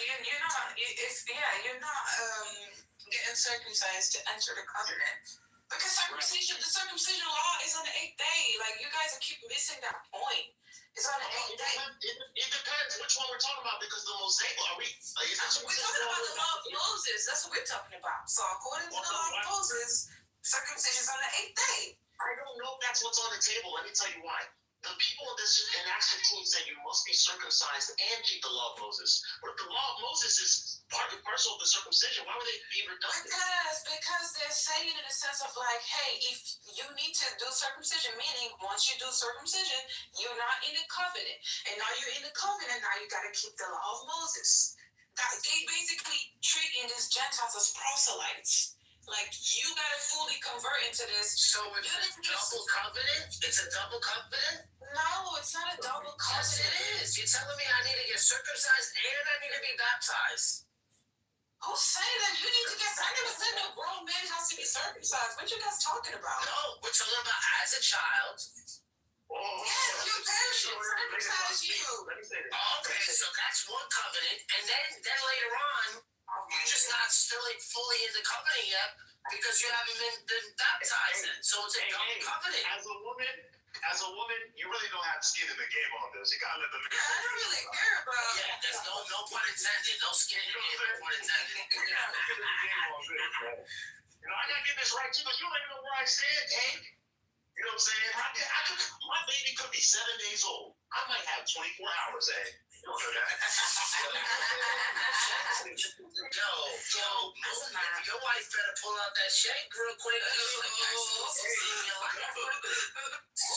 wasn't playing, but that was the first covenant. And see, this is what's so beautiful about this. We can have this conversation. Nobody's at each other's throat because it's not salvific. We all agree. This is not a salvation issue. Y'all been doing the faith alone too much. Y'all been doing the faith alone way too much, man. That faith alone. Faith alone doesn't save you. We know That that. shit you got caught up. That shit be getting you caught up. That's the problem. Right, but it doesn't save you. You ain't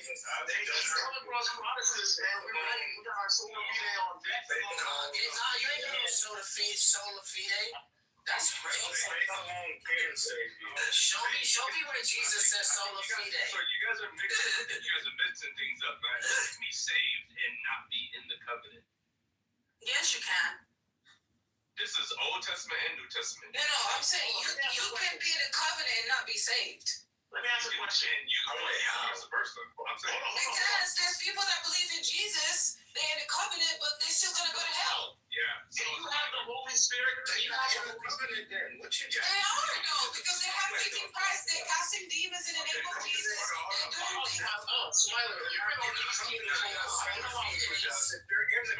You're part of the agreement, and the agreement was that if you believe in Christ, then you go to heaven.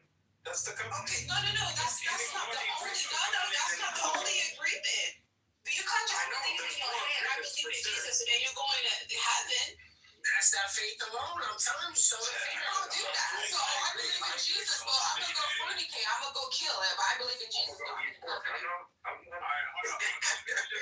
That's some Muslim shit right there. Here's the verse, Colossians 2. It says, "In him also you were circumcised with a circumcision made without hands, putting off the body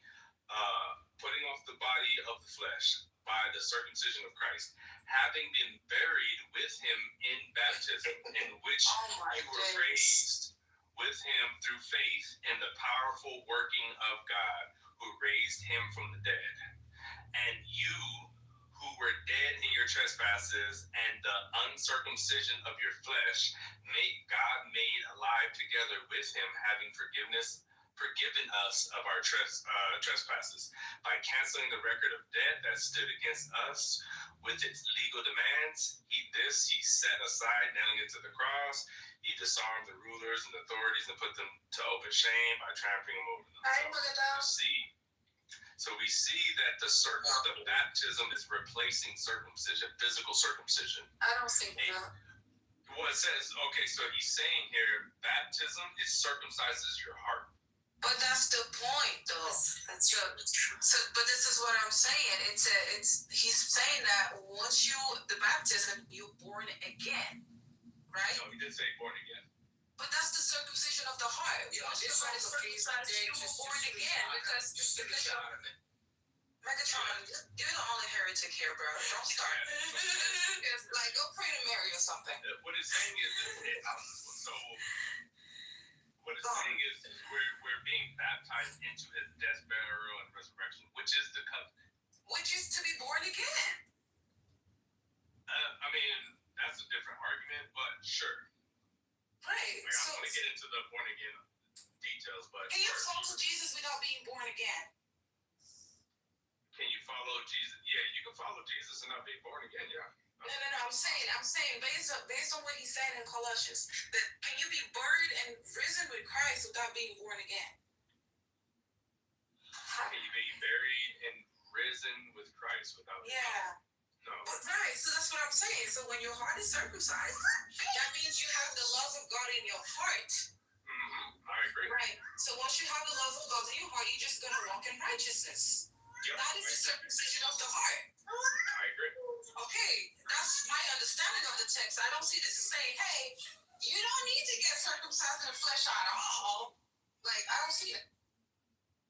I just wonder, with the Pauline verses, right? I'm thinking off the top of my head. Again, I really want to know what you think. It's not me catching anyone. Which one? When he says something along the lines of, wherever God found you, that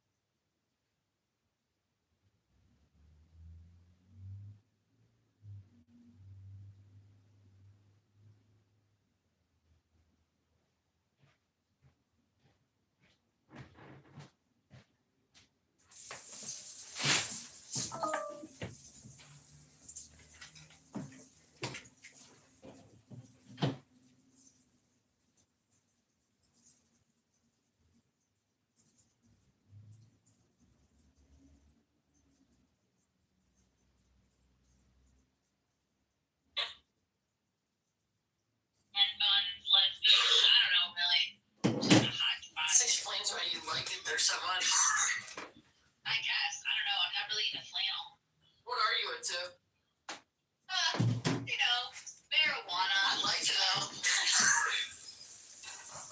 Marijuana, the arts, you know. Sounds good so far. Plants. I like plants. I like to eat food. Okay, keep talking. What about?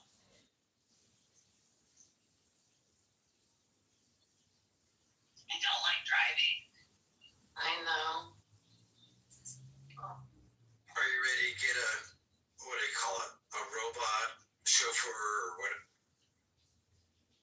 I mean, honestly, you know that like you have to pay extra for the Tesla to drive itself, right? Like even though they have that in them, that like you don't just get that as like a feature. It's $100 a month. Yeah, so like that's weird. And Well, it depends on what also you're driving. sometimes the lane tracing is fucked up, and like my car will try to. I don't have a Tesla, but my car will try to kill me. So I don't know how I feel about. Okay, like what are you doing? Would it be kind of like Siri, you ignored me last time, let's see how you handle this. So in this case, the Tesla will tell you if it sees some fucked up changes in lanes, it'll say grab the fucking steering wheel because Yeah, my car does that too, and an alarm goes off. It tells you like lane tracing unavailable ahead. Grab the wheel, and I'm like, well, that's fucking unhelpful. Yeah, but it's only for a short break and it just catches it again and says no.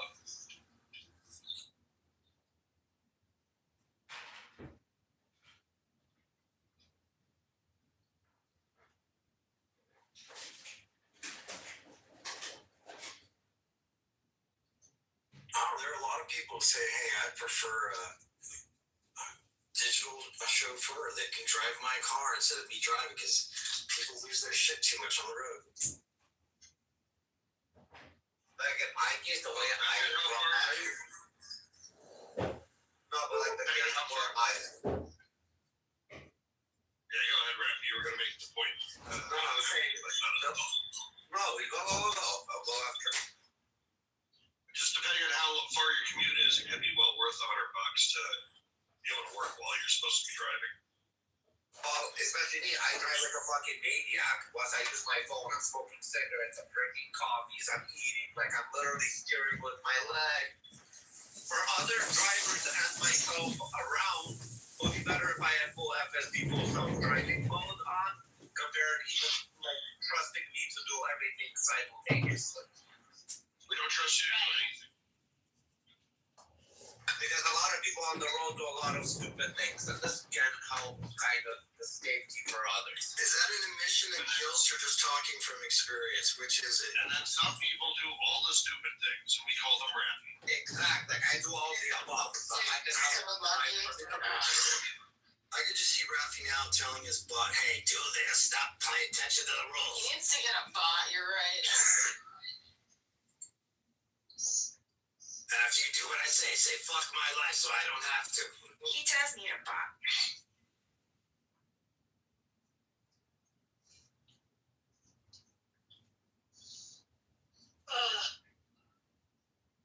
Hello?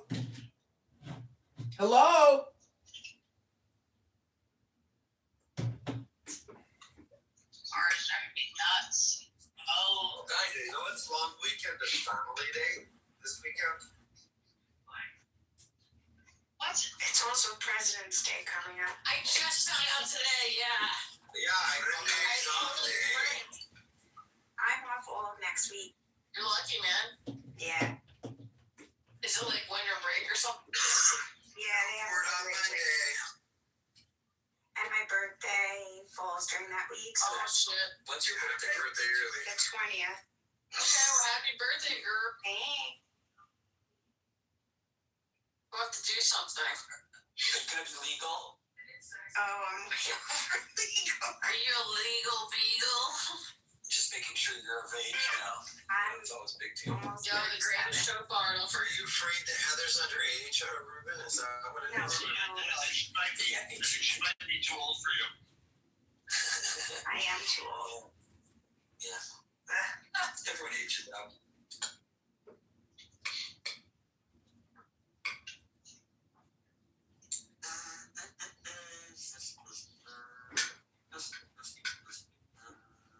Did you have some of the fun stuff? Sorry. What fun stuff? Well, it's been a little while since I've seen you, and I was going to say that I'm about to start construction on part of my house, which you've been witness to. That's good. Its formations, and Catherine is taking a slightly different job at her company and getting a house in San Francisco, and that's what's going on. Nice. Yeah. So my slightly different job, it's like 5% less responsibility and. It doesn't. She would have an office in San Francisco where she would be expected to go and not travel, and that's already radical. That's a radical shift. Yeah. So instead of being stuck in all the other cities you're not in, she's just going to be stuck in one city you're not in. Yes, but it's a city I want to go to, and she'd have a place that I would want to be in. Yeah. That's improvement. I mean, it's improvement. This is really my point. Isn't that I've reached the goal because she does continue moving the goals, and I'm a pussy about it. But There is hope. she is definitely making. There is progress being made, and I've insisted on continuous progress, and she's up for it. She thinks that she could do that. So, I mean, that's I sent her a list. I sent her a list of what I need for her to be doing, or I'll break up with her. And she was like, "Great, I love lists." Way to hold your ground, Ruben. Way to hold your ground. I like that. It's a very fluid city, okay? But yeah. Ruben, you send it by email? Yeah, no, I texted it to her.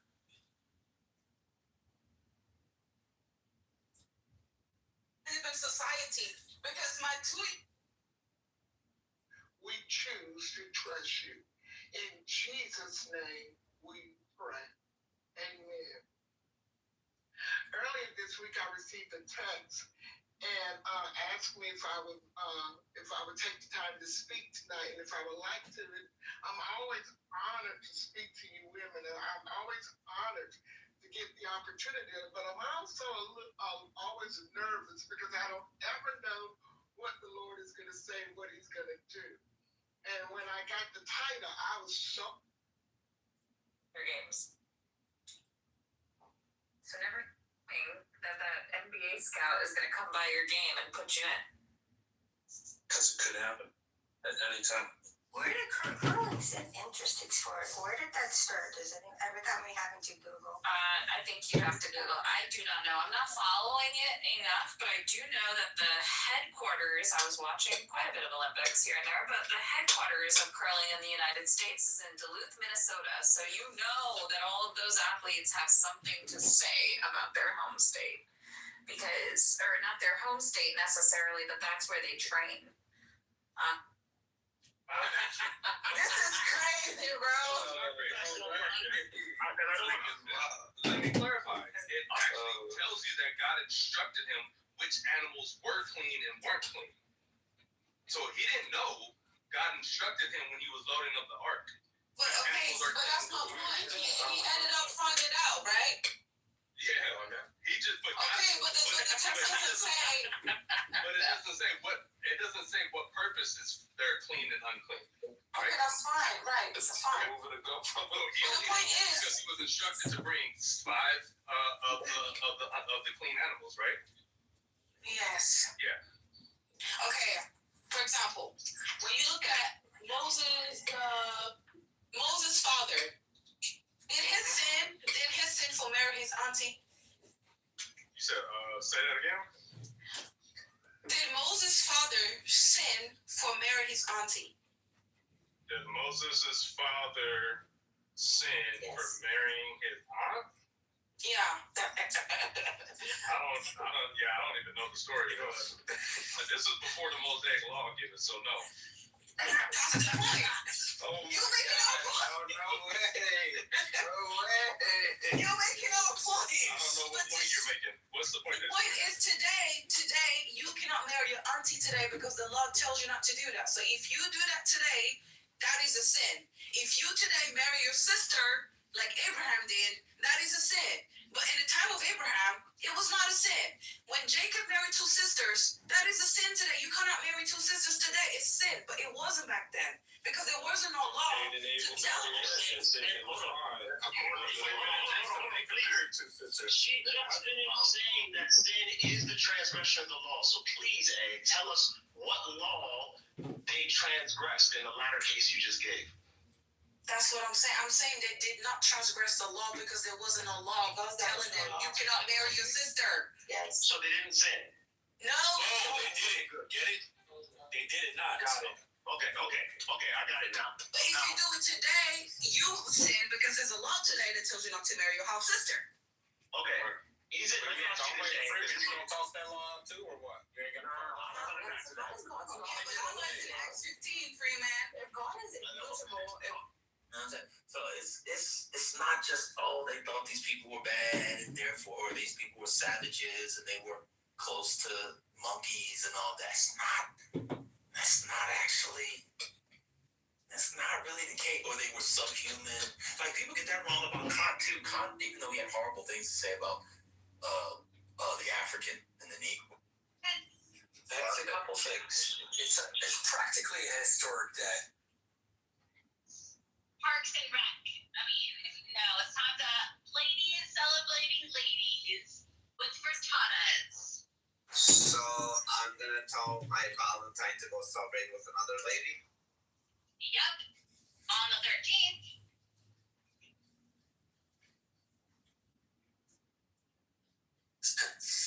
I'm confused by that one. Yeah, whatever. Google it. Did you just try to pull a quick one on me? No, I didn't. I'm being serious. Google it. Ain't nobody got time for this. Yeah, that's hard to explain, Bliss. I agree. If you don't get it, you don't get it. Thank you. Oh, we get it. Oh, no, you don't get it, because I'm not fucking, nobody's making a mosaic out of the favorite bottles of your crushed sodas. Of your fucking face. That's not happening.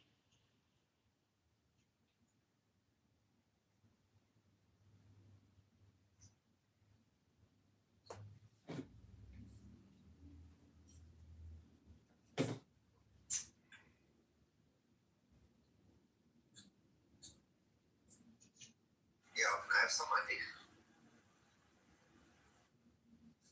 What? What? I don't know. You just want some random money? Yeah, why the fuck not? Yeah, where do I send the Monopoly dollars? You gotta have something to do with it. I mean, no one's gonna give you money. Example, the Virginians have to change, or maybe they have to add on to the slave codes because black enslaved persons. Well, I got baptized, so I should be free. It becomes very, very complicated because enslaved Africans and Indians in America start to press on that. He also, in the interview, he said, and I didn't know this, which is actually kind of interesting. He says that they, began to treat wars within Christendom as civil wars. So if you had a war between nations, it could justify enslavement, either enslaved or executed if you were like what we now call person, captive in a war or whatever. But what they began to do was they began to see nations as sort of subordinate to Christendom, right? And so if I was in France and you were in England, the reason why, even though we were in different nations, we were still under Christendom. And the African wasn't, or the Indian wasn't, or the Asian wasn't. And so he talks about it, the book is obviously more detailed than the interviews I've heard, but I'll read it in the book. So it's very, very interesting stuff, at least to me. But the turn to Rome is fascinating, and the fact, there's this new book I didn't know about. Your Miles about to share with us. I look forward to reading that too, because Rome is at the center of a lot of this stuff. It's called The Origins of the Just War by Rory Cox. origins. Thank you. I will order that right now.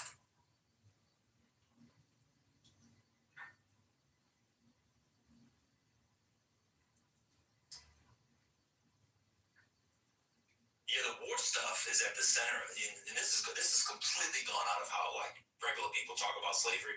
But the question of war, ethics of war, just war, that stuff is at the center of all the justifications of slavery before 1750. Let's say 1725. But we don't really talk about those things anymore.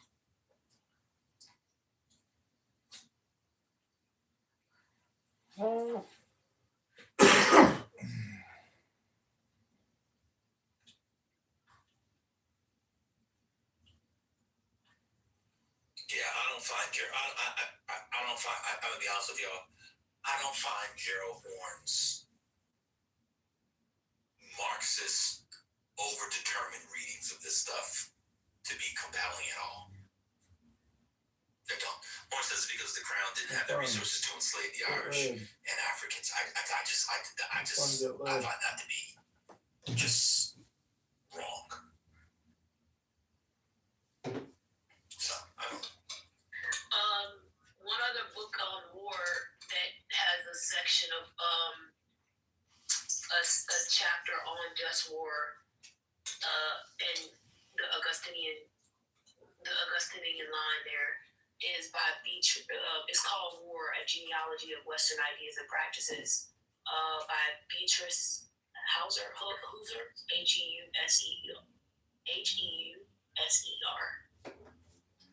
I read that Hauser. a while ago. I read it a while ago. I only read part of the book, to be clear, and I read the chapter that I'm telling you about, or the chapter I mentioned. But I since heard her do an interview, and I thought the way in which she tried to approach war as an intellectual rather than a physical concept, I thought was interesting. I got it. Thank you. Hey, Britt, what's up? So, y'all, this is not really politically correct. So, if people are here for politically correct, everybody kind of left. So, we can either close this and do another room, or we can stay here. But this is not really politically correct.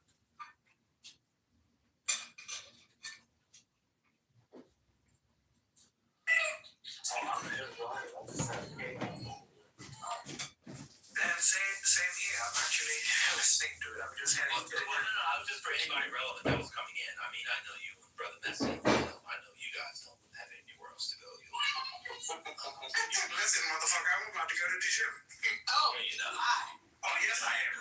No, you know. And I'm over here listening to the practicing concepts to see it. Did you say front? Yes. How's your practice going? TT? TT, say CART. Ask him to say water. Okay, let's not do that. You know what I'm obsessed on, y'all? The way people say worship. Oh my God, I'm obsessed. Y'all listen with how people talk about worship. Oh my God, it's something. How they say it. I was going to say that it's a good sport. I did not crash. And I was thrown into the boat. That was bad. I sent you a nice car. I sent you a nice car. TT, you need to act like a TT. And you know, for that was Well, let me respond to Nathaniel. Nathaniel, this has everything to do with slavery. It has nothing to do with political rights. I mean, the reason why they didn't do it that's because it was a huge, there were religious-based civil wars. Remember the fate of Charleston? Then his son, nephew come in, Charles II. Then James II. CBS News I saw the other day called King Charles II. That's insane. I know it's a my God. They're pretty famous king.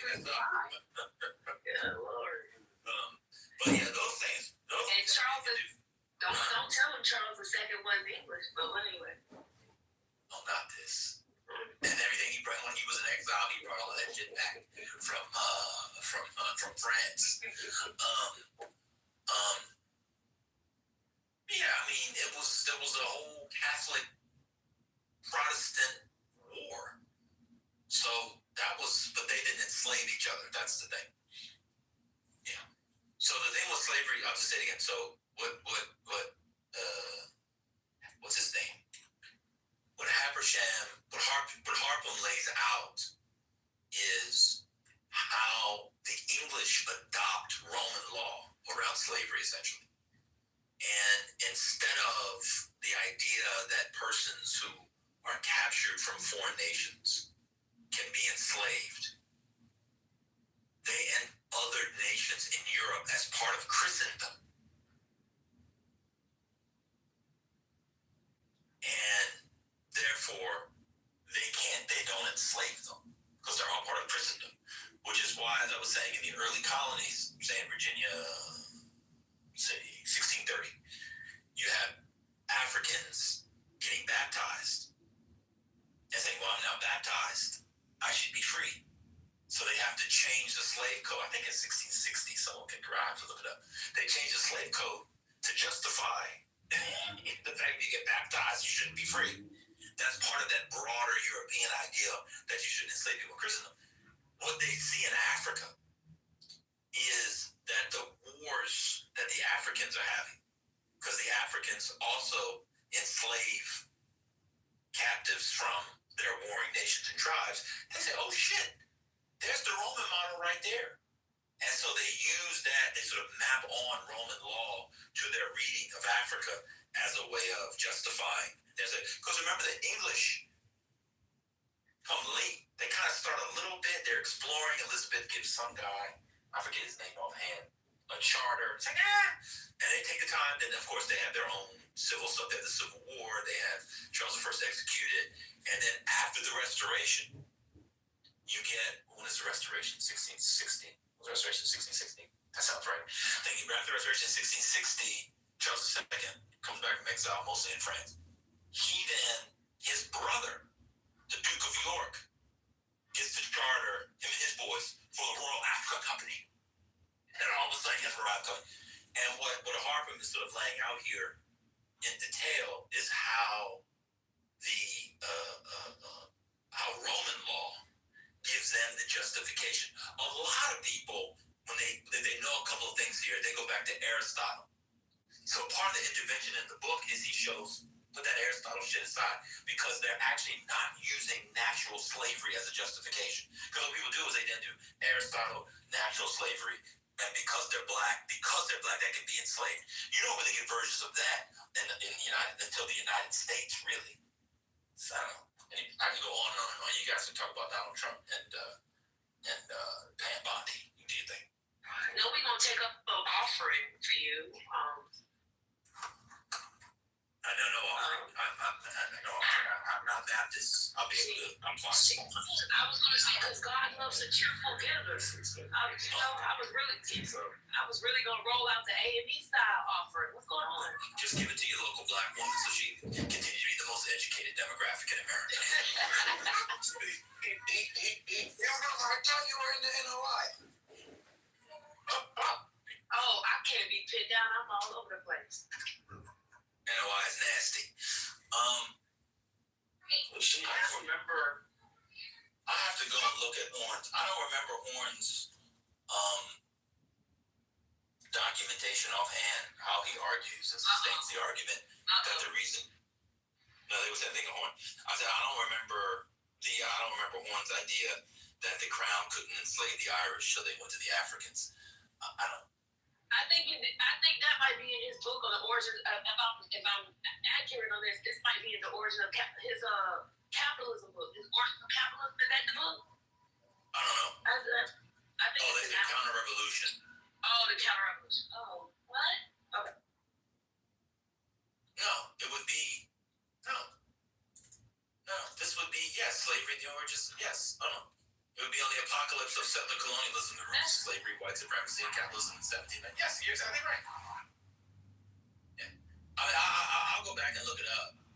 So the reason why I was off mute said, because you know this is the critique of porn, right? He moves too fast. Yeah. Yeah. Yeah, I mean, it's a lot. I mean, I didn't know Horn had the languages for this either. Horn, how many languages does he speak? Does he speak Dutch? Does he know that? Can he read Dutch? I mean, you have to work through Dutch. I'm surprised.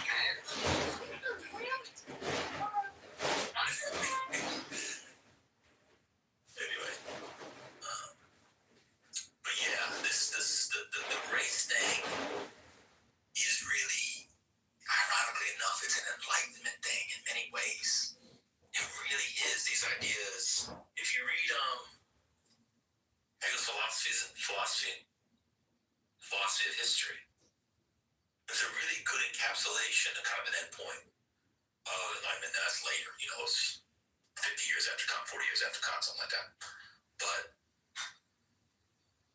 that's not how people in England, the way Kant and Hegel see the African, is not at all how the English, for example, saw the African and African civilization in the 17th century. It's just not at all. I'll be honest with you. I don't even know. Well, they obviously there. So yeah, it's a lot more complicated than like, oh, they had to do it because of capitalism. Oh, they did it because they were black. It's just not. It's just not. It's just not. That's just not it. Now, I will say that by the time you get to, say, the 1770s, because I just read Falconbridge's account from 1778, they're just taking any African they can take. And they were, and this is how I know Harpham is correct, because in Falconbridge's account, which anybody can read, it's only 60 pages actually, on maybe 70, on Google Books. He spends some time disabusing his readers of the notion that that African captives were begotten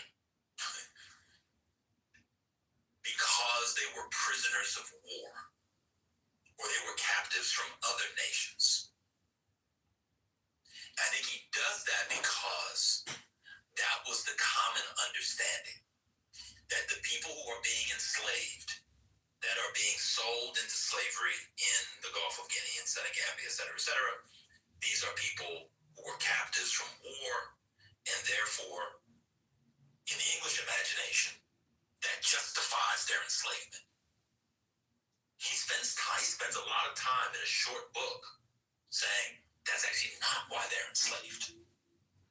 He says what's happening is that the kings and the merchants under them of African kingdoms are quite literally stealing people.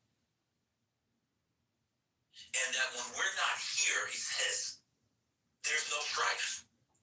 It's actually us who bring the strife, because we're the ones that are feeding the strife, because slave trading with us has become core of their economy. It's quite deep. I mean, you really have to get into this stuff to really understand what it is. Now, it is true that he says that another way they got slaves, although fewer slaves, was through what they call boating. And boating is when, the big slave ship comes, they have the canoes, whatever, and they will go along the coastline of the Gulf of Guinea and get people who live in coastal areas. They would get some of them. But generally, then these people are kidnapped. They're not actually captives or prisoners of war. That only makes sense in 1778 if you believe that these people are prisoners of war. That's why Harpman's book is so interesting, because his book stops 1700. So that means that justification in the broader popular English imagination was all these people are prisoners of war. We all believe if you're a prisoner of war, you can be enslaved. So that whole they did it because they didn't have the money to slave. I don't see that. It also depends on the monarch. Some of the monarchs were Catholic even after the Restoration.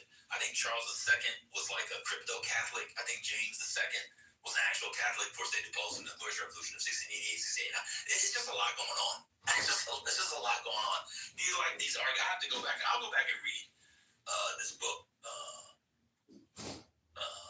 This Horn book, but it's just not it's just not compelling to me. The economic arguments are not overly compelling to me.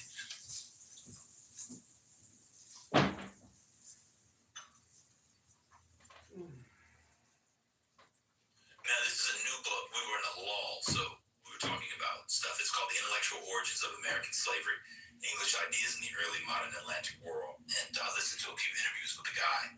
And I ordered the book this morning, and he essentially argues that the English justify slavery via Roman law. Hold on. Yeah. Car service. Oh. Total.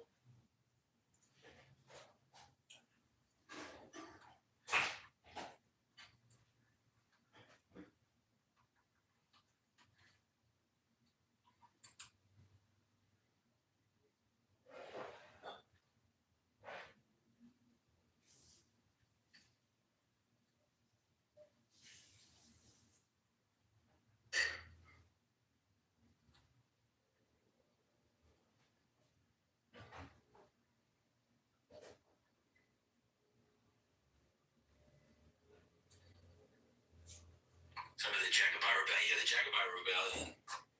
Yeah, that comes after they tried to put James's son back on the throne. I just think that the Marxists and the Marxist sympathizers just do not take intellectual history, religion, and law nearly seriously enough. Don't.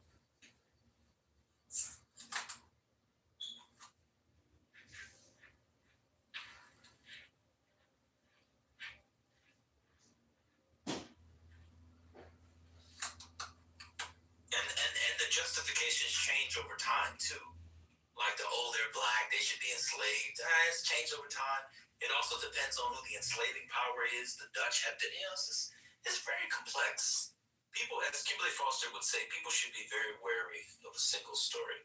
But anyway, I've talked enough. You guys can go ahead and talk about how, go ahead and break it down, how Chuck Schumer and John Thune need to come together on the SAVE Act.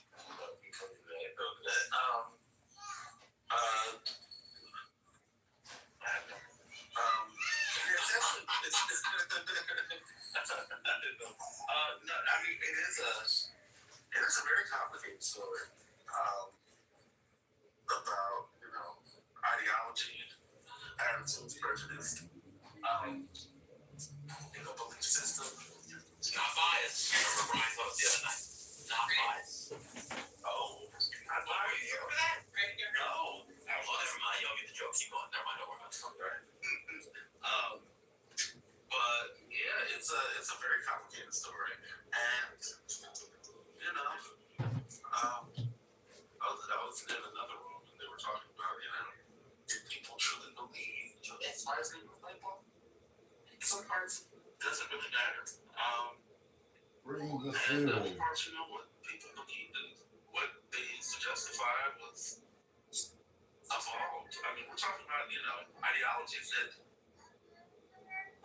morphed over hundreds of years. Like this wasn't just like a 50-year period of time. We're talking about generations, centuries worth of logic, and making the shit up as they went along. So it's not a, and then one place was different than other places. So even whether you're talking about the colony, whether you're talking about differences in colonies, whether you're talking about the Americas or Europe, like so it's or the Caribbean or South, South America, all those ideologies were different. There's different ways that you can engage sort of actualizing those beliefs is complicated. Yep. And then, then it's also like you have to begin to really theorize, when does an English intellectual history begin to recede, and when does an American one, begin to rise and become dominant? You know what I mean? It's like they're British for a long time. And depending on how you read it and what you're talking about, say in this case, the view on slavery, when do they become American? That is to say something that's not British. The royal governors are there, royal governors, people going back and forth, posts going back and forth, laws being set by the crown and by parliament, trade being set that way, newspapers and periodicals that circulate through the young empire find their way, in the house of, what do they call it in Virginia? The House of Burgess, whatever it's called. Yeah. It's just like, when does it become an American thing? Then you get a clash, and you get sort of revolutionary sentiment, then you get the loyalist versus the patriot. It's just very, very complicated. And these sort of, it was for capitalism, it was for profit. Or, and by the way, it wasn't always profitable. That's the first thing. But then, this stuff was for, that's the gag. And then stuff, this is for, because, they saw the African as less than and therefore enslavable. That's not always the case. Right, because wait a minute, like, if you think about the timeline, we have the British in control of the West Indies, but they're fighting black people in America. They're fighting with black people in America in 1812, sending them to different areas where slavery is still on the books, but not being enforced on. Charity work never ends. Everyone, because you have like people being sent to Trinidad, right? But this is before the 1830s, right? They're being sent there as free landowning men, right? They're also being, they're also escaping to Canada, right? So it's kind of like, but then Jamaica still got slavery going on. You know what I mean?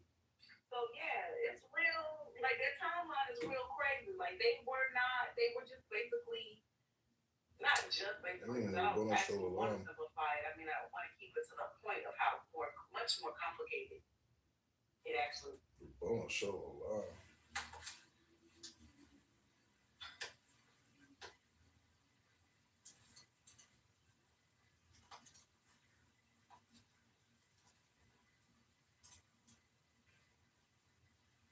It's a miracle.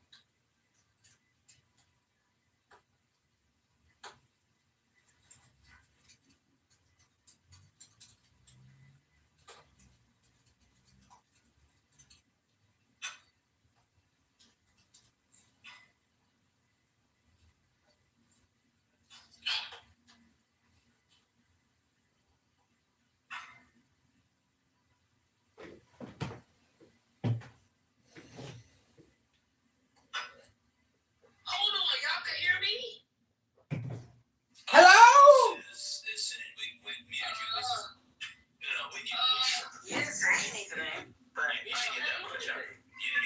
Hello? Avard. Racist, right? It's not. He's actually imputing graciousness into the law. Yeah, but there is also grace is in the law. Yeah, no, but not in this instance. So, right? Life for life, tooth for tooth, eye for eye, whatever the case is, right? That's justice. So, but you don't have to do those things, Jason. If someone does something, no, you don't. It's up to you.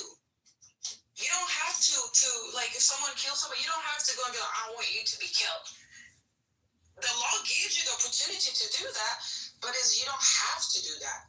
Of course, but what I'm saying is, Jesus is saying, Jesus is saying, don't do it. Yeah, but what he's saying is, if someone's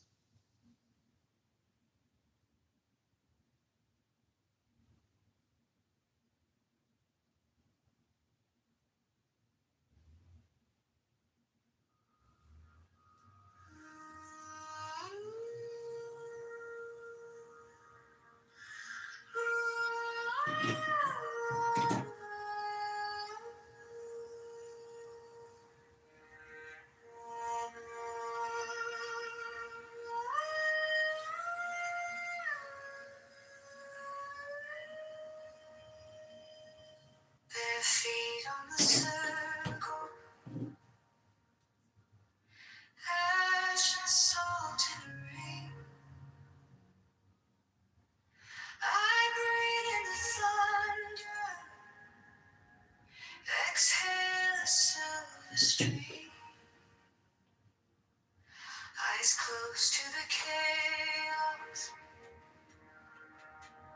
palms lit with steady glow. I call down the stillness from stars you used to know. This is my meditation, crown of quiet fire on my brow. I turn every shadow into soft golden brown.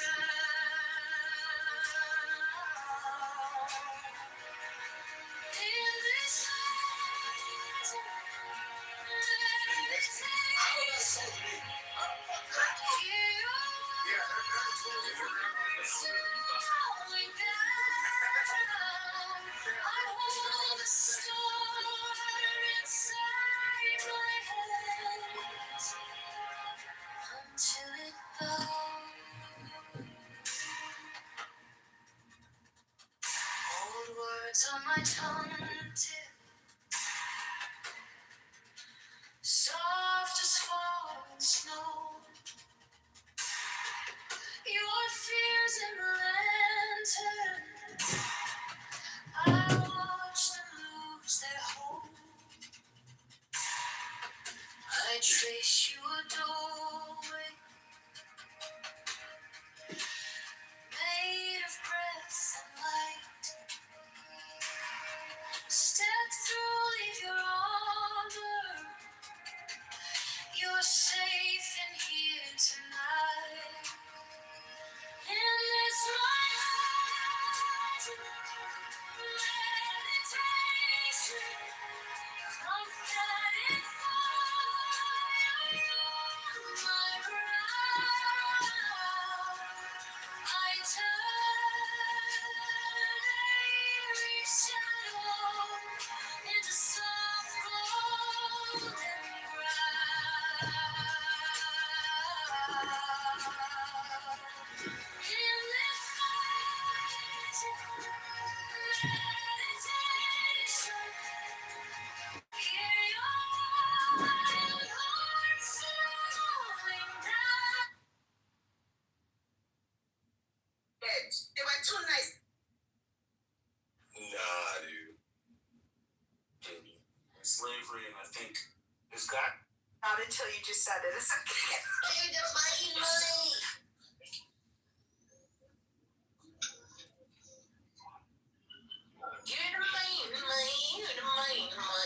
At the pole vault in the Summer Olympics. Yeah, go ahead, Sia. You want to tell everyone about it? I don't, hell no, but I'm thinking somebody was gonna say that. Oh, women are very well aware of all the penis episodes that happen, especially in Olympics. I learned something. Now you need to, AJ. You are now assigned the penis assignment of the day, which is go find out what happened in the pole vault at the Olympics with a penis. Go do it. Okay, I'm assuming they really wear short shorts. No. Track and field. We can see everything in track and field. We see everything in track and field, number one. Number two, if you want to really see a lot of penises in sport, you can watch any cross-country race or track race where men are wearing split shirts. Yeah, that happens at the gym sometimes. I don't know if anybody's ever seen that. OP shorts, those high-cut shorts from the 70s. OP It's down and then it's like out of the court. there. Yeah, I've seen my share of just members at the gym. I'm sorry for making you Google, but I'm not sorry. But you are the person who comes I back. don't want my algorithm to get messed up, so let me do it. Yes, do it on your private browser. But you will come back and report to us and give us, the book report about what happened in the Summer Olympics. When you have a penis that is not, Secure. There you go. Just a quick quote. I don't like surprise or just accidents. Like I thought the one I saw the last time was done. The pole went on the guy's nutsack, and all you heard was like a everything into it. Yeah. I think the best way to describe for people that have never experienced pain, what the pain is like, it's like, you know, in a movie and you watch someone get sliced really bad with a knife or they get cut, like, however, and it's not really. They cut right in the penis. No, my point is they don't even know if they got cut, right? There's like no. Getting hit in the nuts is like what the pain should be getting stabbed, but really doesn't, right? Like that's what it actually feels like when you get stabbed. It's just for some reason getting stabbed is somewhat not that painful if it doesn't hit an organ. You know what I'm saying? So, you know, like, oh my God, am I bleeding? Like, you know, like because it was so clean. But when you get kicked in the nuts, that's exactly where the programming should have been in the human body to feel the pain of when you get cut. It should have been like that. And that's what you feel. You feel exactly the way that it looks like it's going to feel in the movies. And it just like goes into your upper cavity and just like, you know, your spinal column, like sensation, like ripping through your whole body. It's just all concentrated as if, oh my God, this is what death feels like. Right? That's it. I like to compare it to childbirth. Because we know that well too. Well, I'm glad I have them. Exactly. I don't want any nuts things. I'm good.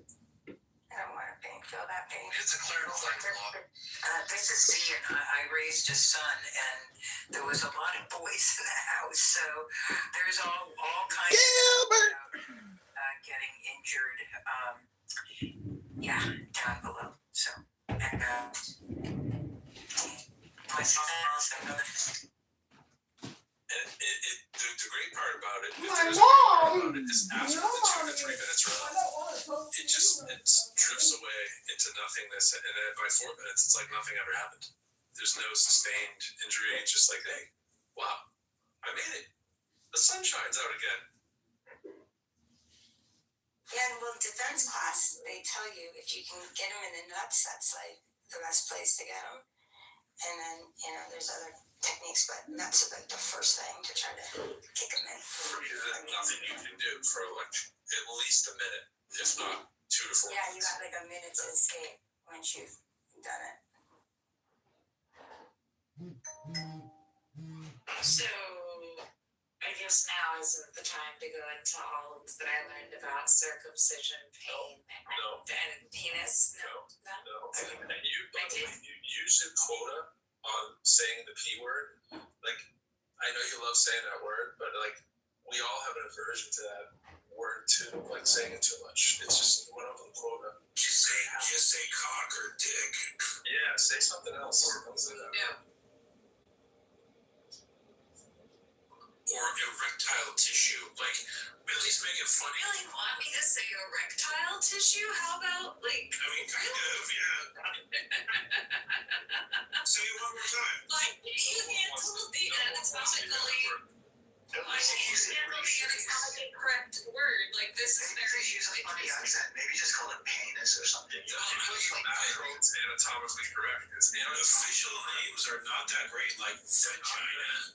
Vagina is terrible. Penis is terrible. You don't need to be accurate. You don't need to be accurate. No. And some of the bad names are bad too. Like the C word for woman is this. Oh no, that's a great one. Caretaker?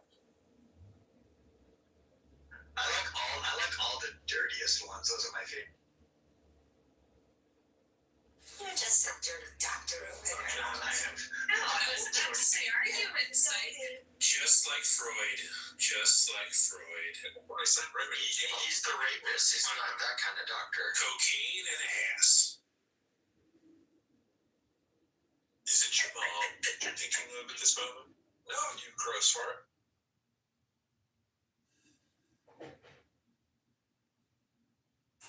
So how does the skiers thing work? And basically, it seems like really counterintuitive. If you make yourself bigger or heavier, then you're just gonna make your outfit bigger and larger. Are you just like increasing drag? No, think of a little flying squirrel. Sorry, I'm filing my nails. Are you saying that the nuts flare out like a flying squirrel. That's what they're saying. Well, that's an interesting visual. There's actually an article on that. The guys doing the injections because they inject their penises with something to make it Silicone. Yeah, silicone. I thought it was. No, it's not silicone. Is it the? I mean, our socks not allowed. Remember it. Which one is it? Sure, that's very practical. Can't they just get fitted for the suits with socks on? No, because you end up like everything is done. Okay, so at least in track and field, I can verify that every implement, everything you use, your uniforms, your spikes, everything has to be inspected specifically by the officials of the sport. You have to. Cheaters, no place better than track and field. Yes, I know. Are cups still allowed? I mean, safety first. Nope. Oh, this is all speculation. You're scaring me. Yo, everyone, Heather has a gun. Leave her alone. Heather's got a gun. And now you know the rest. Heather's got a gun. The more you know. No, the rest of the story. Hello? Was this for Paul Harvey or what was this for? Oh, what was your? Heather's got a gun. I mean, yours was Paul Harvey. Heather's got a The gun. rest of the story. Or is it just No, and another with Paul Harvey. most memorable moments? Sit in the tractor and wait to hear Paul Harvey say, and that's the rest of the story. Good dig? Just That's iconic. And that's the rest of the story. Good day. Hello? Hello? Hello? So this is a pretty fucked up one. Canada's discussing euthanizing newborn babies. Ooh, that's called abortion. Why? Did you remember the right color? Wait, what is that about? So, the Quebec College of Physicians, College of Medicines to Quebec told the Daily Mail that in a rare cases, medical assistance in Canadian end-of-life policy, MAIT.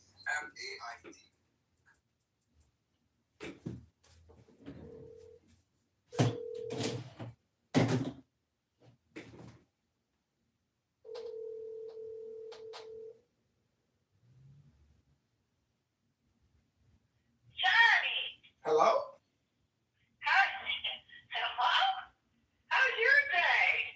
It's good. I just had dinner. I just was at the gym working out, and now I took all the garbage out. I'm gonna clean up a little bit, take a hot bath, sipping some That's what I coffee. just did. I took a hot bath, gave myself a pedicure, manicure, polished, and it was like itch around my ankle. Yeah. It's been going on for a couple of weeks. I put some triple antibiotic on it. Uh-oh. And you know what? It's soothing it. Oh. Must be a little fungus there. Try warm compresses and then ice it. Why? You thinking it's something arthritic? It's just amazing what icing does, because it draws the blood to the area. That's a thought. Because the body wants to circulate the blood to prevent hypothermia, so it'll bring in new cells to the area. Could be working out in the dirt. I got something, Yeah, you got a rash. Huh? You've got a rash. Yeah, a rash. It's probably from working with mulches and moss. Mm-hmm. And, yeah. It's inflammation. Because I usually wear a low tennis sock. Yeah. We have such pretty mild winters. And it's like right where the tennis sock top edge is. Well, try the ice. I think you'll be surprised. Yeah, that would feel really good on it. So, Sam showed her birthday picture. You probably got it too, 11 years ago? Yeah. So, you were living in California, if I recall. Yep, I was living in Hermosa Beach. And you drove to her house. Yep. and you brought a dog. Yep. And you laid in the lounge. She had a recliner, and that dog just loved laying on your body. David. It was a really good dog. You know that? Yeah, that was a good rescue dog. Uh-huh. I think what was its name? David Bowie. That's a good one. I think I brought the dog back to the shelter where I got it from. I can't remember. Yeah, I brought it back to the same shelter. A lot of times people pull a fast one over landlords and say, you know, they get caught finally, and then the landlord says it's you or the dog. Yep. Were you renting at that? Yeah, you were renting at that time. And how long have you had that building you're in? Since 2019. 19. Yeah, 2020 basically, December 2019. So five I was years. thinking 6 years. Somewhere between 6 and 7. Yeah, already. 5 years, couple months. Wow, that's flying, huh? This is my burial chamber. Your burial chamber. That's what somebody else says about their house. Yeah, it is. What the hell is Everybody that? is. Mausoleum. I'm living in my mausoleum now. Who is that that says that? Huh. Everybody anyway, is. didn't Samantha's hometown football team cream the other team? Yeah. I didn't watch it. I didn't watch it either. I was gassed out.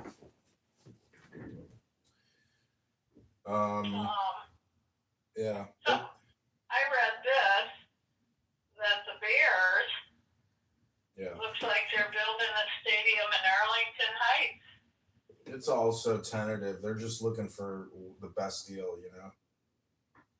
Uh-huh. And Do Chicago. you think that's a good location? Yeah, it's fantastic. It'll be like a huge development. It'll be awesome. Uh-huh. They'll have It'll be a They casino. got that much land out there, huh? Oh, it's huge. Really? Huge piece of property. Huge. And what highway would take you there? I think that's 294, if I'm not mistaken. I'm not exactly sure. It's been a while since I've been out in Arlington Heights. That might just be 90, actually. I don't know. Huh. Well, that would sure bring the dough into that community.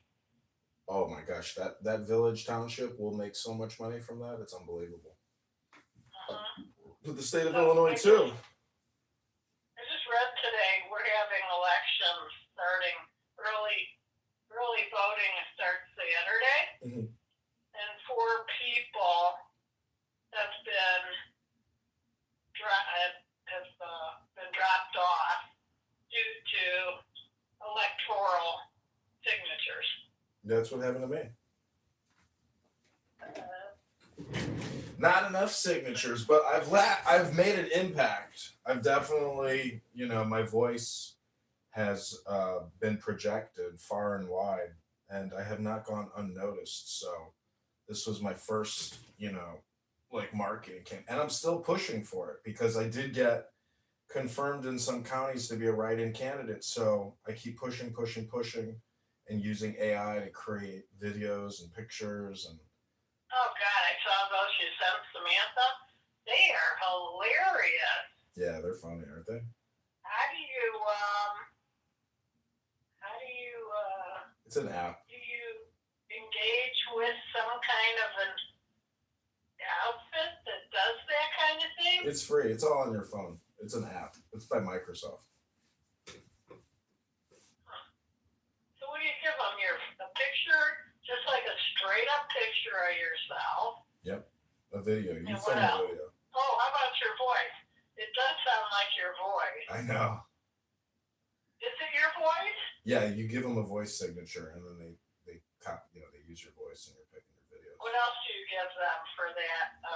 It's just a video of yourself. You look to the left, you look to the right, you look up and down, so they scan your face and take your audio. Very cool. You're the first person I've known to do that.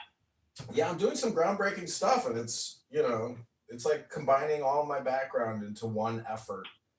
And no, it's funny. Nobody likes me, but they hate the guy that I'm running against. So it's possible. Well, the primary is March 17th, and so we're going to find out how many people voted Democrat in a supposed Republican district. But everybody hates the guy, and it's going to What be about those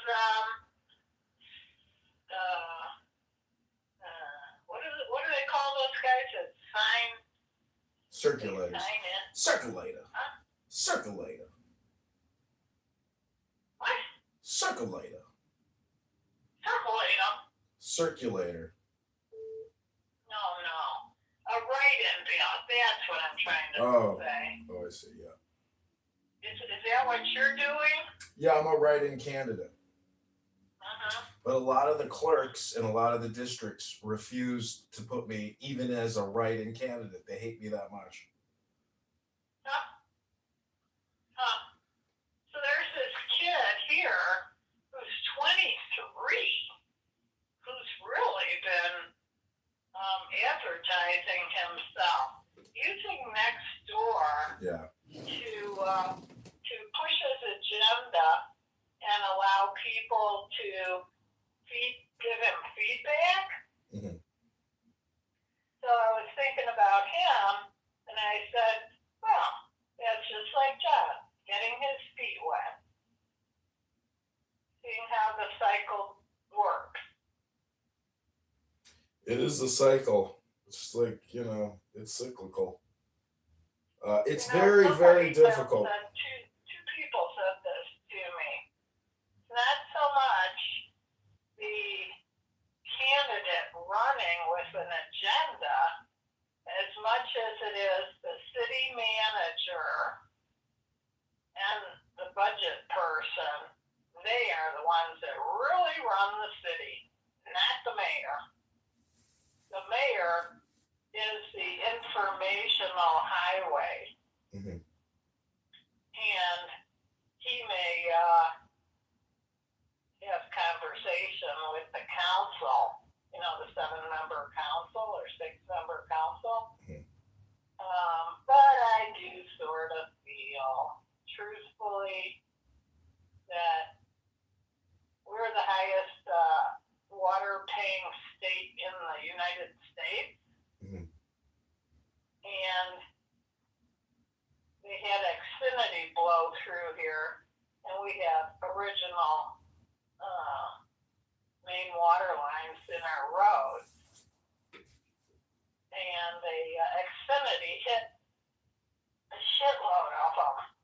People and their sewers got broken, water backed up into their houses. One of the people on the block had it happen. And so what did the city do? They decided to raise the water rates for the next 5 years. Yeah. Now, why wouldn't Xfinity be held accountable? Now we got this other company. I got a notice on the door. They're coming this next week. Easy. Internet's coming. Mm-hmm. And they're going through the same rigmarole as Xfinity. Yeah. I got lucky I didn't get hit.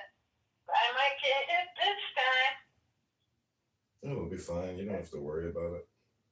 Just disgusting. Oh, and so this woman wrote in on Nextdoor that it happened to them.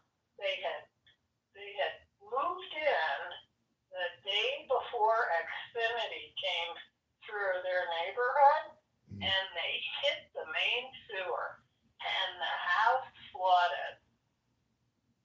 And so Easy says, submit all your bills. We'll take care of all the bills. Well, let me tell you, when they say shit like that and you got to get a contractor on the job, it's never the amount that the contractor says. It's frightening. It's frightening.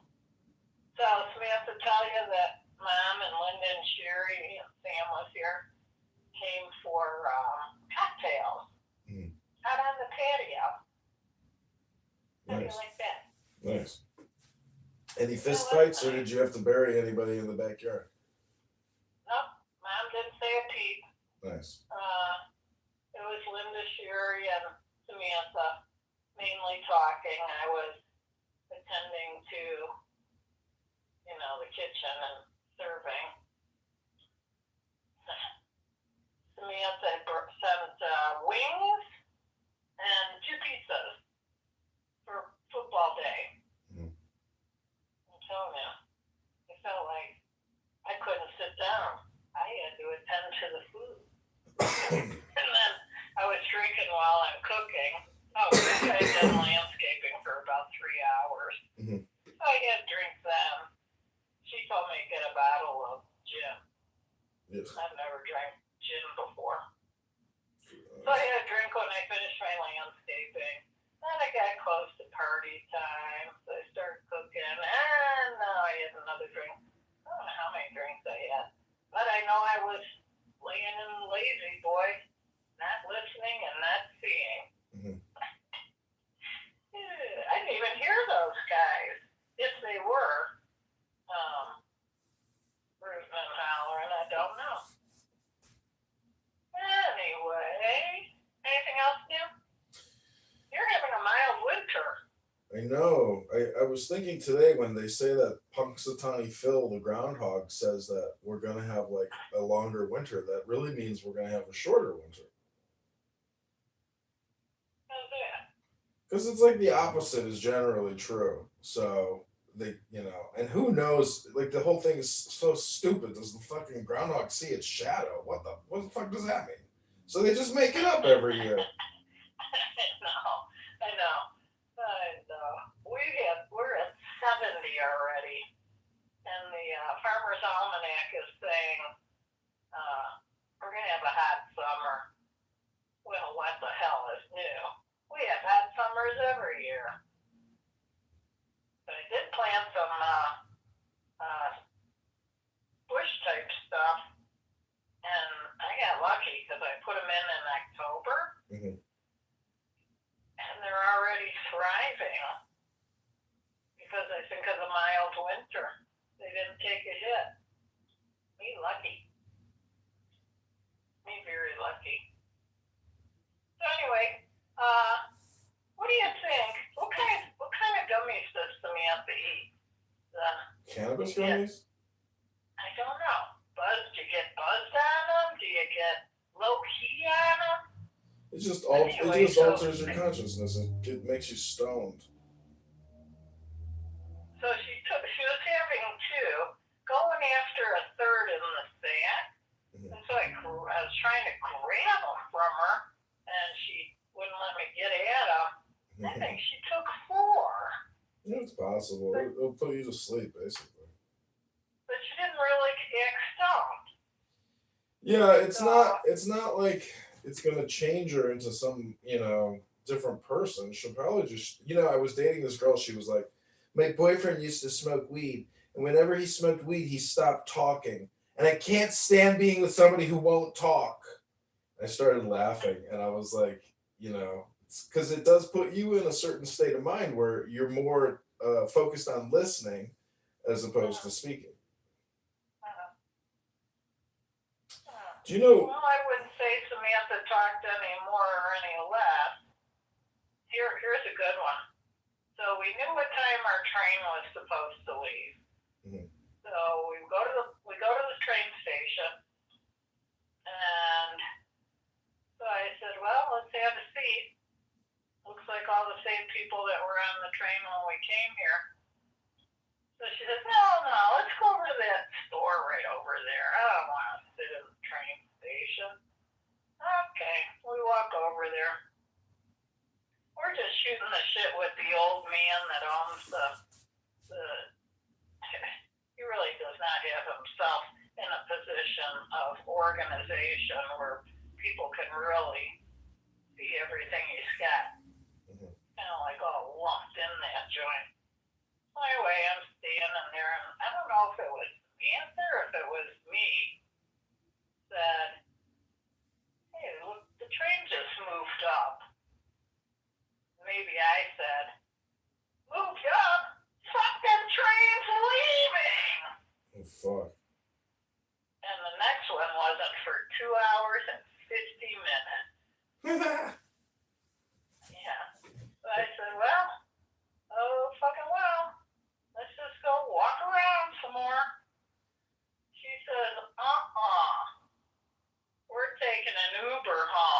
I said, I'm not paying for it. She paid for it real quick. She paid for it. She did. I couldn't believe it. I don't know how much she paid because it's kind of like a silent thing when you plug in where you want to go. You didn't even ask her? No. It's probably $100. Because I'm not paying. But we got home. Yep, we got home. That's my first experience taking a long Uber drive. Mm-hmm. So Samantha had said to me, heads up, do not say a word. Mm-hmm. Yeah. So I don't know why, but so anyway, we're passing I-25 south to go south, and I'm going like this, I'm wagging my finger at Samantha down near the seat, and I'm going, no, he was supposed to get up on that. So I don't know what he's following. Is he following Uber's directions, or what was he doing? So he missed another get on. So what was happening? Oh, it's just like you guys, you were talking and he probably wasn't thinking. And that's the thing, if you're not paying attention, you miss your spot. You miss your timing. Yeah. I mean, can't tell you. I mean, I remember when I was young, I went up to Crystal Lake to go see Billy. And on the way back, I fell asleep on the train. I woke up downtown in an empty train by myself. That's funny. I was terrified. I was on a bus once. Where was I going? Shit, forgot where I was going. So anyway, the bus driver, he had a co-driver, so he says, could you sit back further? I said, yeah, I don't mind moving. So anyhow, we go past my stop, and then I said, so the buses keep going right down the highway. So I said, hey, that was my stop back there. So I had to like support myself, and I said, it's your obligation and your responsibility for my safety. You have to go back and drop me off at my stop. He did not like that. He did not like that. But he knew where I was supposed to get off. And he said, could you sit back there? I need my co-driver to sit up front with me. That's probably somebody just to shoot the shit with. But anyway, he took me back. Nice. Did not make me feel good having to be bossy, but I had to look out for myself. Oh, I know what it was. He was supposed to stop in Albuquerque at the Albuquerque bus station. That's what it was. But no, he kept going out by his Isleta. And so he stopped at a gas station. Everybody gets off the bus and go get snack. And then they all pile back on the bus. Then he had to flip himself around and go back to Albuquerque, making them late on the other end. This guy I worked with in Manhattan Beach, he was like, squeaky wheel gets the grease. I was like, what? What does that mean? He's like, closed mouths don't get fed, John. I was like, oh shit. I was like, squeaky wheel gets the grease. So ever since then, Closed mouths don't get the meal? Yeah, closed mouths don't get fed. Meaning speak up. Tell people what you want. Communicate. Oh, yeah. Yeah. I don't do that so good in a relationship as much as I do in the business world. This guy I know, he's like, I gave my girlfriend a list of everything I expect. And he said, oh, she was so happy. She loves lists, she said. People delude themselves. They think they're in a relationship, but they're really not, Yeah, those are tough. You gotta feel the real deal. If you don't feel it growing in the real deal way, with consistency, right? And maybe you need to twerk it here or there. So you're both on the same page. They're tough. They're hard to find. They're hard to maintain.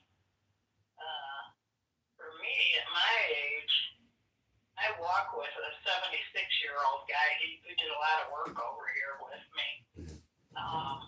He said he's just a married man, and he says men my age, Gene, they do not want relationships.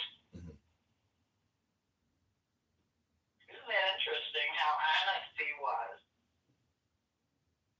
Well, see, there's energy involved in a relationship. Like, I couldn't even imagine being with a woman who's carrying my child. Now, next thing I know, I'm running around. Basically, my whole existence becomes like a bird scavenging to bring back the meal and feed both of them.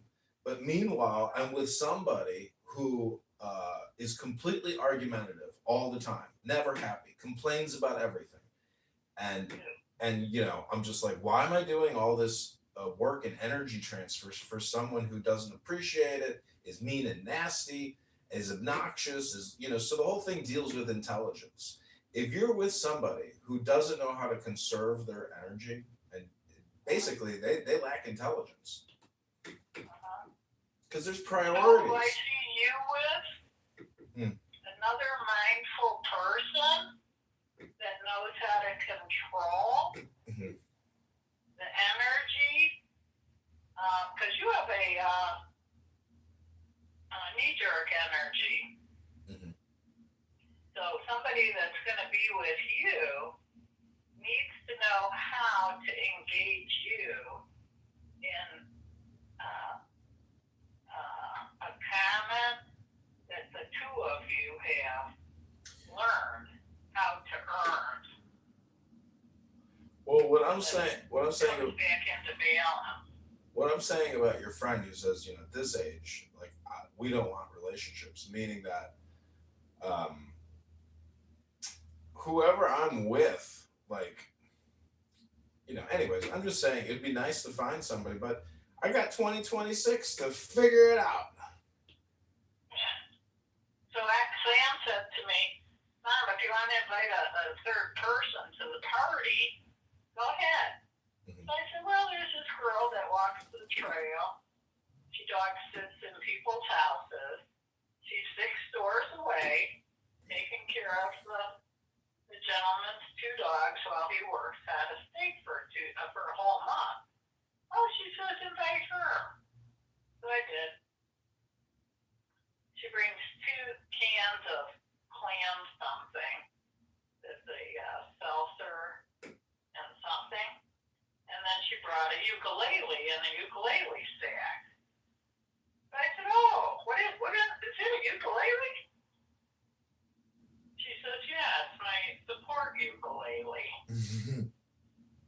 And I said, oh, let's see your ukulele. And I pull mine out. They were the same ukulele. Oh, wow. Yeah. So, what's a ukulele? What's a support ukulele mean? Meaning that, like, she uses it for her emotional, you know, stability. But she didn't play it. Well, so what? I mean, I'm just saying people play music to basically, you know, take their troubles off their worries or whatever, you know. People use it as a meditation because you focus and you're no longer thinking, or you process your thoughts as you're playing, you know, and then you can slip into, like, have you ever been playing where it's like you're not thinking about your movements, but you're making all the right movements? Yeah. But she didn't play it. So what? What's your point? So that sort of didn't add up. Maybe she sucked and she was embarrassed to play in front of you, and she just likes it as like a you know, something to hang on to. I don't know. I've been playing a lot of music. I do know that music is a lot of people's meditative go-to. And that's well, you do it too. Now that I think about I've been playing the flute. I've been playing the flute for like 2 days now, and I finally got it where I'm like, wow, I've never been able to play like this. It's amazing. Well, that's good. That means your ear is tuned. I also find that I can actually sing a little bit, but it's only because I've been like creating this AI music, and I'm like mimicking what I'm listening to. kind of quickly and subconsciously, where I'm not thinking. Like, I sang an impromptu song the other day, and people were like really impressed. They were like, "That was amazing." That's one of the hardest things to do is sing while you're playing music. Mm-hmm. It's like another level Yeah. that you have to achieve. It's breathing though. So the flute, the more instruments you play, the more you can transfer over to other instruments. And so I have, this Persian percussion instrument called the santur. And as I'm exploring it, I'm creating patterns that I know, but then I'm also exploring patterns that, are random. And that all that experimentation over like the course of like 2 years, maybe a year and a half or however long, I'm laying over into other instruments like the flute or my drums, or I have a violin, but it doesn't work, unfortunately. What's wrong with it? The wooden pegs at the top, they won't hold. Like, there's not enough taunt to like keep the peg from rotating, so it's like impossible to use it. But so it either needs re-drilling out and larger pegs to fit those holes or something. They fix violins, I know that. Yeah, so it's not. When you're doing a flute, are you using your mouth and your nose? I'm breathing through my mouth and nose, but part of it is it's like in the past I was always rushing it, but now I'm just like, okay, just relax, just like don't just play with this note, play with these two notes, play with these three notes over and over and over again. And then, like, so I'm trying to basically, it puts you into a state of hypnosis or like flow state. And when you're there, then you can, like, I'm not in a rush to try to play a piece, so it's like nice to just sit here and then be surprised at because there's some instruments I have not been able to play, but today I played what's called an ocarina. Do you know what an ocarina is? No, never heard of that. It's like a conch shell kind of a thing. I think it's made out of porcelain, but it's from a video game called The Legend of Zelda, and it's just a flute. But today I played it today for the first time ever. I actually played it where I was like, "This is really good," and it was all just because I just stopped thinking. There was no stress, and it was just like, let's see if. But it was a transfer from the flute because I was like, anyways. I'm just saying I had a pleasant musical surprise today because I played this ocarina and I had never been able to play anything really substantially nice out of it. But today I was like, wow, I finally figured this thing out. You want to hear it? So interesting. I wonder if other people achieve that level and then they become, eventually, they're the people on the stage you're watching. Yeah, I've never met somebody who was like, let me show you how to do this. Like, because I can actually show people how to do what I do by doing it. Very cool. I think the time you and I and Sam were in Wrightwood, I came home with that squeeze box. Yeah. Did I? I remember you had something. Okay, so I paid them like $20 for it, I think. And I'm sorry I got rid of it. The only reason I sold it was there wasn't anybody to teach you how to play it here.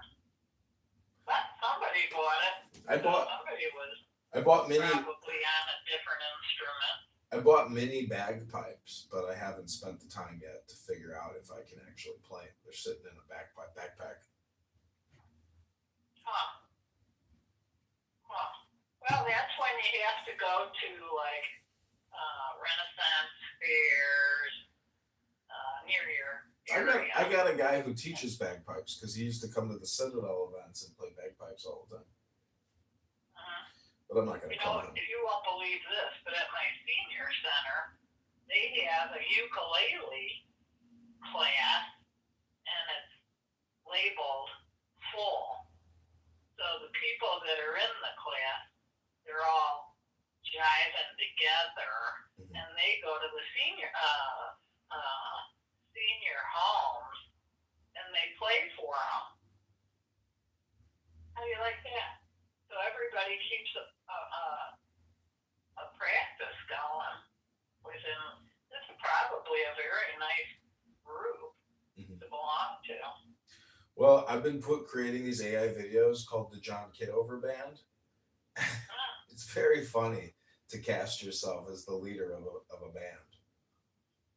But I've been playing so much music and I have so many instruments now. I would love to have enough actual friends where I could host a dinner party or something, and then we could all play a mixture of the musical instruments. But most people would suck. I have a good idea. Huh? A men's group. A men's musical group? Yeah. You don't have to really no knowledge. Get anything going other than these men come to your house and everybody chooses one or two, and they have to clean it by the end of the evening. And you sit and you actually have men discussion. Yeah, I do that a lot. A physical thing. I wouldn't want to invite men over to my house to have conversations. Let me just put it that way. But I will meet with you on a conference call. Well, it's just like having a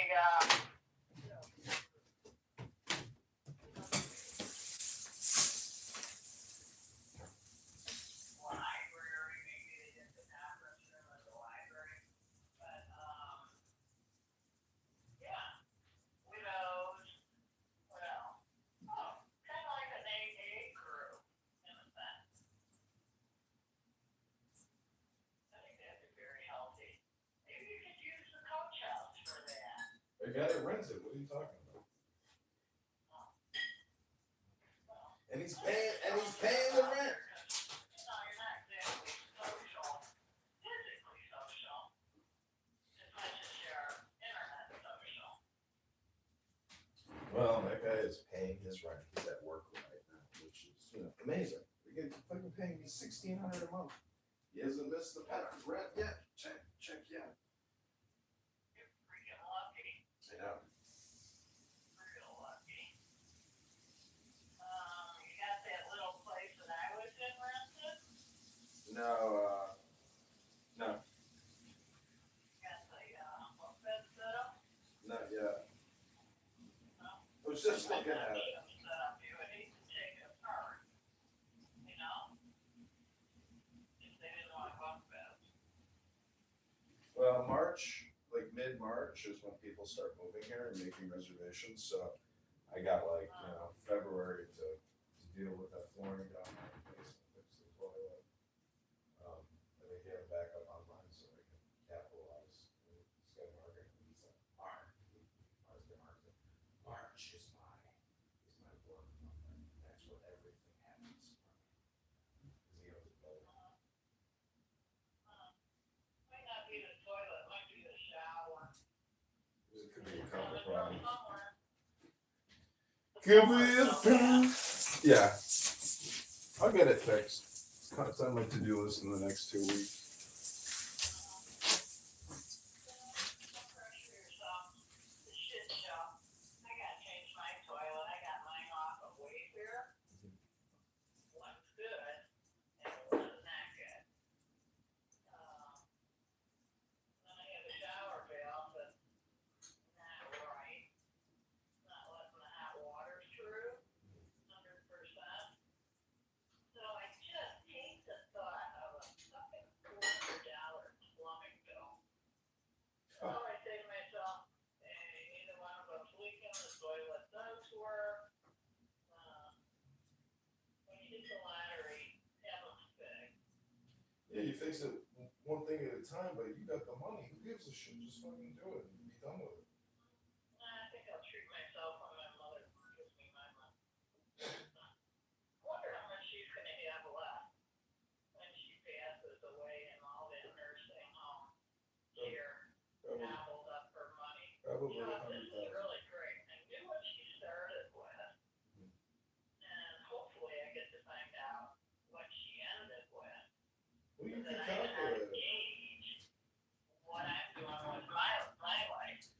can calculate it, you know. You can do the math, but I wouldn't worry about it. You're fine. You got a house, you got savings, you got monthly income, you got a pension. Like you're set. All you got to figure out is your brain chemistry, and figure out how do I, you know, because the whole thing deals with the theory of joy. How do you keep your bliss and your joy and your security? Because don't forget, there's danger everywhere. You could be on the highway, you could be taking a left turn. Next thing you know, you get carjacked, and then you're pissed, and then you get like there's just so many things that can happen that you have to try to be aware. I could be on a trip bus, taking a tour, and the bus flips. Do you know thousands of people, Mom, every single year just disappear? And how do I know I'm not just gonna get a call and say, hey, Mom's disappeared? It fucking happens. Yeah. People in New Mexico, husbands, wives, singles, they have some kind of agenda how to end life. Mm-hmm. And it's through dementia, they don't have the money to go into a home, so they just abandon their car and they just keep walking, and they dehydrate, the animals get them, the hunter goes out, and he sees these bodies, he reports them, and the family members hadn't cured from their parents. And that's how the parents had to take themselves out. Listen to this. I get to the gym today. I'm walking into the gym, and there's a little old lady with a blind person cane touching the wall, like going very slow. And I come up to her and I say, "Are you okay? Can I help you?" And she goes, "Oh, I called Uber." This woman had no eyeballs. No eyeballs. Totally blind. And she's old, like 70, What was she doing in the club? She was outside the club. She was lost. She had no idea where she was. And so I said, well, let me walk you inside the club, into the gym, and the front desk will help you. And so she grabs my arm and I walk her in. And she couldn't get the Uber to come up into the parking lot on the roof. He couldn't figure that out. So anyways, she obviously can't like type on the phone. So the front desk, I think, helped her out. But I was just thinking to myself, like, holy shit. You don't see that every day. Like a blind person completely totally had no idea, like couldn't figure out where the hell she was. Her phone should probably be that Braille kind of phone, I'll bet you it is. I could have helped her more, but I just brought her to the front desk and she said, "Thank you for your help." I said, "Thank you. God bless, take care." And then I couldn't believe it. And I got on the treadmill and like my head was racing. Like, I can't believe it. This poor woman. Then I was like, just breathe and stop thinking, and then I did my workout. I saw online the fatality that I encountered on my way to the gym last week. And all routes to the health club were, backed up. So I said, well, fuck it, I'll just park my car in the bank and walk over there with my backpack. Sure enough, some truck, a woman driver, she didn't see the kid, 19-year-old boy, on his motor scooter, and turns out that kid was up on the sidewalk on his motor scooter the day before, because it happened in front of a Big O where I get my tires taken care of. Mm-hmm. So he told me, I saw that kid on the sidewalk yesterday. The truck didn't see him, or the kid was rushing through the light or something. Well, that truck, somehow, the windshield completely caved in. The kid was dead, and the helicopter took the lady in the truck to the hospital. I can't imagine. The truck must have hit that bike where it flew into her windshield or something. Mm-hmm. I wonder. So anyway, She might not have had her. thing today when I saw it on the internet. Yeah. And it made my legs weak all over again. You know, at 19 years old, that boy just graduated high school last year. No, it's You know? crazy. Or 2 years ago, I don't know. But god darn, you know, his parents, he probably said, hey, I'm going over to, or maybe he was on his way to his little job. And those parents never got to say another word to their son. Yep. Just makes me weak. And that lady that collided with him, oh my God. Think about what she's still going through. It's traumatic. When I was going to Tracy's wedding in Utah, I got pulled over for speeding, and that cop was screaming at me. Do you have any fucking idea? Just 1 week ago, somebody was flying through here at 110, and I had to pick up their body. He was like reliving the moment of somebody that got into a car accident from speeding and screaming at me. Well, think about the trauma that he goes through when he reports to an accident. Yeah. He calmed down, and he was like, I'm going to give you a pass today. He's like, and he wrote me for, less than what I was going. And, but then I never paid it. And then Utah sent a letter to the state of Illinois. And then the state of Illinois said, if you don't pay Utah, we're suspending your license. I was like, holy shit. So I had to pay the ticket. Huh. I went on I used to belong to a vegan potluck in Grand Junction. Did you ever go to one of those with me? We did, but we were in, what was that town? The mining town? Oh. No, I think we stayed in Grand Junction. No, we went out into a little mining town, and they had like a wine festival or something. They were crushing the wine with their feet. Oh, yeah. We met up with the potluck people up there, too. Yeah, the food was great. Amazing. Yeah. It was good, wasn't it? Amazing. And you would make a little card telling everybody what your ingredients were in there in case somebody had an allergy or something. I would go to that Thanksgiving every year. That was 5-star. Yeah. So I went out with one of the guys who was a retired park ranger. And he had PTSD from all the service years he put in. Because he retired, so he probably put 30 in. Oh my God, this guy. And we're on a hike. And he's reliving it. He's talking about body parts having floating in the by boats, propellers being chopped up. He's talking about people that threw themselves into the canyon. Oh my God.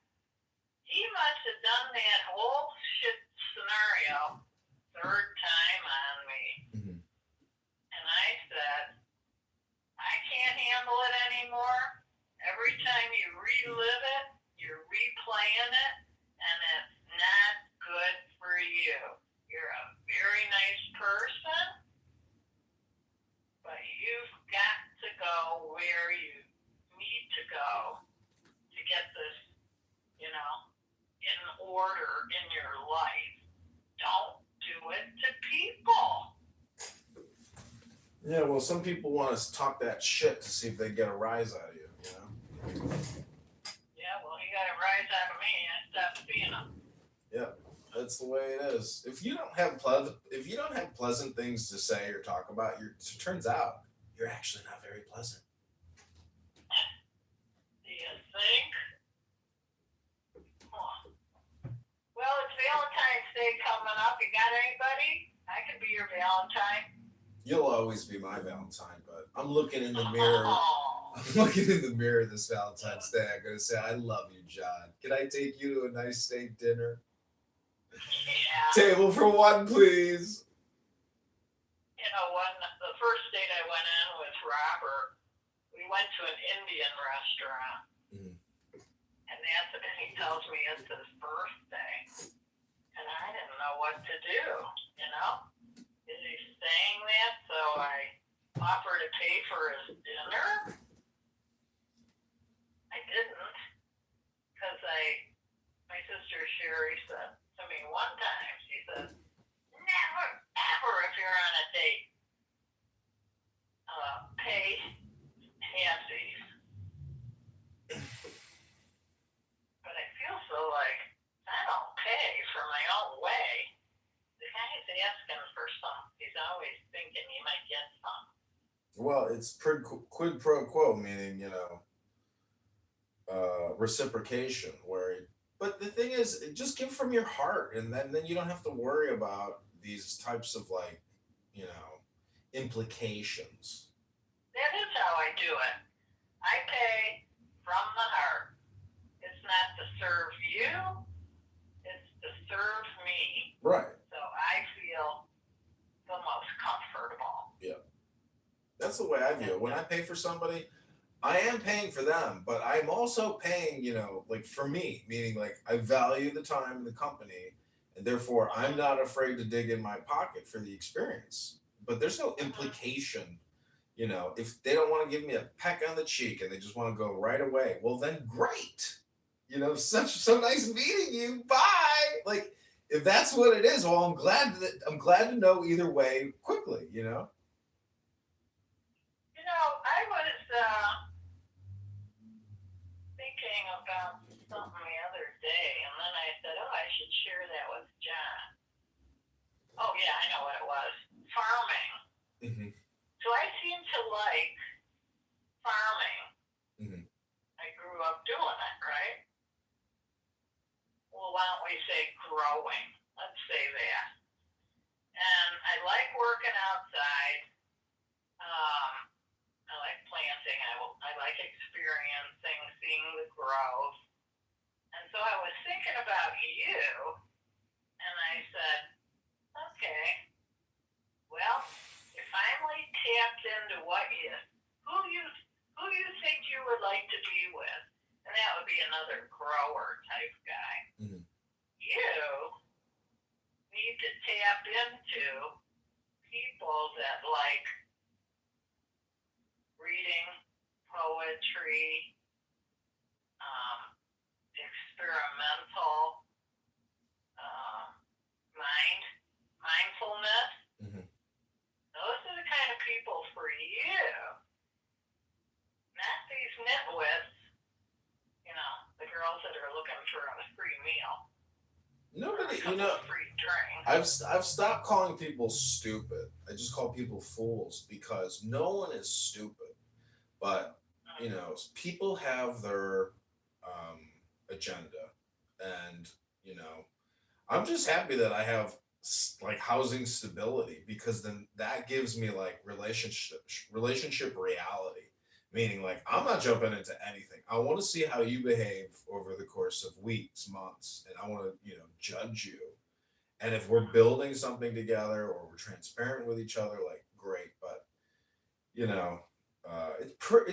and at this point, Mom, just like that older guy, I don't really care if I get into a relationship. It's not like I've been in them, and I've served in those relationships, and I've loved those relationships. But at this point, I'm just great if it happens, but great if it doesn't happen. I'm very indifferent now towards the neediness, or the, I guess, the fact trying that to procure someone. Not procure somebody, but the fact is we don't need the opposite sex, in a partner to be complete. I'm more complete in, my daily routines. And then if there's an addition to that, well, great. But I'm actually more focused on my daily routine and repetition, just gym, food, cleaning, gym, food, cleaning, and then on a Friday, Saturday night, if I go out or if I can plan a date, but I'm not, because Mom, I don't even think I could imagine having a child with a woman, especially a woman that I didn't really love. It would be very annoying to have to service a woman for the sake of a child. Let me say this to you. Samantha said it for the first time. She says, you and Dad were not compatible. Yeah. And I said, boy, are you right on that one. My big mistake. His big mistake. Yeah, but So I had my flip of the doorbell coin. ring today. And I'm like, oh, who came to my house? My friend Mike. I said, oh, this is the day I moved into Rio Rancho. He's a neighbor. So he says, here, I made this for you. I said, wow, Mike. So the two of us, the three of us, so it's a picture of this guy and I. He actually worked with me at the post office. He actually was my tenant. We became very good friends. The three of us took a road trip to Utah together.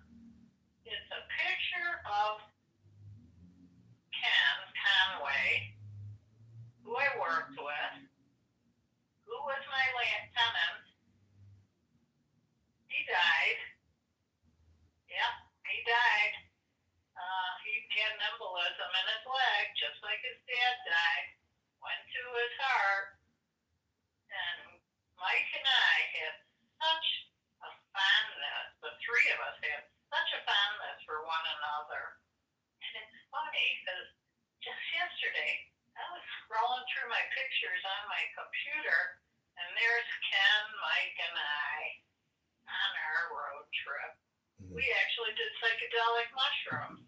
It was early in the morning, and I think we had our breakfast. I would imagine we had breakfast for our health.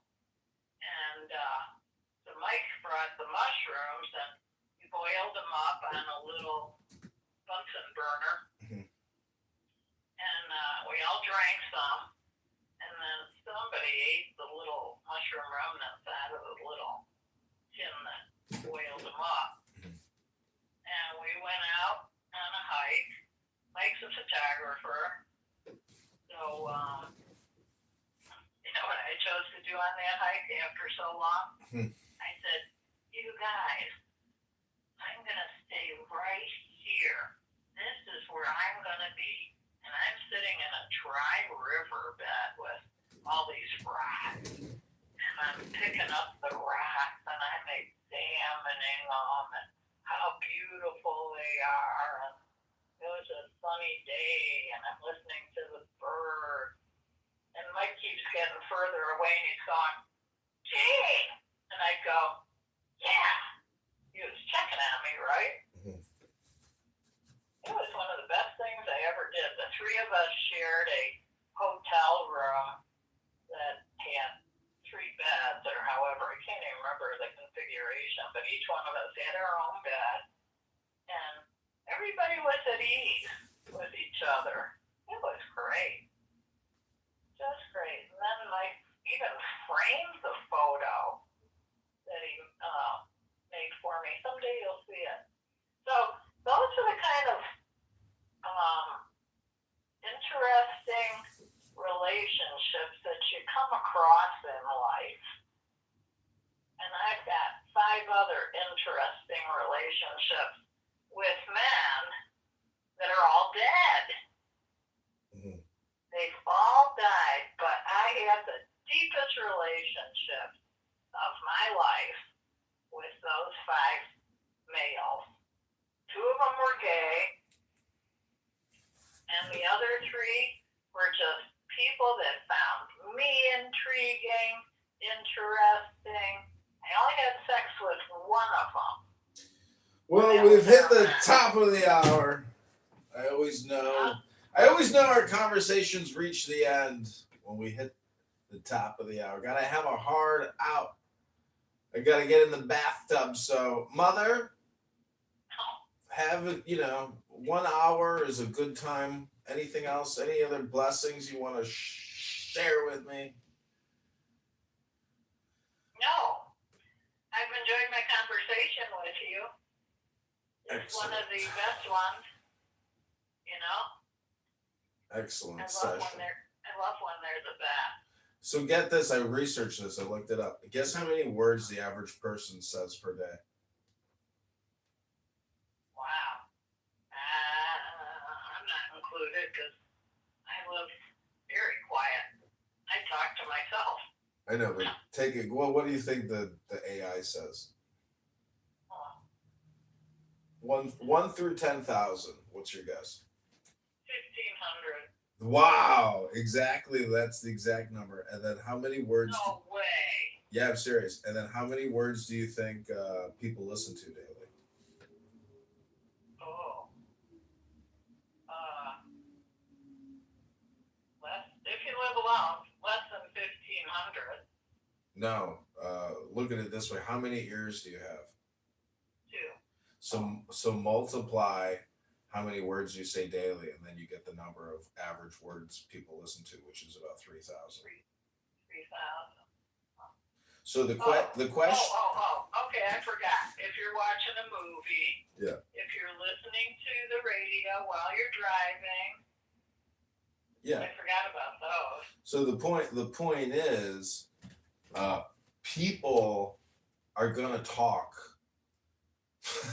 They're gonna say whatever. Like, you see what I'm saying? Like, you can pick what you say. It's up to you. You know, you can listen to what you want to listen to, and what comes in and what goes out. They're generally connected. What people talk about is what they're listening to, and so the point is, you know, associate with the best, listen to the best, and therefore you'll say the best, you'll speak the best. You know, I've read a lot of really fantastic books, and I've read them out loud, and I've retained a lot of that, you know, information and wisdom. You know, I sent Samantha 3 books for her birthday. Oh yeah, she said so. Hope she reads them. I told her to read it out loud and record it, and then listen to the playback, because a lot of physical mind body pain, lower back pain, you know, a lot of that is neurological, and so if you read those books out loud, you know, you're basically healing yourself, because a lot of it is like therapeutic healing wisdom. So a lot of it is stress too, but the thing is, even if you're stress free, you still have to fill yourself up with good words, you know. Anyways. You know, I think I'm hearing the coyote out the back. I'm going out there to see if I can get you to hear it. Yeah, you know what? I do a lot of writing.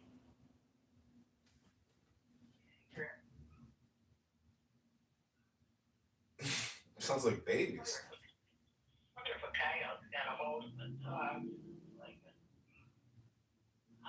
Well, anyway, I do a lot of writing, so I have writing on this tabletop. I got it on the kitchen table. I got it all over the office desk because I do my best thinking writing. Mm-hmm. Isn't that interesting? This, you know, I don't know if you believe this or not, but if you read a book out loud, it's almost like writing it yourself. Say that again?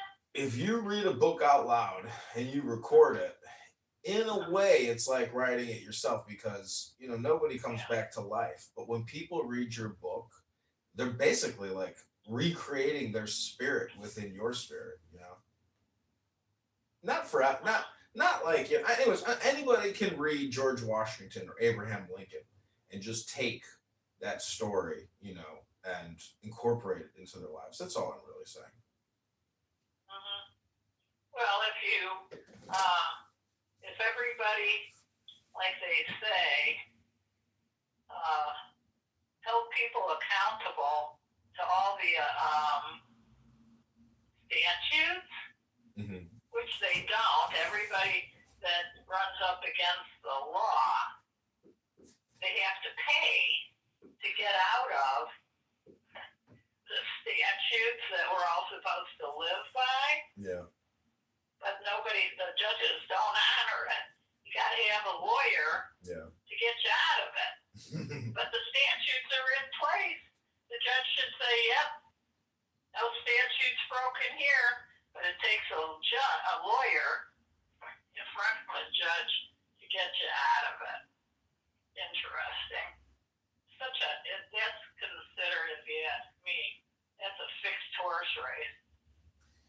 lawyers. And You know what they should do is just make everybody a lawyer after like, high school or college, because they've created basically a caste class system with lawyers and judges. When you run, if I run again for any position, do you realize they can knock you out just by challenging you? Because if they say this signature is not valid, you have to go get an affidavit signed by that person who randomly signed your petition. You got to drive to that effer's house, and they can do that for hundreds of these signatures and make running impossible. So, Right. Their only, way of knocking you out. it's so absurd, and so It's very possible that's what they did to you when you think about it. I tried to do it to them, but they wouldn't honor my request. I tried to do it to them too. They only audited me, but they wouldn't audit my opponents. I couldn't believe it. I thought for once I finally maybe, I thought it was going to be a fair go around, that everybody would be subjected to the same rules, but no, unfortunately, I couldn't get them to do it. I never thought about it until you brought that up. It really. And then you said they didn't like you, so there you have it. But anyways, it's not over. The election is March 17th, and it's early voting, as you know. And so every day I keep pushing out these messages: early vote for John Kitover. And it's so funny because the guy I'm running against, he must see my stuff, and he's probably just like, I can't believe it. Like, somebody is challenging me, calling me a fraud. Because he called me a fraud, and I said, "You're a fraud 1,000 times over. You created $25 trillion in debt. You lied about the vaccines. You said they were safe and effective. It'll protect you, your family, the community. Just do it." He's just a mouthpiece for Pfizer, and he created trillions of dollars in debt to give money to Pfizer, etc. And it was a totally unnecessary medical intervention. And Bill Gates is a psychopath, and he's in those Epstein files. He's a pedophile. He's an actual pedophile, So, and I wonder. It won't ever come to fruition because he's such a huge donor, and his wife. I know. He'll always be buried. No, he's fine. He's fine. I'm just saying the photos come out are so damaging to his credibility, because Kennedy took us out of the World Health Organization. And now that we're out of WHO, we have more oversight into what we're injecting into our bodies and what we're eating. And before that, it was totally, under Chinese instructions. Fucking crazy. The WHO. I don't really still, and I don't think we'll ever know how come the COVID deliberately came here to boost the pharmaceutical numbers. Yeah. That's what I believe they did deliberately. Now there's another layer of COVID in India right now. Well, We get Indians coming over here all the time, and now they got to pay $100,000 to come in here and work. Yeah. Shit. Young They people. bring stuff in here. Young people are dying in the same way that Barton died in his, late 70s. And explain that to me. How the fuck is that happening? Because that's what I think Kennedy. I don't even understand why Kennedy's the guy that chose it. I really don't. The guy has no documentation. He ran for president. He joined forces with Trump. I know. Well, that's why do you? Leader in health. Because he's been Just suing. because he works out. No, because he's been. He's a lawyer. He's been suing Big Pharma for fucking 30 years for giving us fucking poison. This fuckers lie. And they cause a problem to cause another problem to get more money. These fucking big pharma companies, especially with what is it called when you get cancer? You got to do the drip. Chemotherapy. Chemotherapy is like a $50-60 billion a year business just in America, and it's when you look at like the results of it, fuck it. Don't do it. It's not worth it. It's like it kills you. Cancer. I hope I can keep my mouth shut. Wow. Just let it hit have its way with me. It's one way to get out of here. You just gotta be careful I don't because feel like being subjected to appointments. yeah. Who cares? Well, You gotta get some way out of this world. when I was in Charleston, I had a candy vending machine business. My Okay, number one brilliant. my number one machine was on the top floor of a hospital in the chemotherapy ward. And there's like 60 people, 50, 30 people in there doing chemo drops. And all my candy gets taken because they're sitting there depressed eating my chocolates. And I'm looking around, it looked like a ghost, it looked like a room full of ghosts. And you know, in hindsight, I'm just like, I can't believe that like that's the industrial medicine where somebody's like, ma'am, you've got cancer. Come with us. We're gonna put you upstairs and put you on a drop right away. I mean, that's fucking bullshit. That woman, you know, this is the thing about those PSA levels and Barton going crazy. Oh, my PSA level. They give you a diagnostic. It stresses you the fuck out. They're not calming the patients down. They're causing them mental stress. If it was real medicine, that you say, come with us, we're going to take you to a yoga room.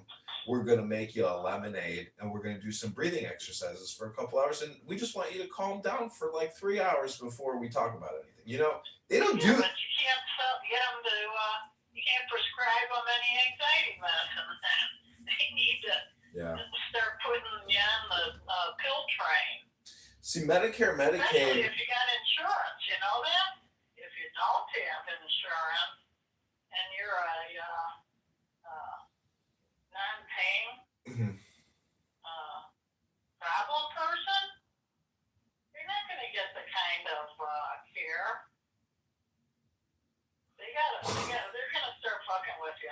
They're going to start spacing out your appointments so you get sicker and sicker quicker. Yeah, if it was a real healthcare, you know, if they really wanted to heal you, they would say, you know what, we're gonna put you on a flight to Cancun at a 5-star resort right now. Come on, you're going to Cancun for a vacation. Most people, obviously, you know, like if it was totally free, they'd be like, fuck yeah, let's go. So I don't care about being on chemo. Take me to Cancun. Absolutely. It's a racket. It's a racket. Yeah. The insurance, it starts with the insurer and the government. They're in bed together. Oh, I gotta tell you agree? one more thing. I got guess who contacts me? The post office. I get an email from an inside sales representative at the United States Post Office that deals specifically with candidates running for Congress, you know, any office. And she's trying to sell me on you know, mail delivery for the campaign. A salesman. I didn't know they had that. I didn't know this. I never thought about it, but I didn't, you know, they do have inside sales reps. So that's a great job. Yeah. That's a nice I government told job. Samantha that she should apply to the post office, see if she can get an office position. I don't know if her husband's got big bucks. Why would she want to like have to take away from her life that much? That's a lot to give. That's a real service type of job. I mean, there's no glory. It's just dirt and hard work and time. You know. Well, she didn't have children, so I luckily wanted children, and I luckily enjoyed my children. Mm-hmm. She doesn't have that. She gets his stress. Mm-hmm. That ain't a baby, you know. That's killer shit. Mm-hmm. And I worry about her. Yeah, and but I say, you know, you don't have to worry. You don't have to do anything you don't want to do. Yeah. You're a very viable employee for somebody. If you choose to just go back in the work world, I'll support you on that. Yeah, somebody else's. Well, Mom, nobody wants to basically downgrade. You know, she's got an incredible resume, so the only way she's going to do anything on a 40-hour-a-week basis is something that, you know, compliments her. It doesn't compliment her. She's like,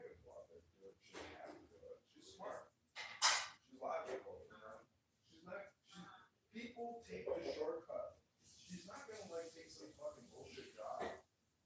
For what? Like, she got dogs to take care of. Don't you know that? Like, the dogs are the kids. Yeah, I know, but I don't want her slipping through the, I don't want her going into fucking ozone oblivion and get anguish and stress. I hope she's in the right relationship. You don't have to worry about her. Like, she's got fallback. If things don't work out for her, or she's unhappy, she wants to make a change, she's got me or you to immediately go house herself in. Believe me. She's in control, and she's not stupid. She knows at any moment if she wants to get out of that relationship, or she easily could leave immediately. Like, she's there because Take one suitcase to hold her over till she gets to her next stop, your place or my place, and leave everything behind. yeah, but this conversation is just totally pointless because it's day to day, mom. Life is just hour to hour. You don't have to worry about what she likes that guy, and to me that's like, I've observed her my whole life. That's like she's lucky she's got that guy. That's the guy. That's the guy she likes. You want to hear a cute little story about her on her birthday? So she gets your birthday wish. She gets one from Sherry and Melinda and Kia. What's her name? Kia? No. Alita. And whoever else. But not Karen. Oh, I had no idea it was her birthday.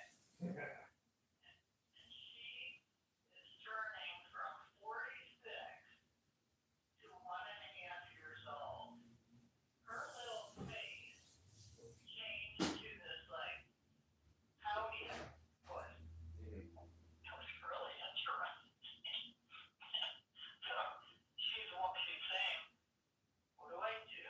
Do I tell him it's my birthday? Should I wait a couple more hours? And then she gets an email from him and she goes, there it is. So it says, we're going steelhead fishing on Wednesday. And I was laughing because when he realizes he sent her, we're going fishing Wednesday, and he doesn't realize it's her birthday, he's going to go, oh my God, I sent my wife, they haven't even been married a year, I send her an email saying we're going steelhead fishing on Wednesday. So she couldn't hold herself back anymore. She puts the birthday hat on, says happy birthday. She emails them and she says, today's my birthday. Poor thing.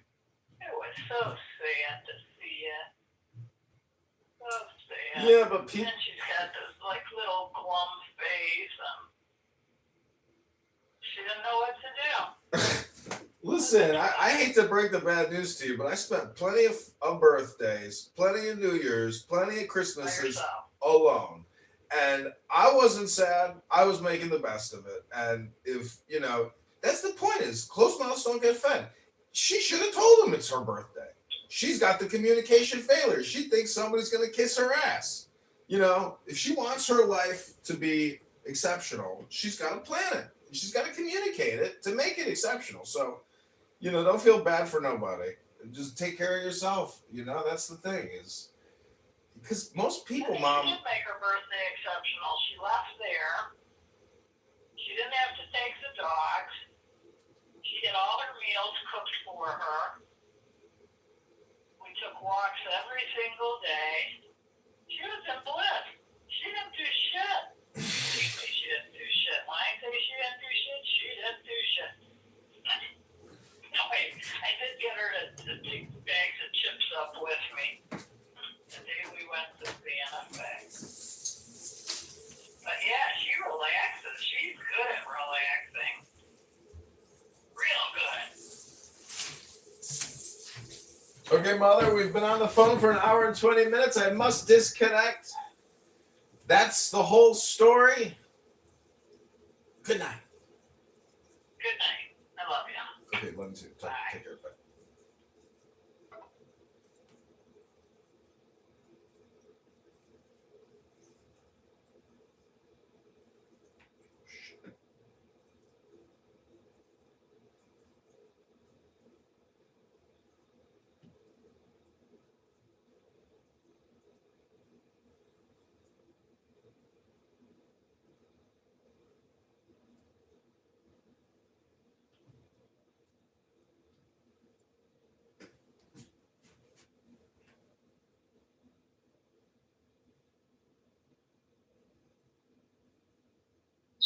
The law is a prescription.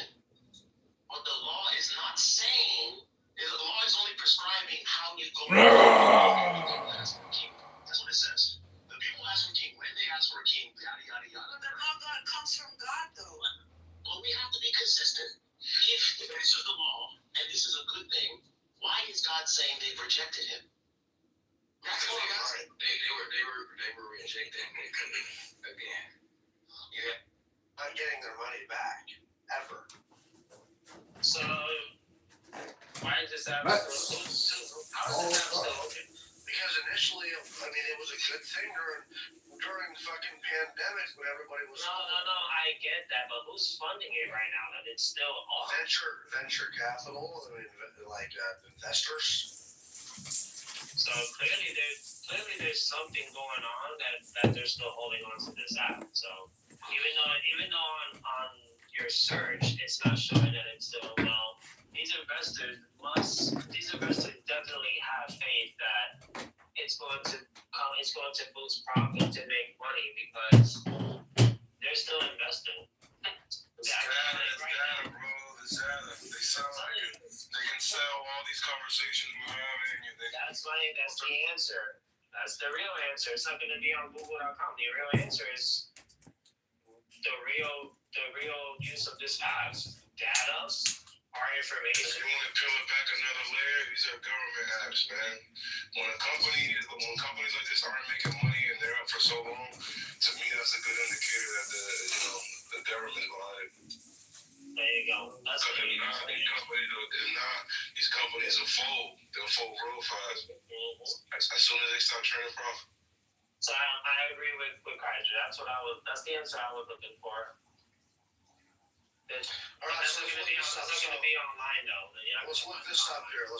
So, Clubhouse raised hundreds of millions of dollars from investors during its early hype phase, valued at over $4 billion at its peak. This funding was used to grow the platform rapidly, hire staff, and maintain operations, even though the app wasn't generating much revenue. By the way, they cut 52% of the staff in 2023. Venture funding is essentially investor money used to subsidize growth. It's not profit from business itself. So there really is no sustainability in this. Like you said, I mean, the only way that's going to be able to believe in it. They believe in it because it's still on. It's still active. I hope so. Hope for our sake. I don't care if this app went on so long. I don't rely on this app for anything. It's Jeff is a narcissist. I think he thinks it's like, it's like part of like his financial advisory business. It's a great way to make clients. But it has turned out to like the room to feed Jeff's ego, and he spends no time working on himself. And you hear him, he's sick with his cough. So the problem by hosting a room all the time, it like tethers you, and you can't basically, do as much as you could do, and thus it becomes a detriment to growing your business. And he's, I've heard him have some technical conversations about, financial definitions, and basically his content sucks. Yeah, a bunch of people moved to Clapper from stereo. Jeff's no superhero, dude. I don't like Clapper. He's not the Jewish superhero of Clownhouse, I assure you. You're listening to the Jewish superhero of Clownhouse. And I'm not even Jewish, for Bono Shalom. You saying that is weird, but I can see a division since you mentioned it. You know what I'm saying? Let's do some fuck class. Jeff is a schmuck, is what I'm telling you. Yeah, I don't know. It's just. Yeah, he doesn't care about anyone. But that's his problem. He's here to try That's to what like. it is, dude. If it shuts down, I hope not, though. But Anyways, he gets his dopamine, dude. Everybody's a dope. Well, that's all it is. Some dopes are bigger dopes than other dopes. That's life, isn't it? Gonna be about Hello? in an automated fashion to evaluate all the agents and all the methods and techniques possible to take a look at this, extract this information, yada yada yada. Sounds good. All right, I got that written down. Appreciate it, man. Yeah, no problem. Let me know how it goes, and if you have any hiccups or anything, just you can message me. I'll give you my email as well.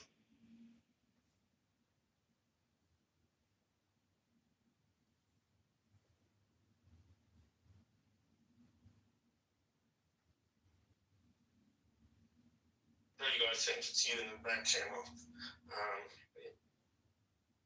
Appreciate it. Yeah, and a few people have like offered to help me, and in the few minutes that people spent with me, it like changed my life.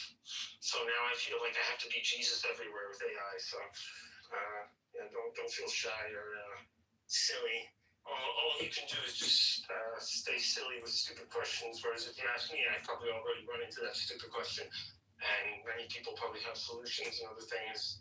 But once you get used to the cursor thing, maybe you'll feel like I don't feel comfortable running OpenClaw, but I do feel comfortable running cursor with a Ralph Wiggum loop because then it's one folder and only so much damage can occur in that one folder.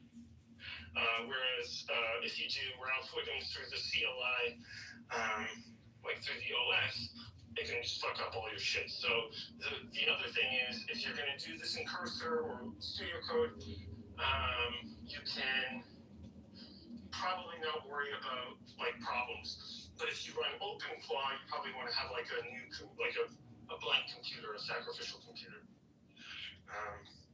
Yeah, no, because I got stuff on this one that, yeah, like I got NRC codes and stuff like that I can't lose. So, yeah, I'll have to be careful. Yeah, and as long as you keep the permissions, I don't think. Well, actually, that's not true. There is a team of Chinese hackers who showed that they can get the LLMs to escalate privileges to get out of the VM hypervisor. So that is crazy. But we'll leave that for another day. Like, oh, by the way, the genie can get out the bottle on his own.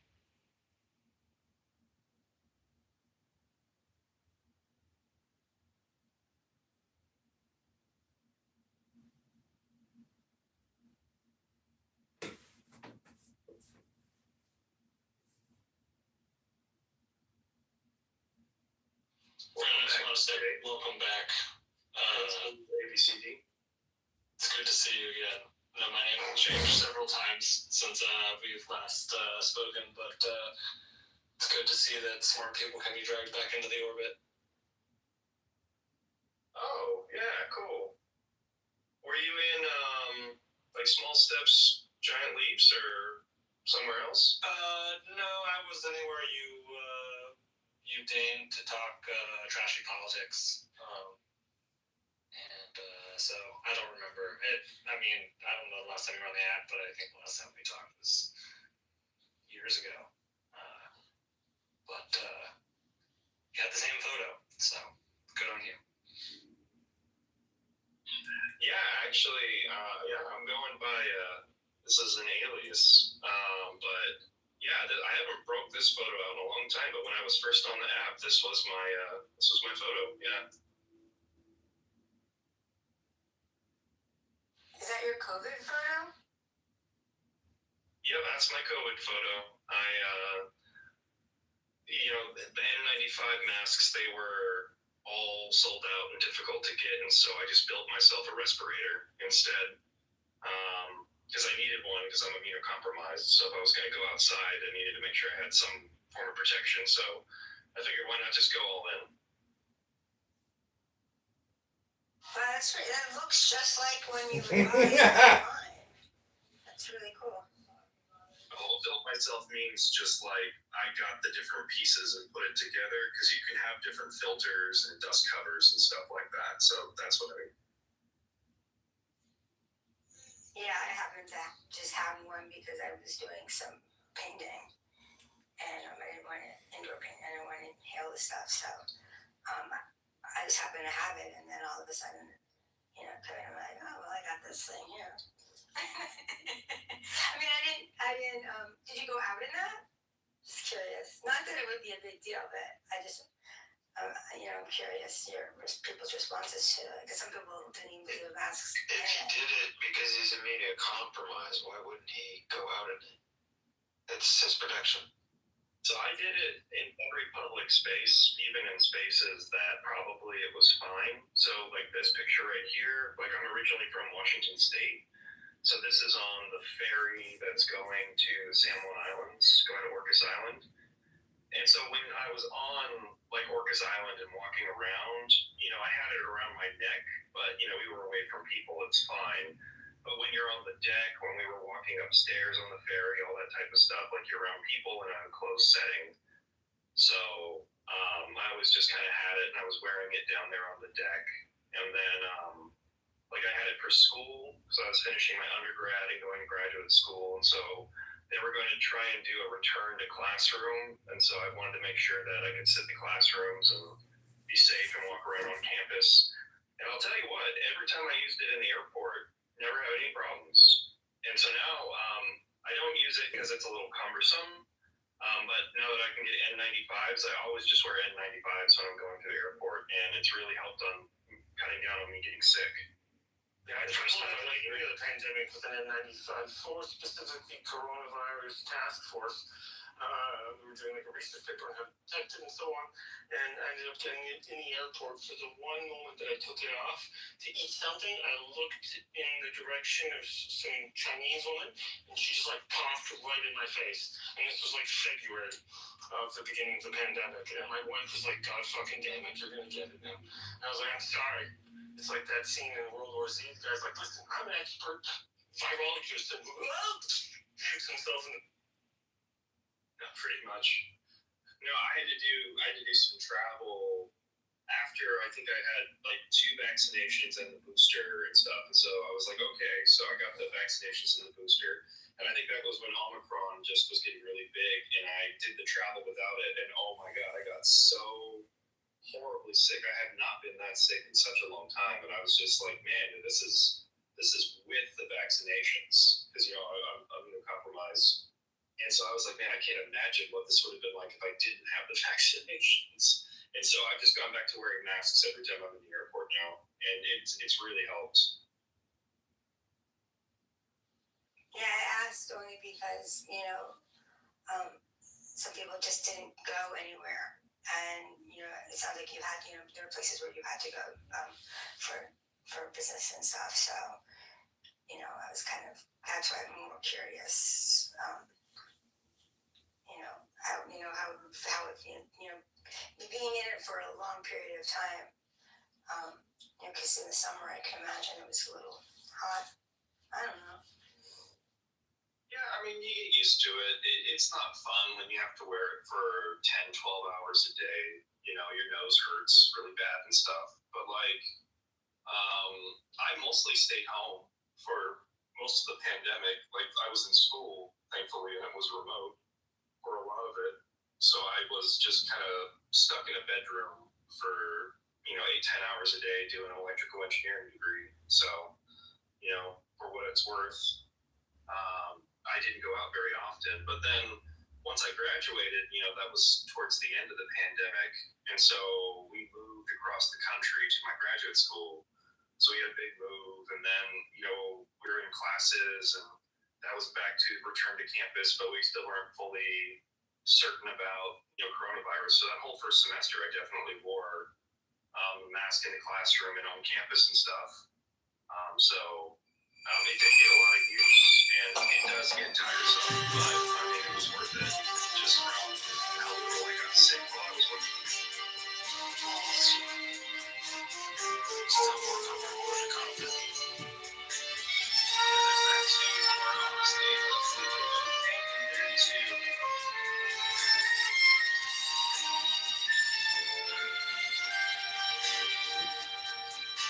We agree.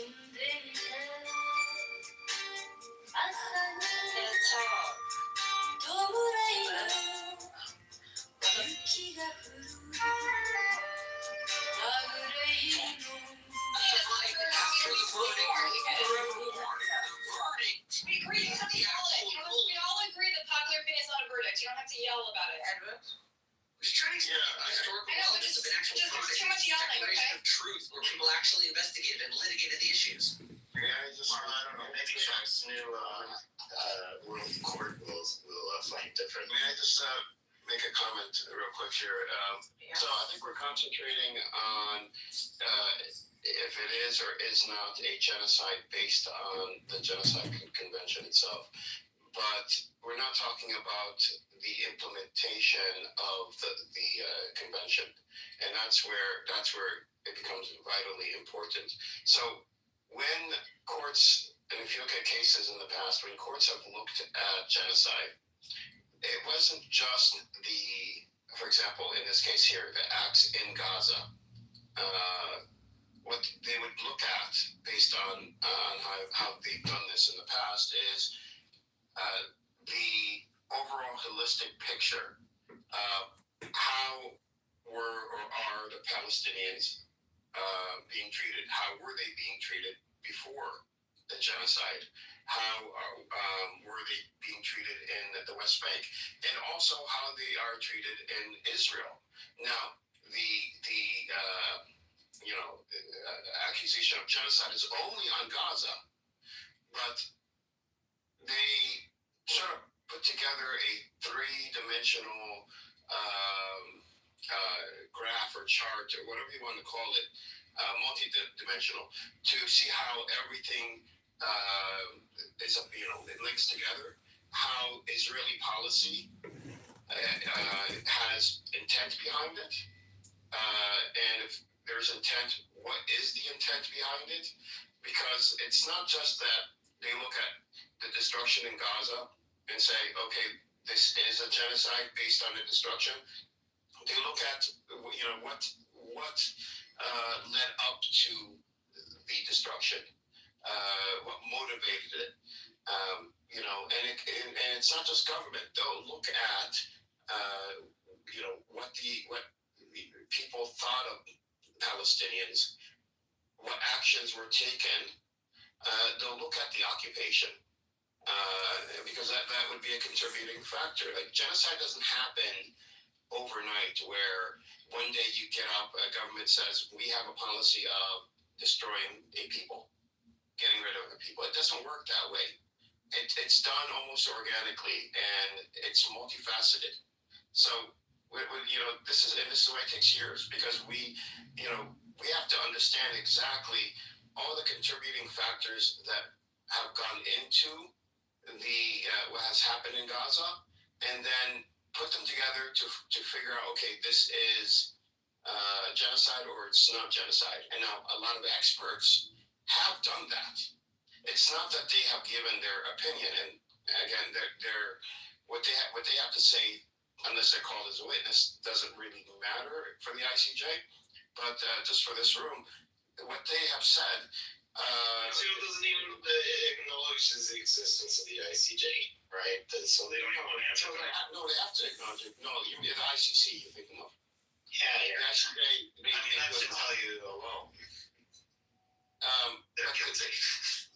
Well, so the thing is, like, these genocide scholars, they are taking a more holistic view of what are Palestinians and what does that mean to the Israeli people, Israeli government? For example, and I don't know how much of a role this plays, but I'm just giving this as an example. In Israel, Palestinians are called Arab Israelis, not Palestinian Israelis. That would be something that I would think a court, the ICJ, would look at as a contributing factor in the intent to commit genocide. Now, was that done to commit genocide? No, I don't believe that. That's not reasonable. However, first, dehumanizing or diminishing or taking away the credibility of a specific people, That comes first before you can actually get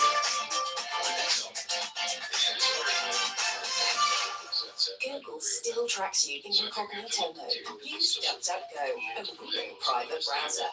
You know, the court's job is to put all these puzzle pieces together and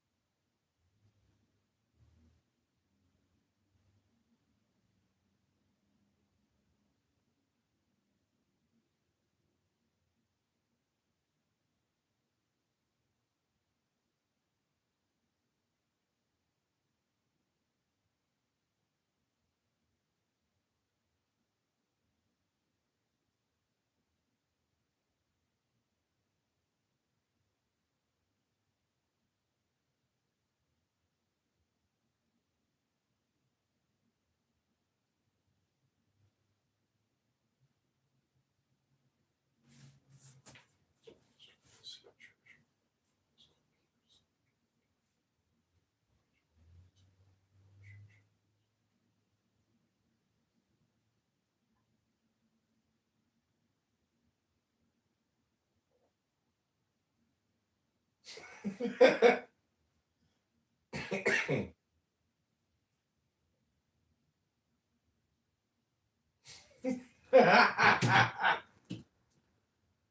we can go back, and they would go back decades to see the policies and how Israel's military and its propaganda. I know that about having a good berth at the checkpoints. Look, I'm the last time. If you guys ever hear me on the app, like I'm always trying to get people to not to generalize. And if you do listen to me closely on the app, I'm always defending people that are being anti-Semitic. So the last person, believe me, that wants to say that the Jews committing genocide would be me. Like I don't like it. I have to say that, but it's fucking pretty fucking obvious. And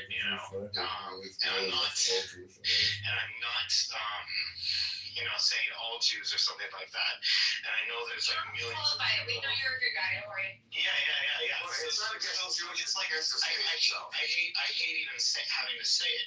Just the same thing. My family is from former Yugoslavia, Serbia, and I'm telling you, I genuinely think some of those Serbs or even the Serbian state or whatever has to take responsibility. I think they did commit genocide. Well, in that case, if it were up to a lot of people there. If it were up to a lot of people there, they would have erased every single Albanian and Muslim and Turk from all of former Yugoslavia. That's just the way they felt, and they did not manage to carry it off. They got in trouble for trying, and they didn't own up to it. So I don't know, man. I just think it's fucking have some pride. If you're trying to kill a bunch of people, just say it. Just say I'm gonna fucking do it, and hedge your bets, right? Yeah, because the way that I look at it is like, look, a person, a little kid that was born, let's say, Jewish in Jerusalem, right? He didn't choose to be that way. He swept up in fate, right? And then a little kid that was born in Palestine, he didn't choose to live there. He swept up in fate. Right? And the whole world and their parents and everybody else pit these two kids against one another. And if they're sworn to be enemies and they go to war, they should have some pride and just leave it to the gods of war and say, You did this quite a few times. I don't want to interrupt, but you're being a little repetitive. Yeah, but I know. I think about you. Give other people a chance to talk. Can I just say real quick, when it comes to Yugoslavia, the court didn't find that Yugoslavia had committed genocide, but it did find, I believe, the army itself had committed genocide. Yeah, so it was 1,000%. It is 1,000%. You can find the idea committed genocide and not Igor's been waiting patiently, and we kind of talked over him for an hour. So go, Igor. So basically, they proved that genocide is done in Srebrenica, not in whole Bosnia, just in the part, and it was concluded that Bosnians did the genocide, and that included that Radovan Karadzic and Ratko Mladic was convicted in ICC, not the ICJ. ICC is for the individuals, ICJ is for the state relationship.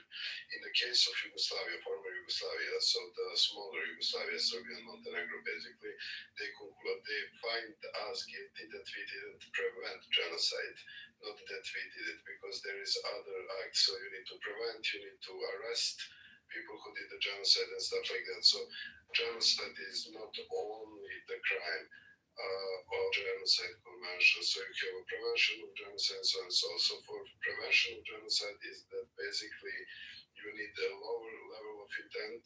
So basically, if you just didn't prevent, not necessarily. So it's Serbia, like Republic of Serbia, was. Is that make sense, Edward? What I'm trying to explain? I'm a little bit tired. No, it's perfect sense. I want to give Zelani because he's been waiting patiently and So that's been weird. things in his So I went and found. I know there are multiple, like this one, but I at least found one of them to read from. Let me just switch to the tab.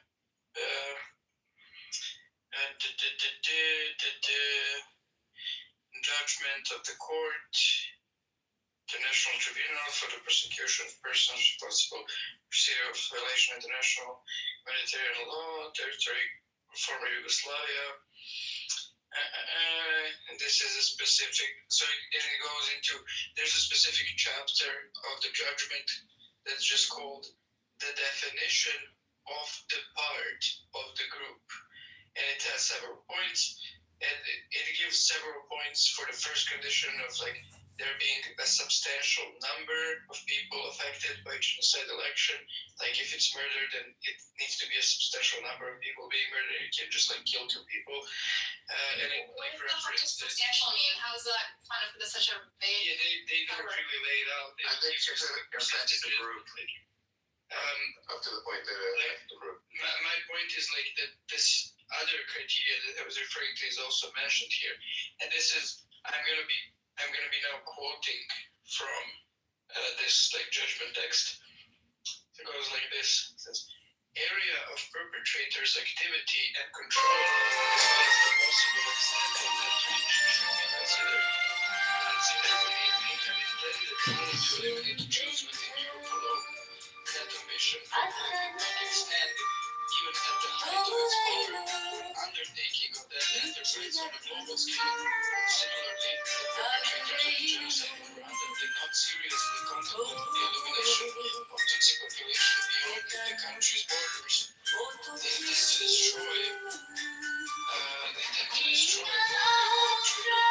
genocide for the whole so this is the general criteria being established, and then it gives specifically the application of that criteria to this specific case of this guy specifically within the chief staff of the army of Bosnia.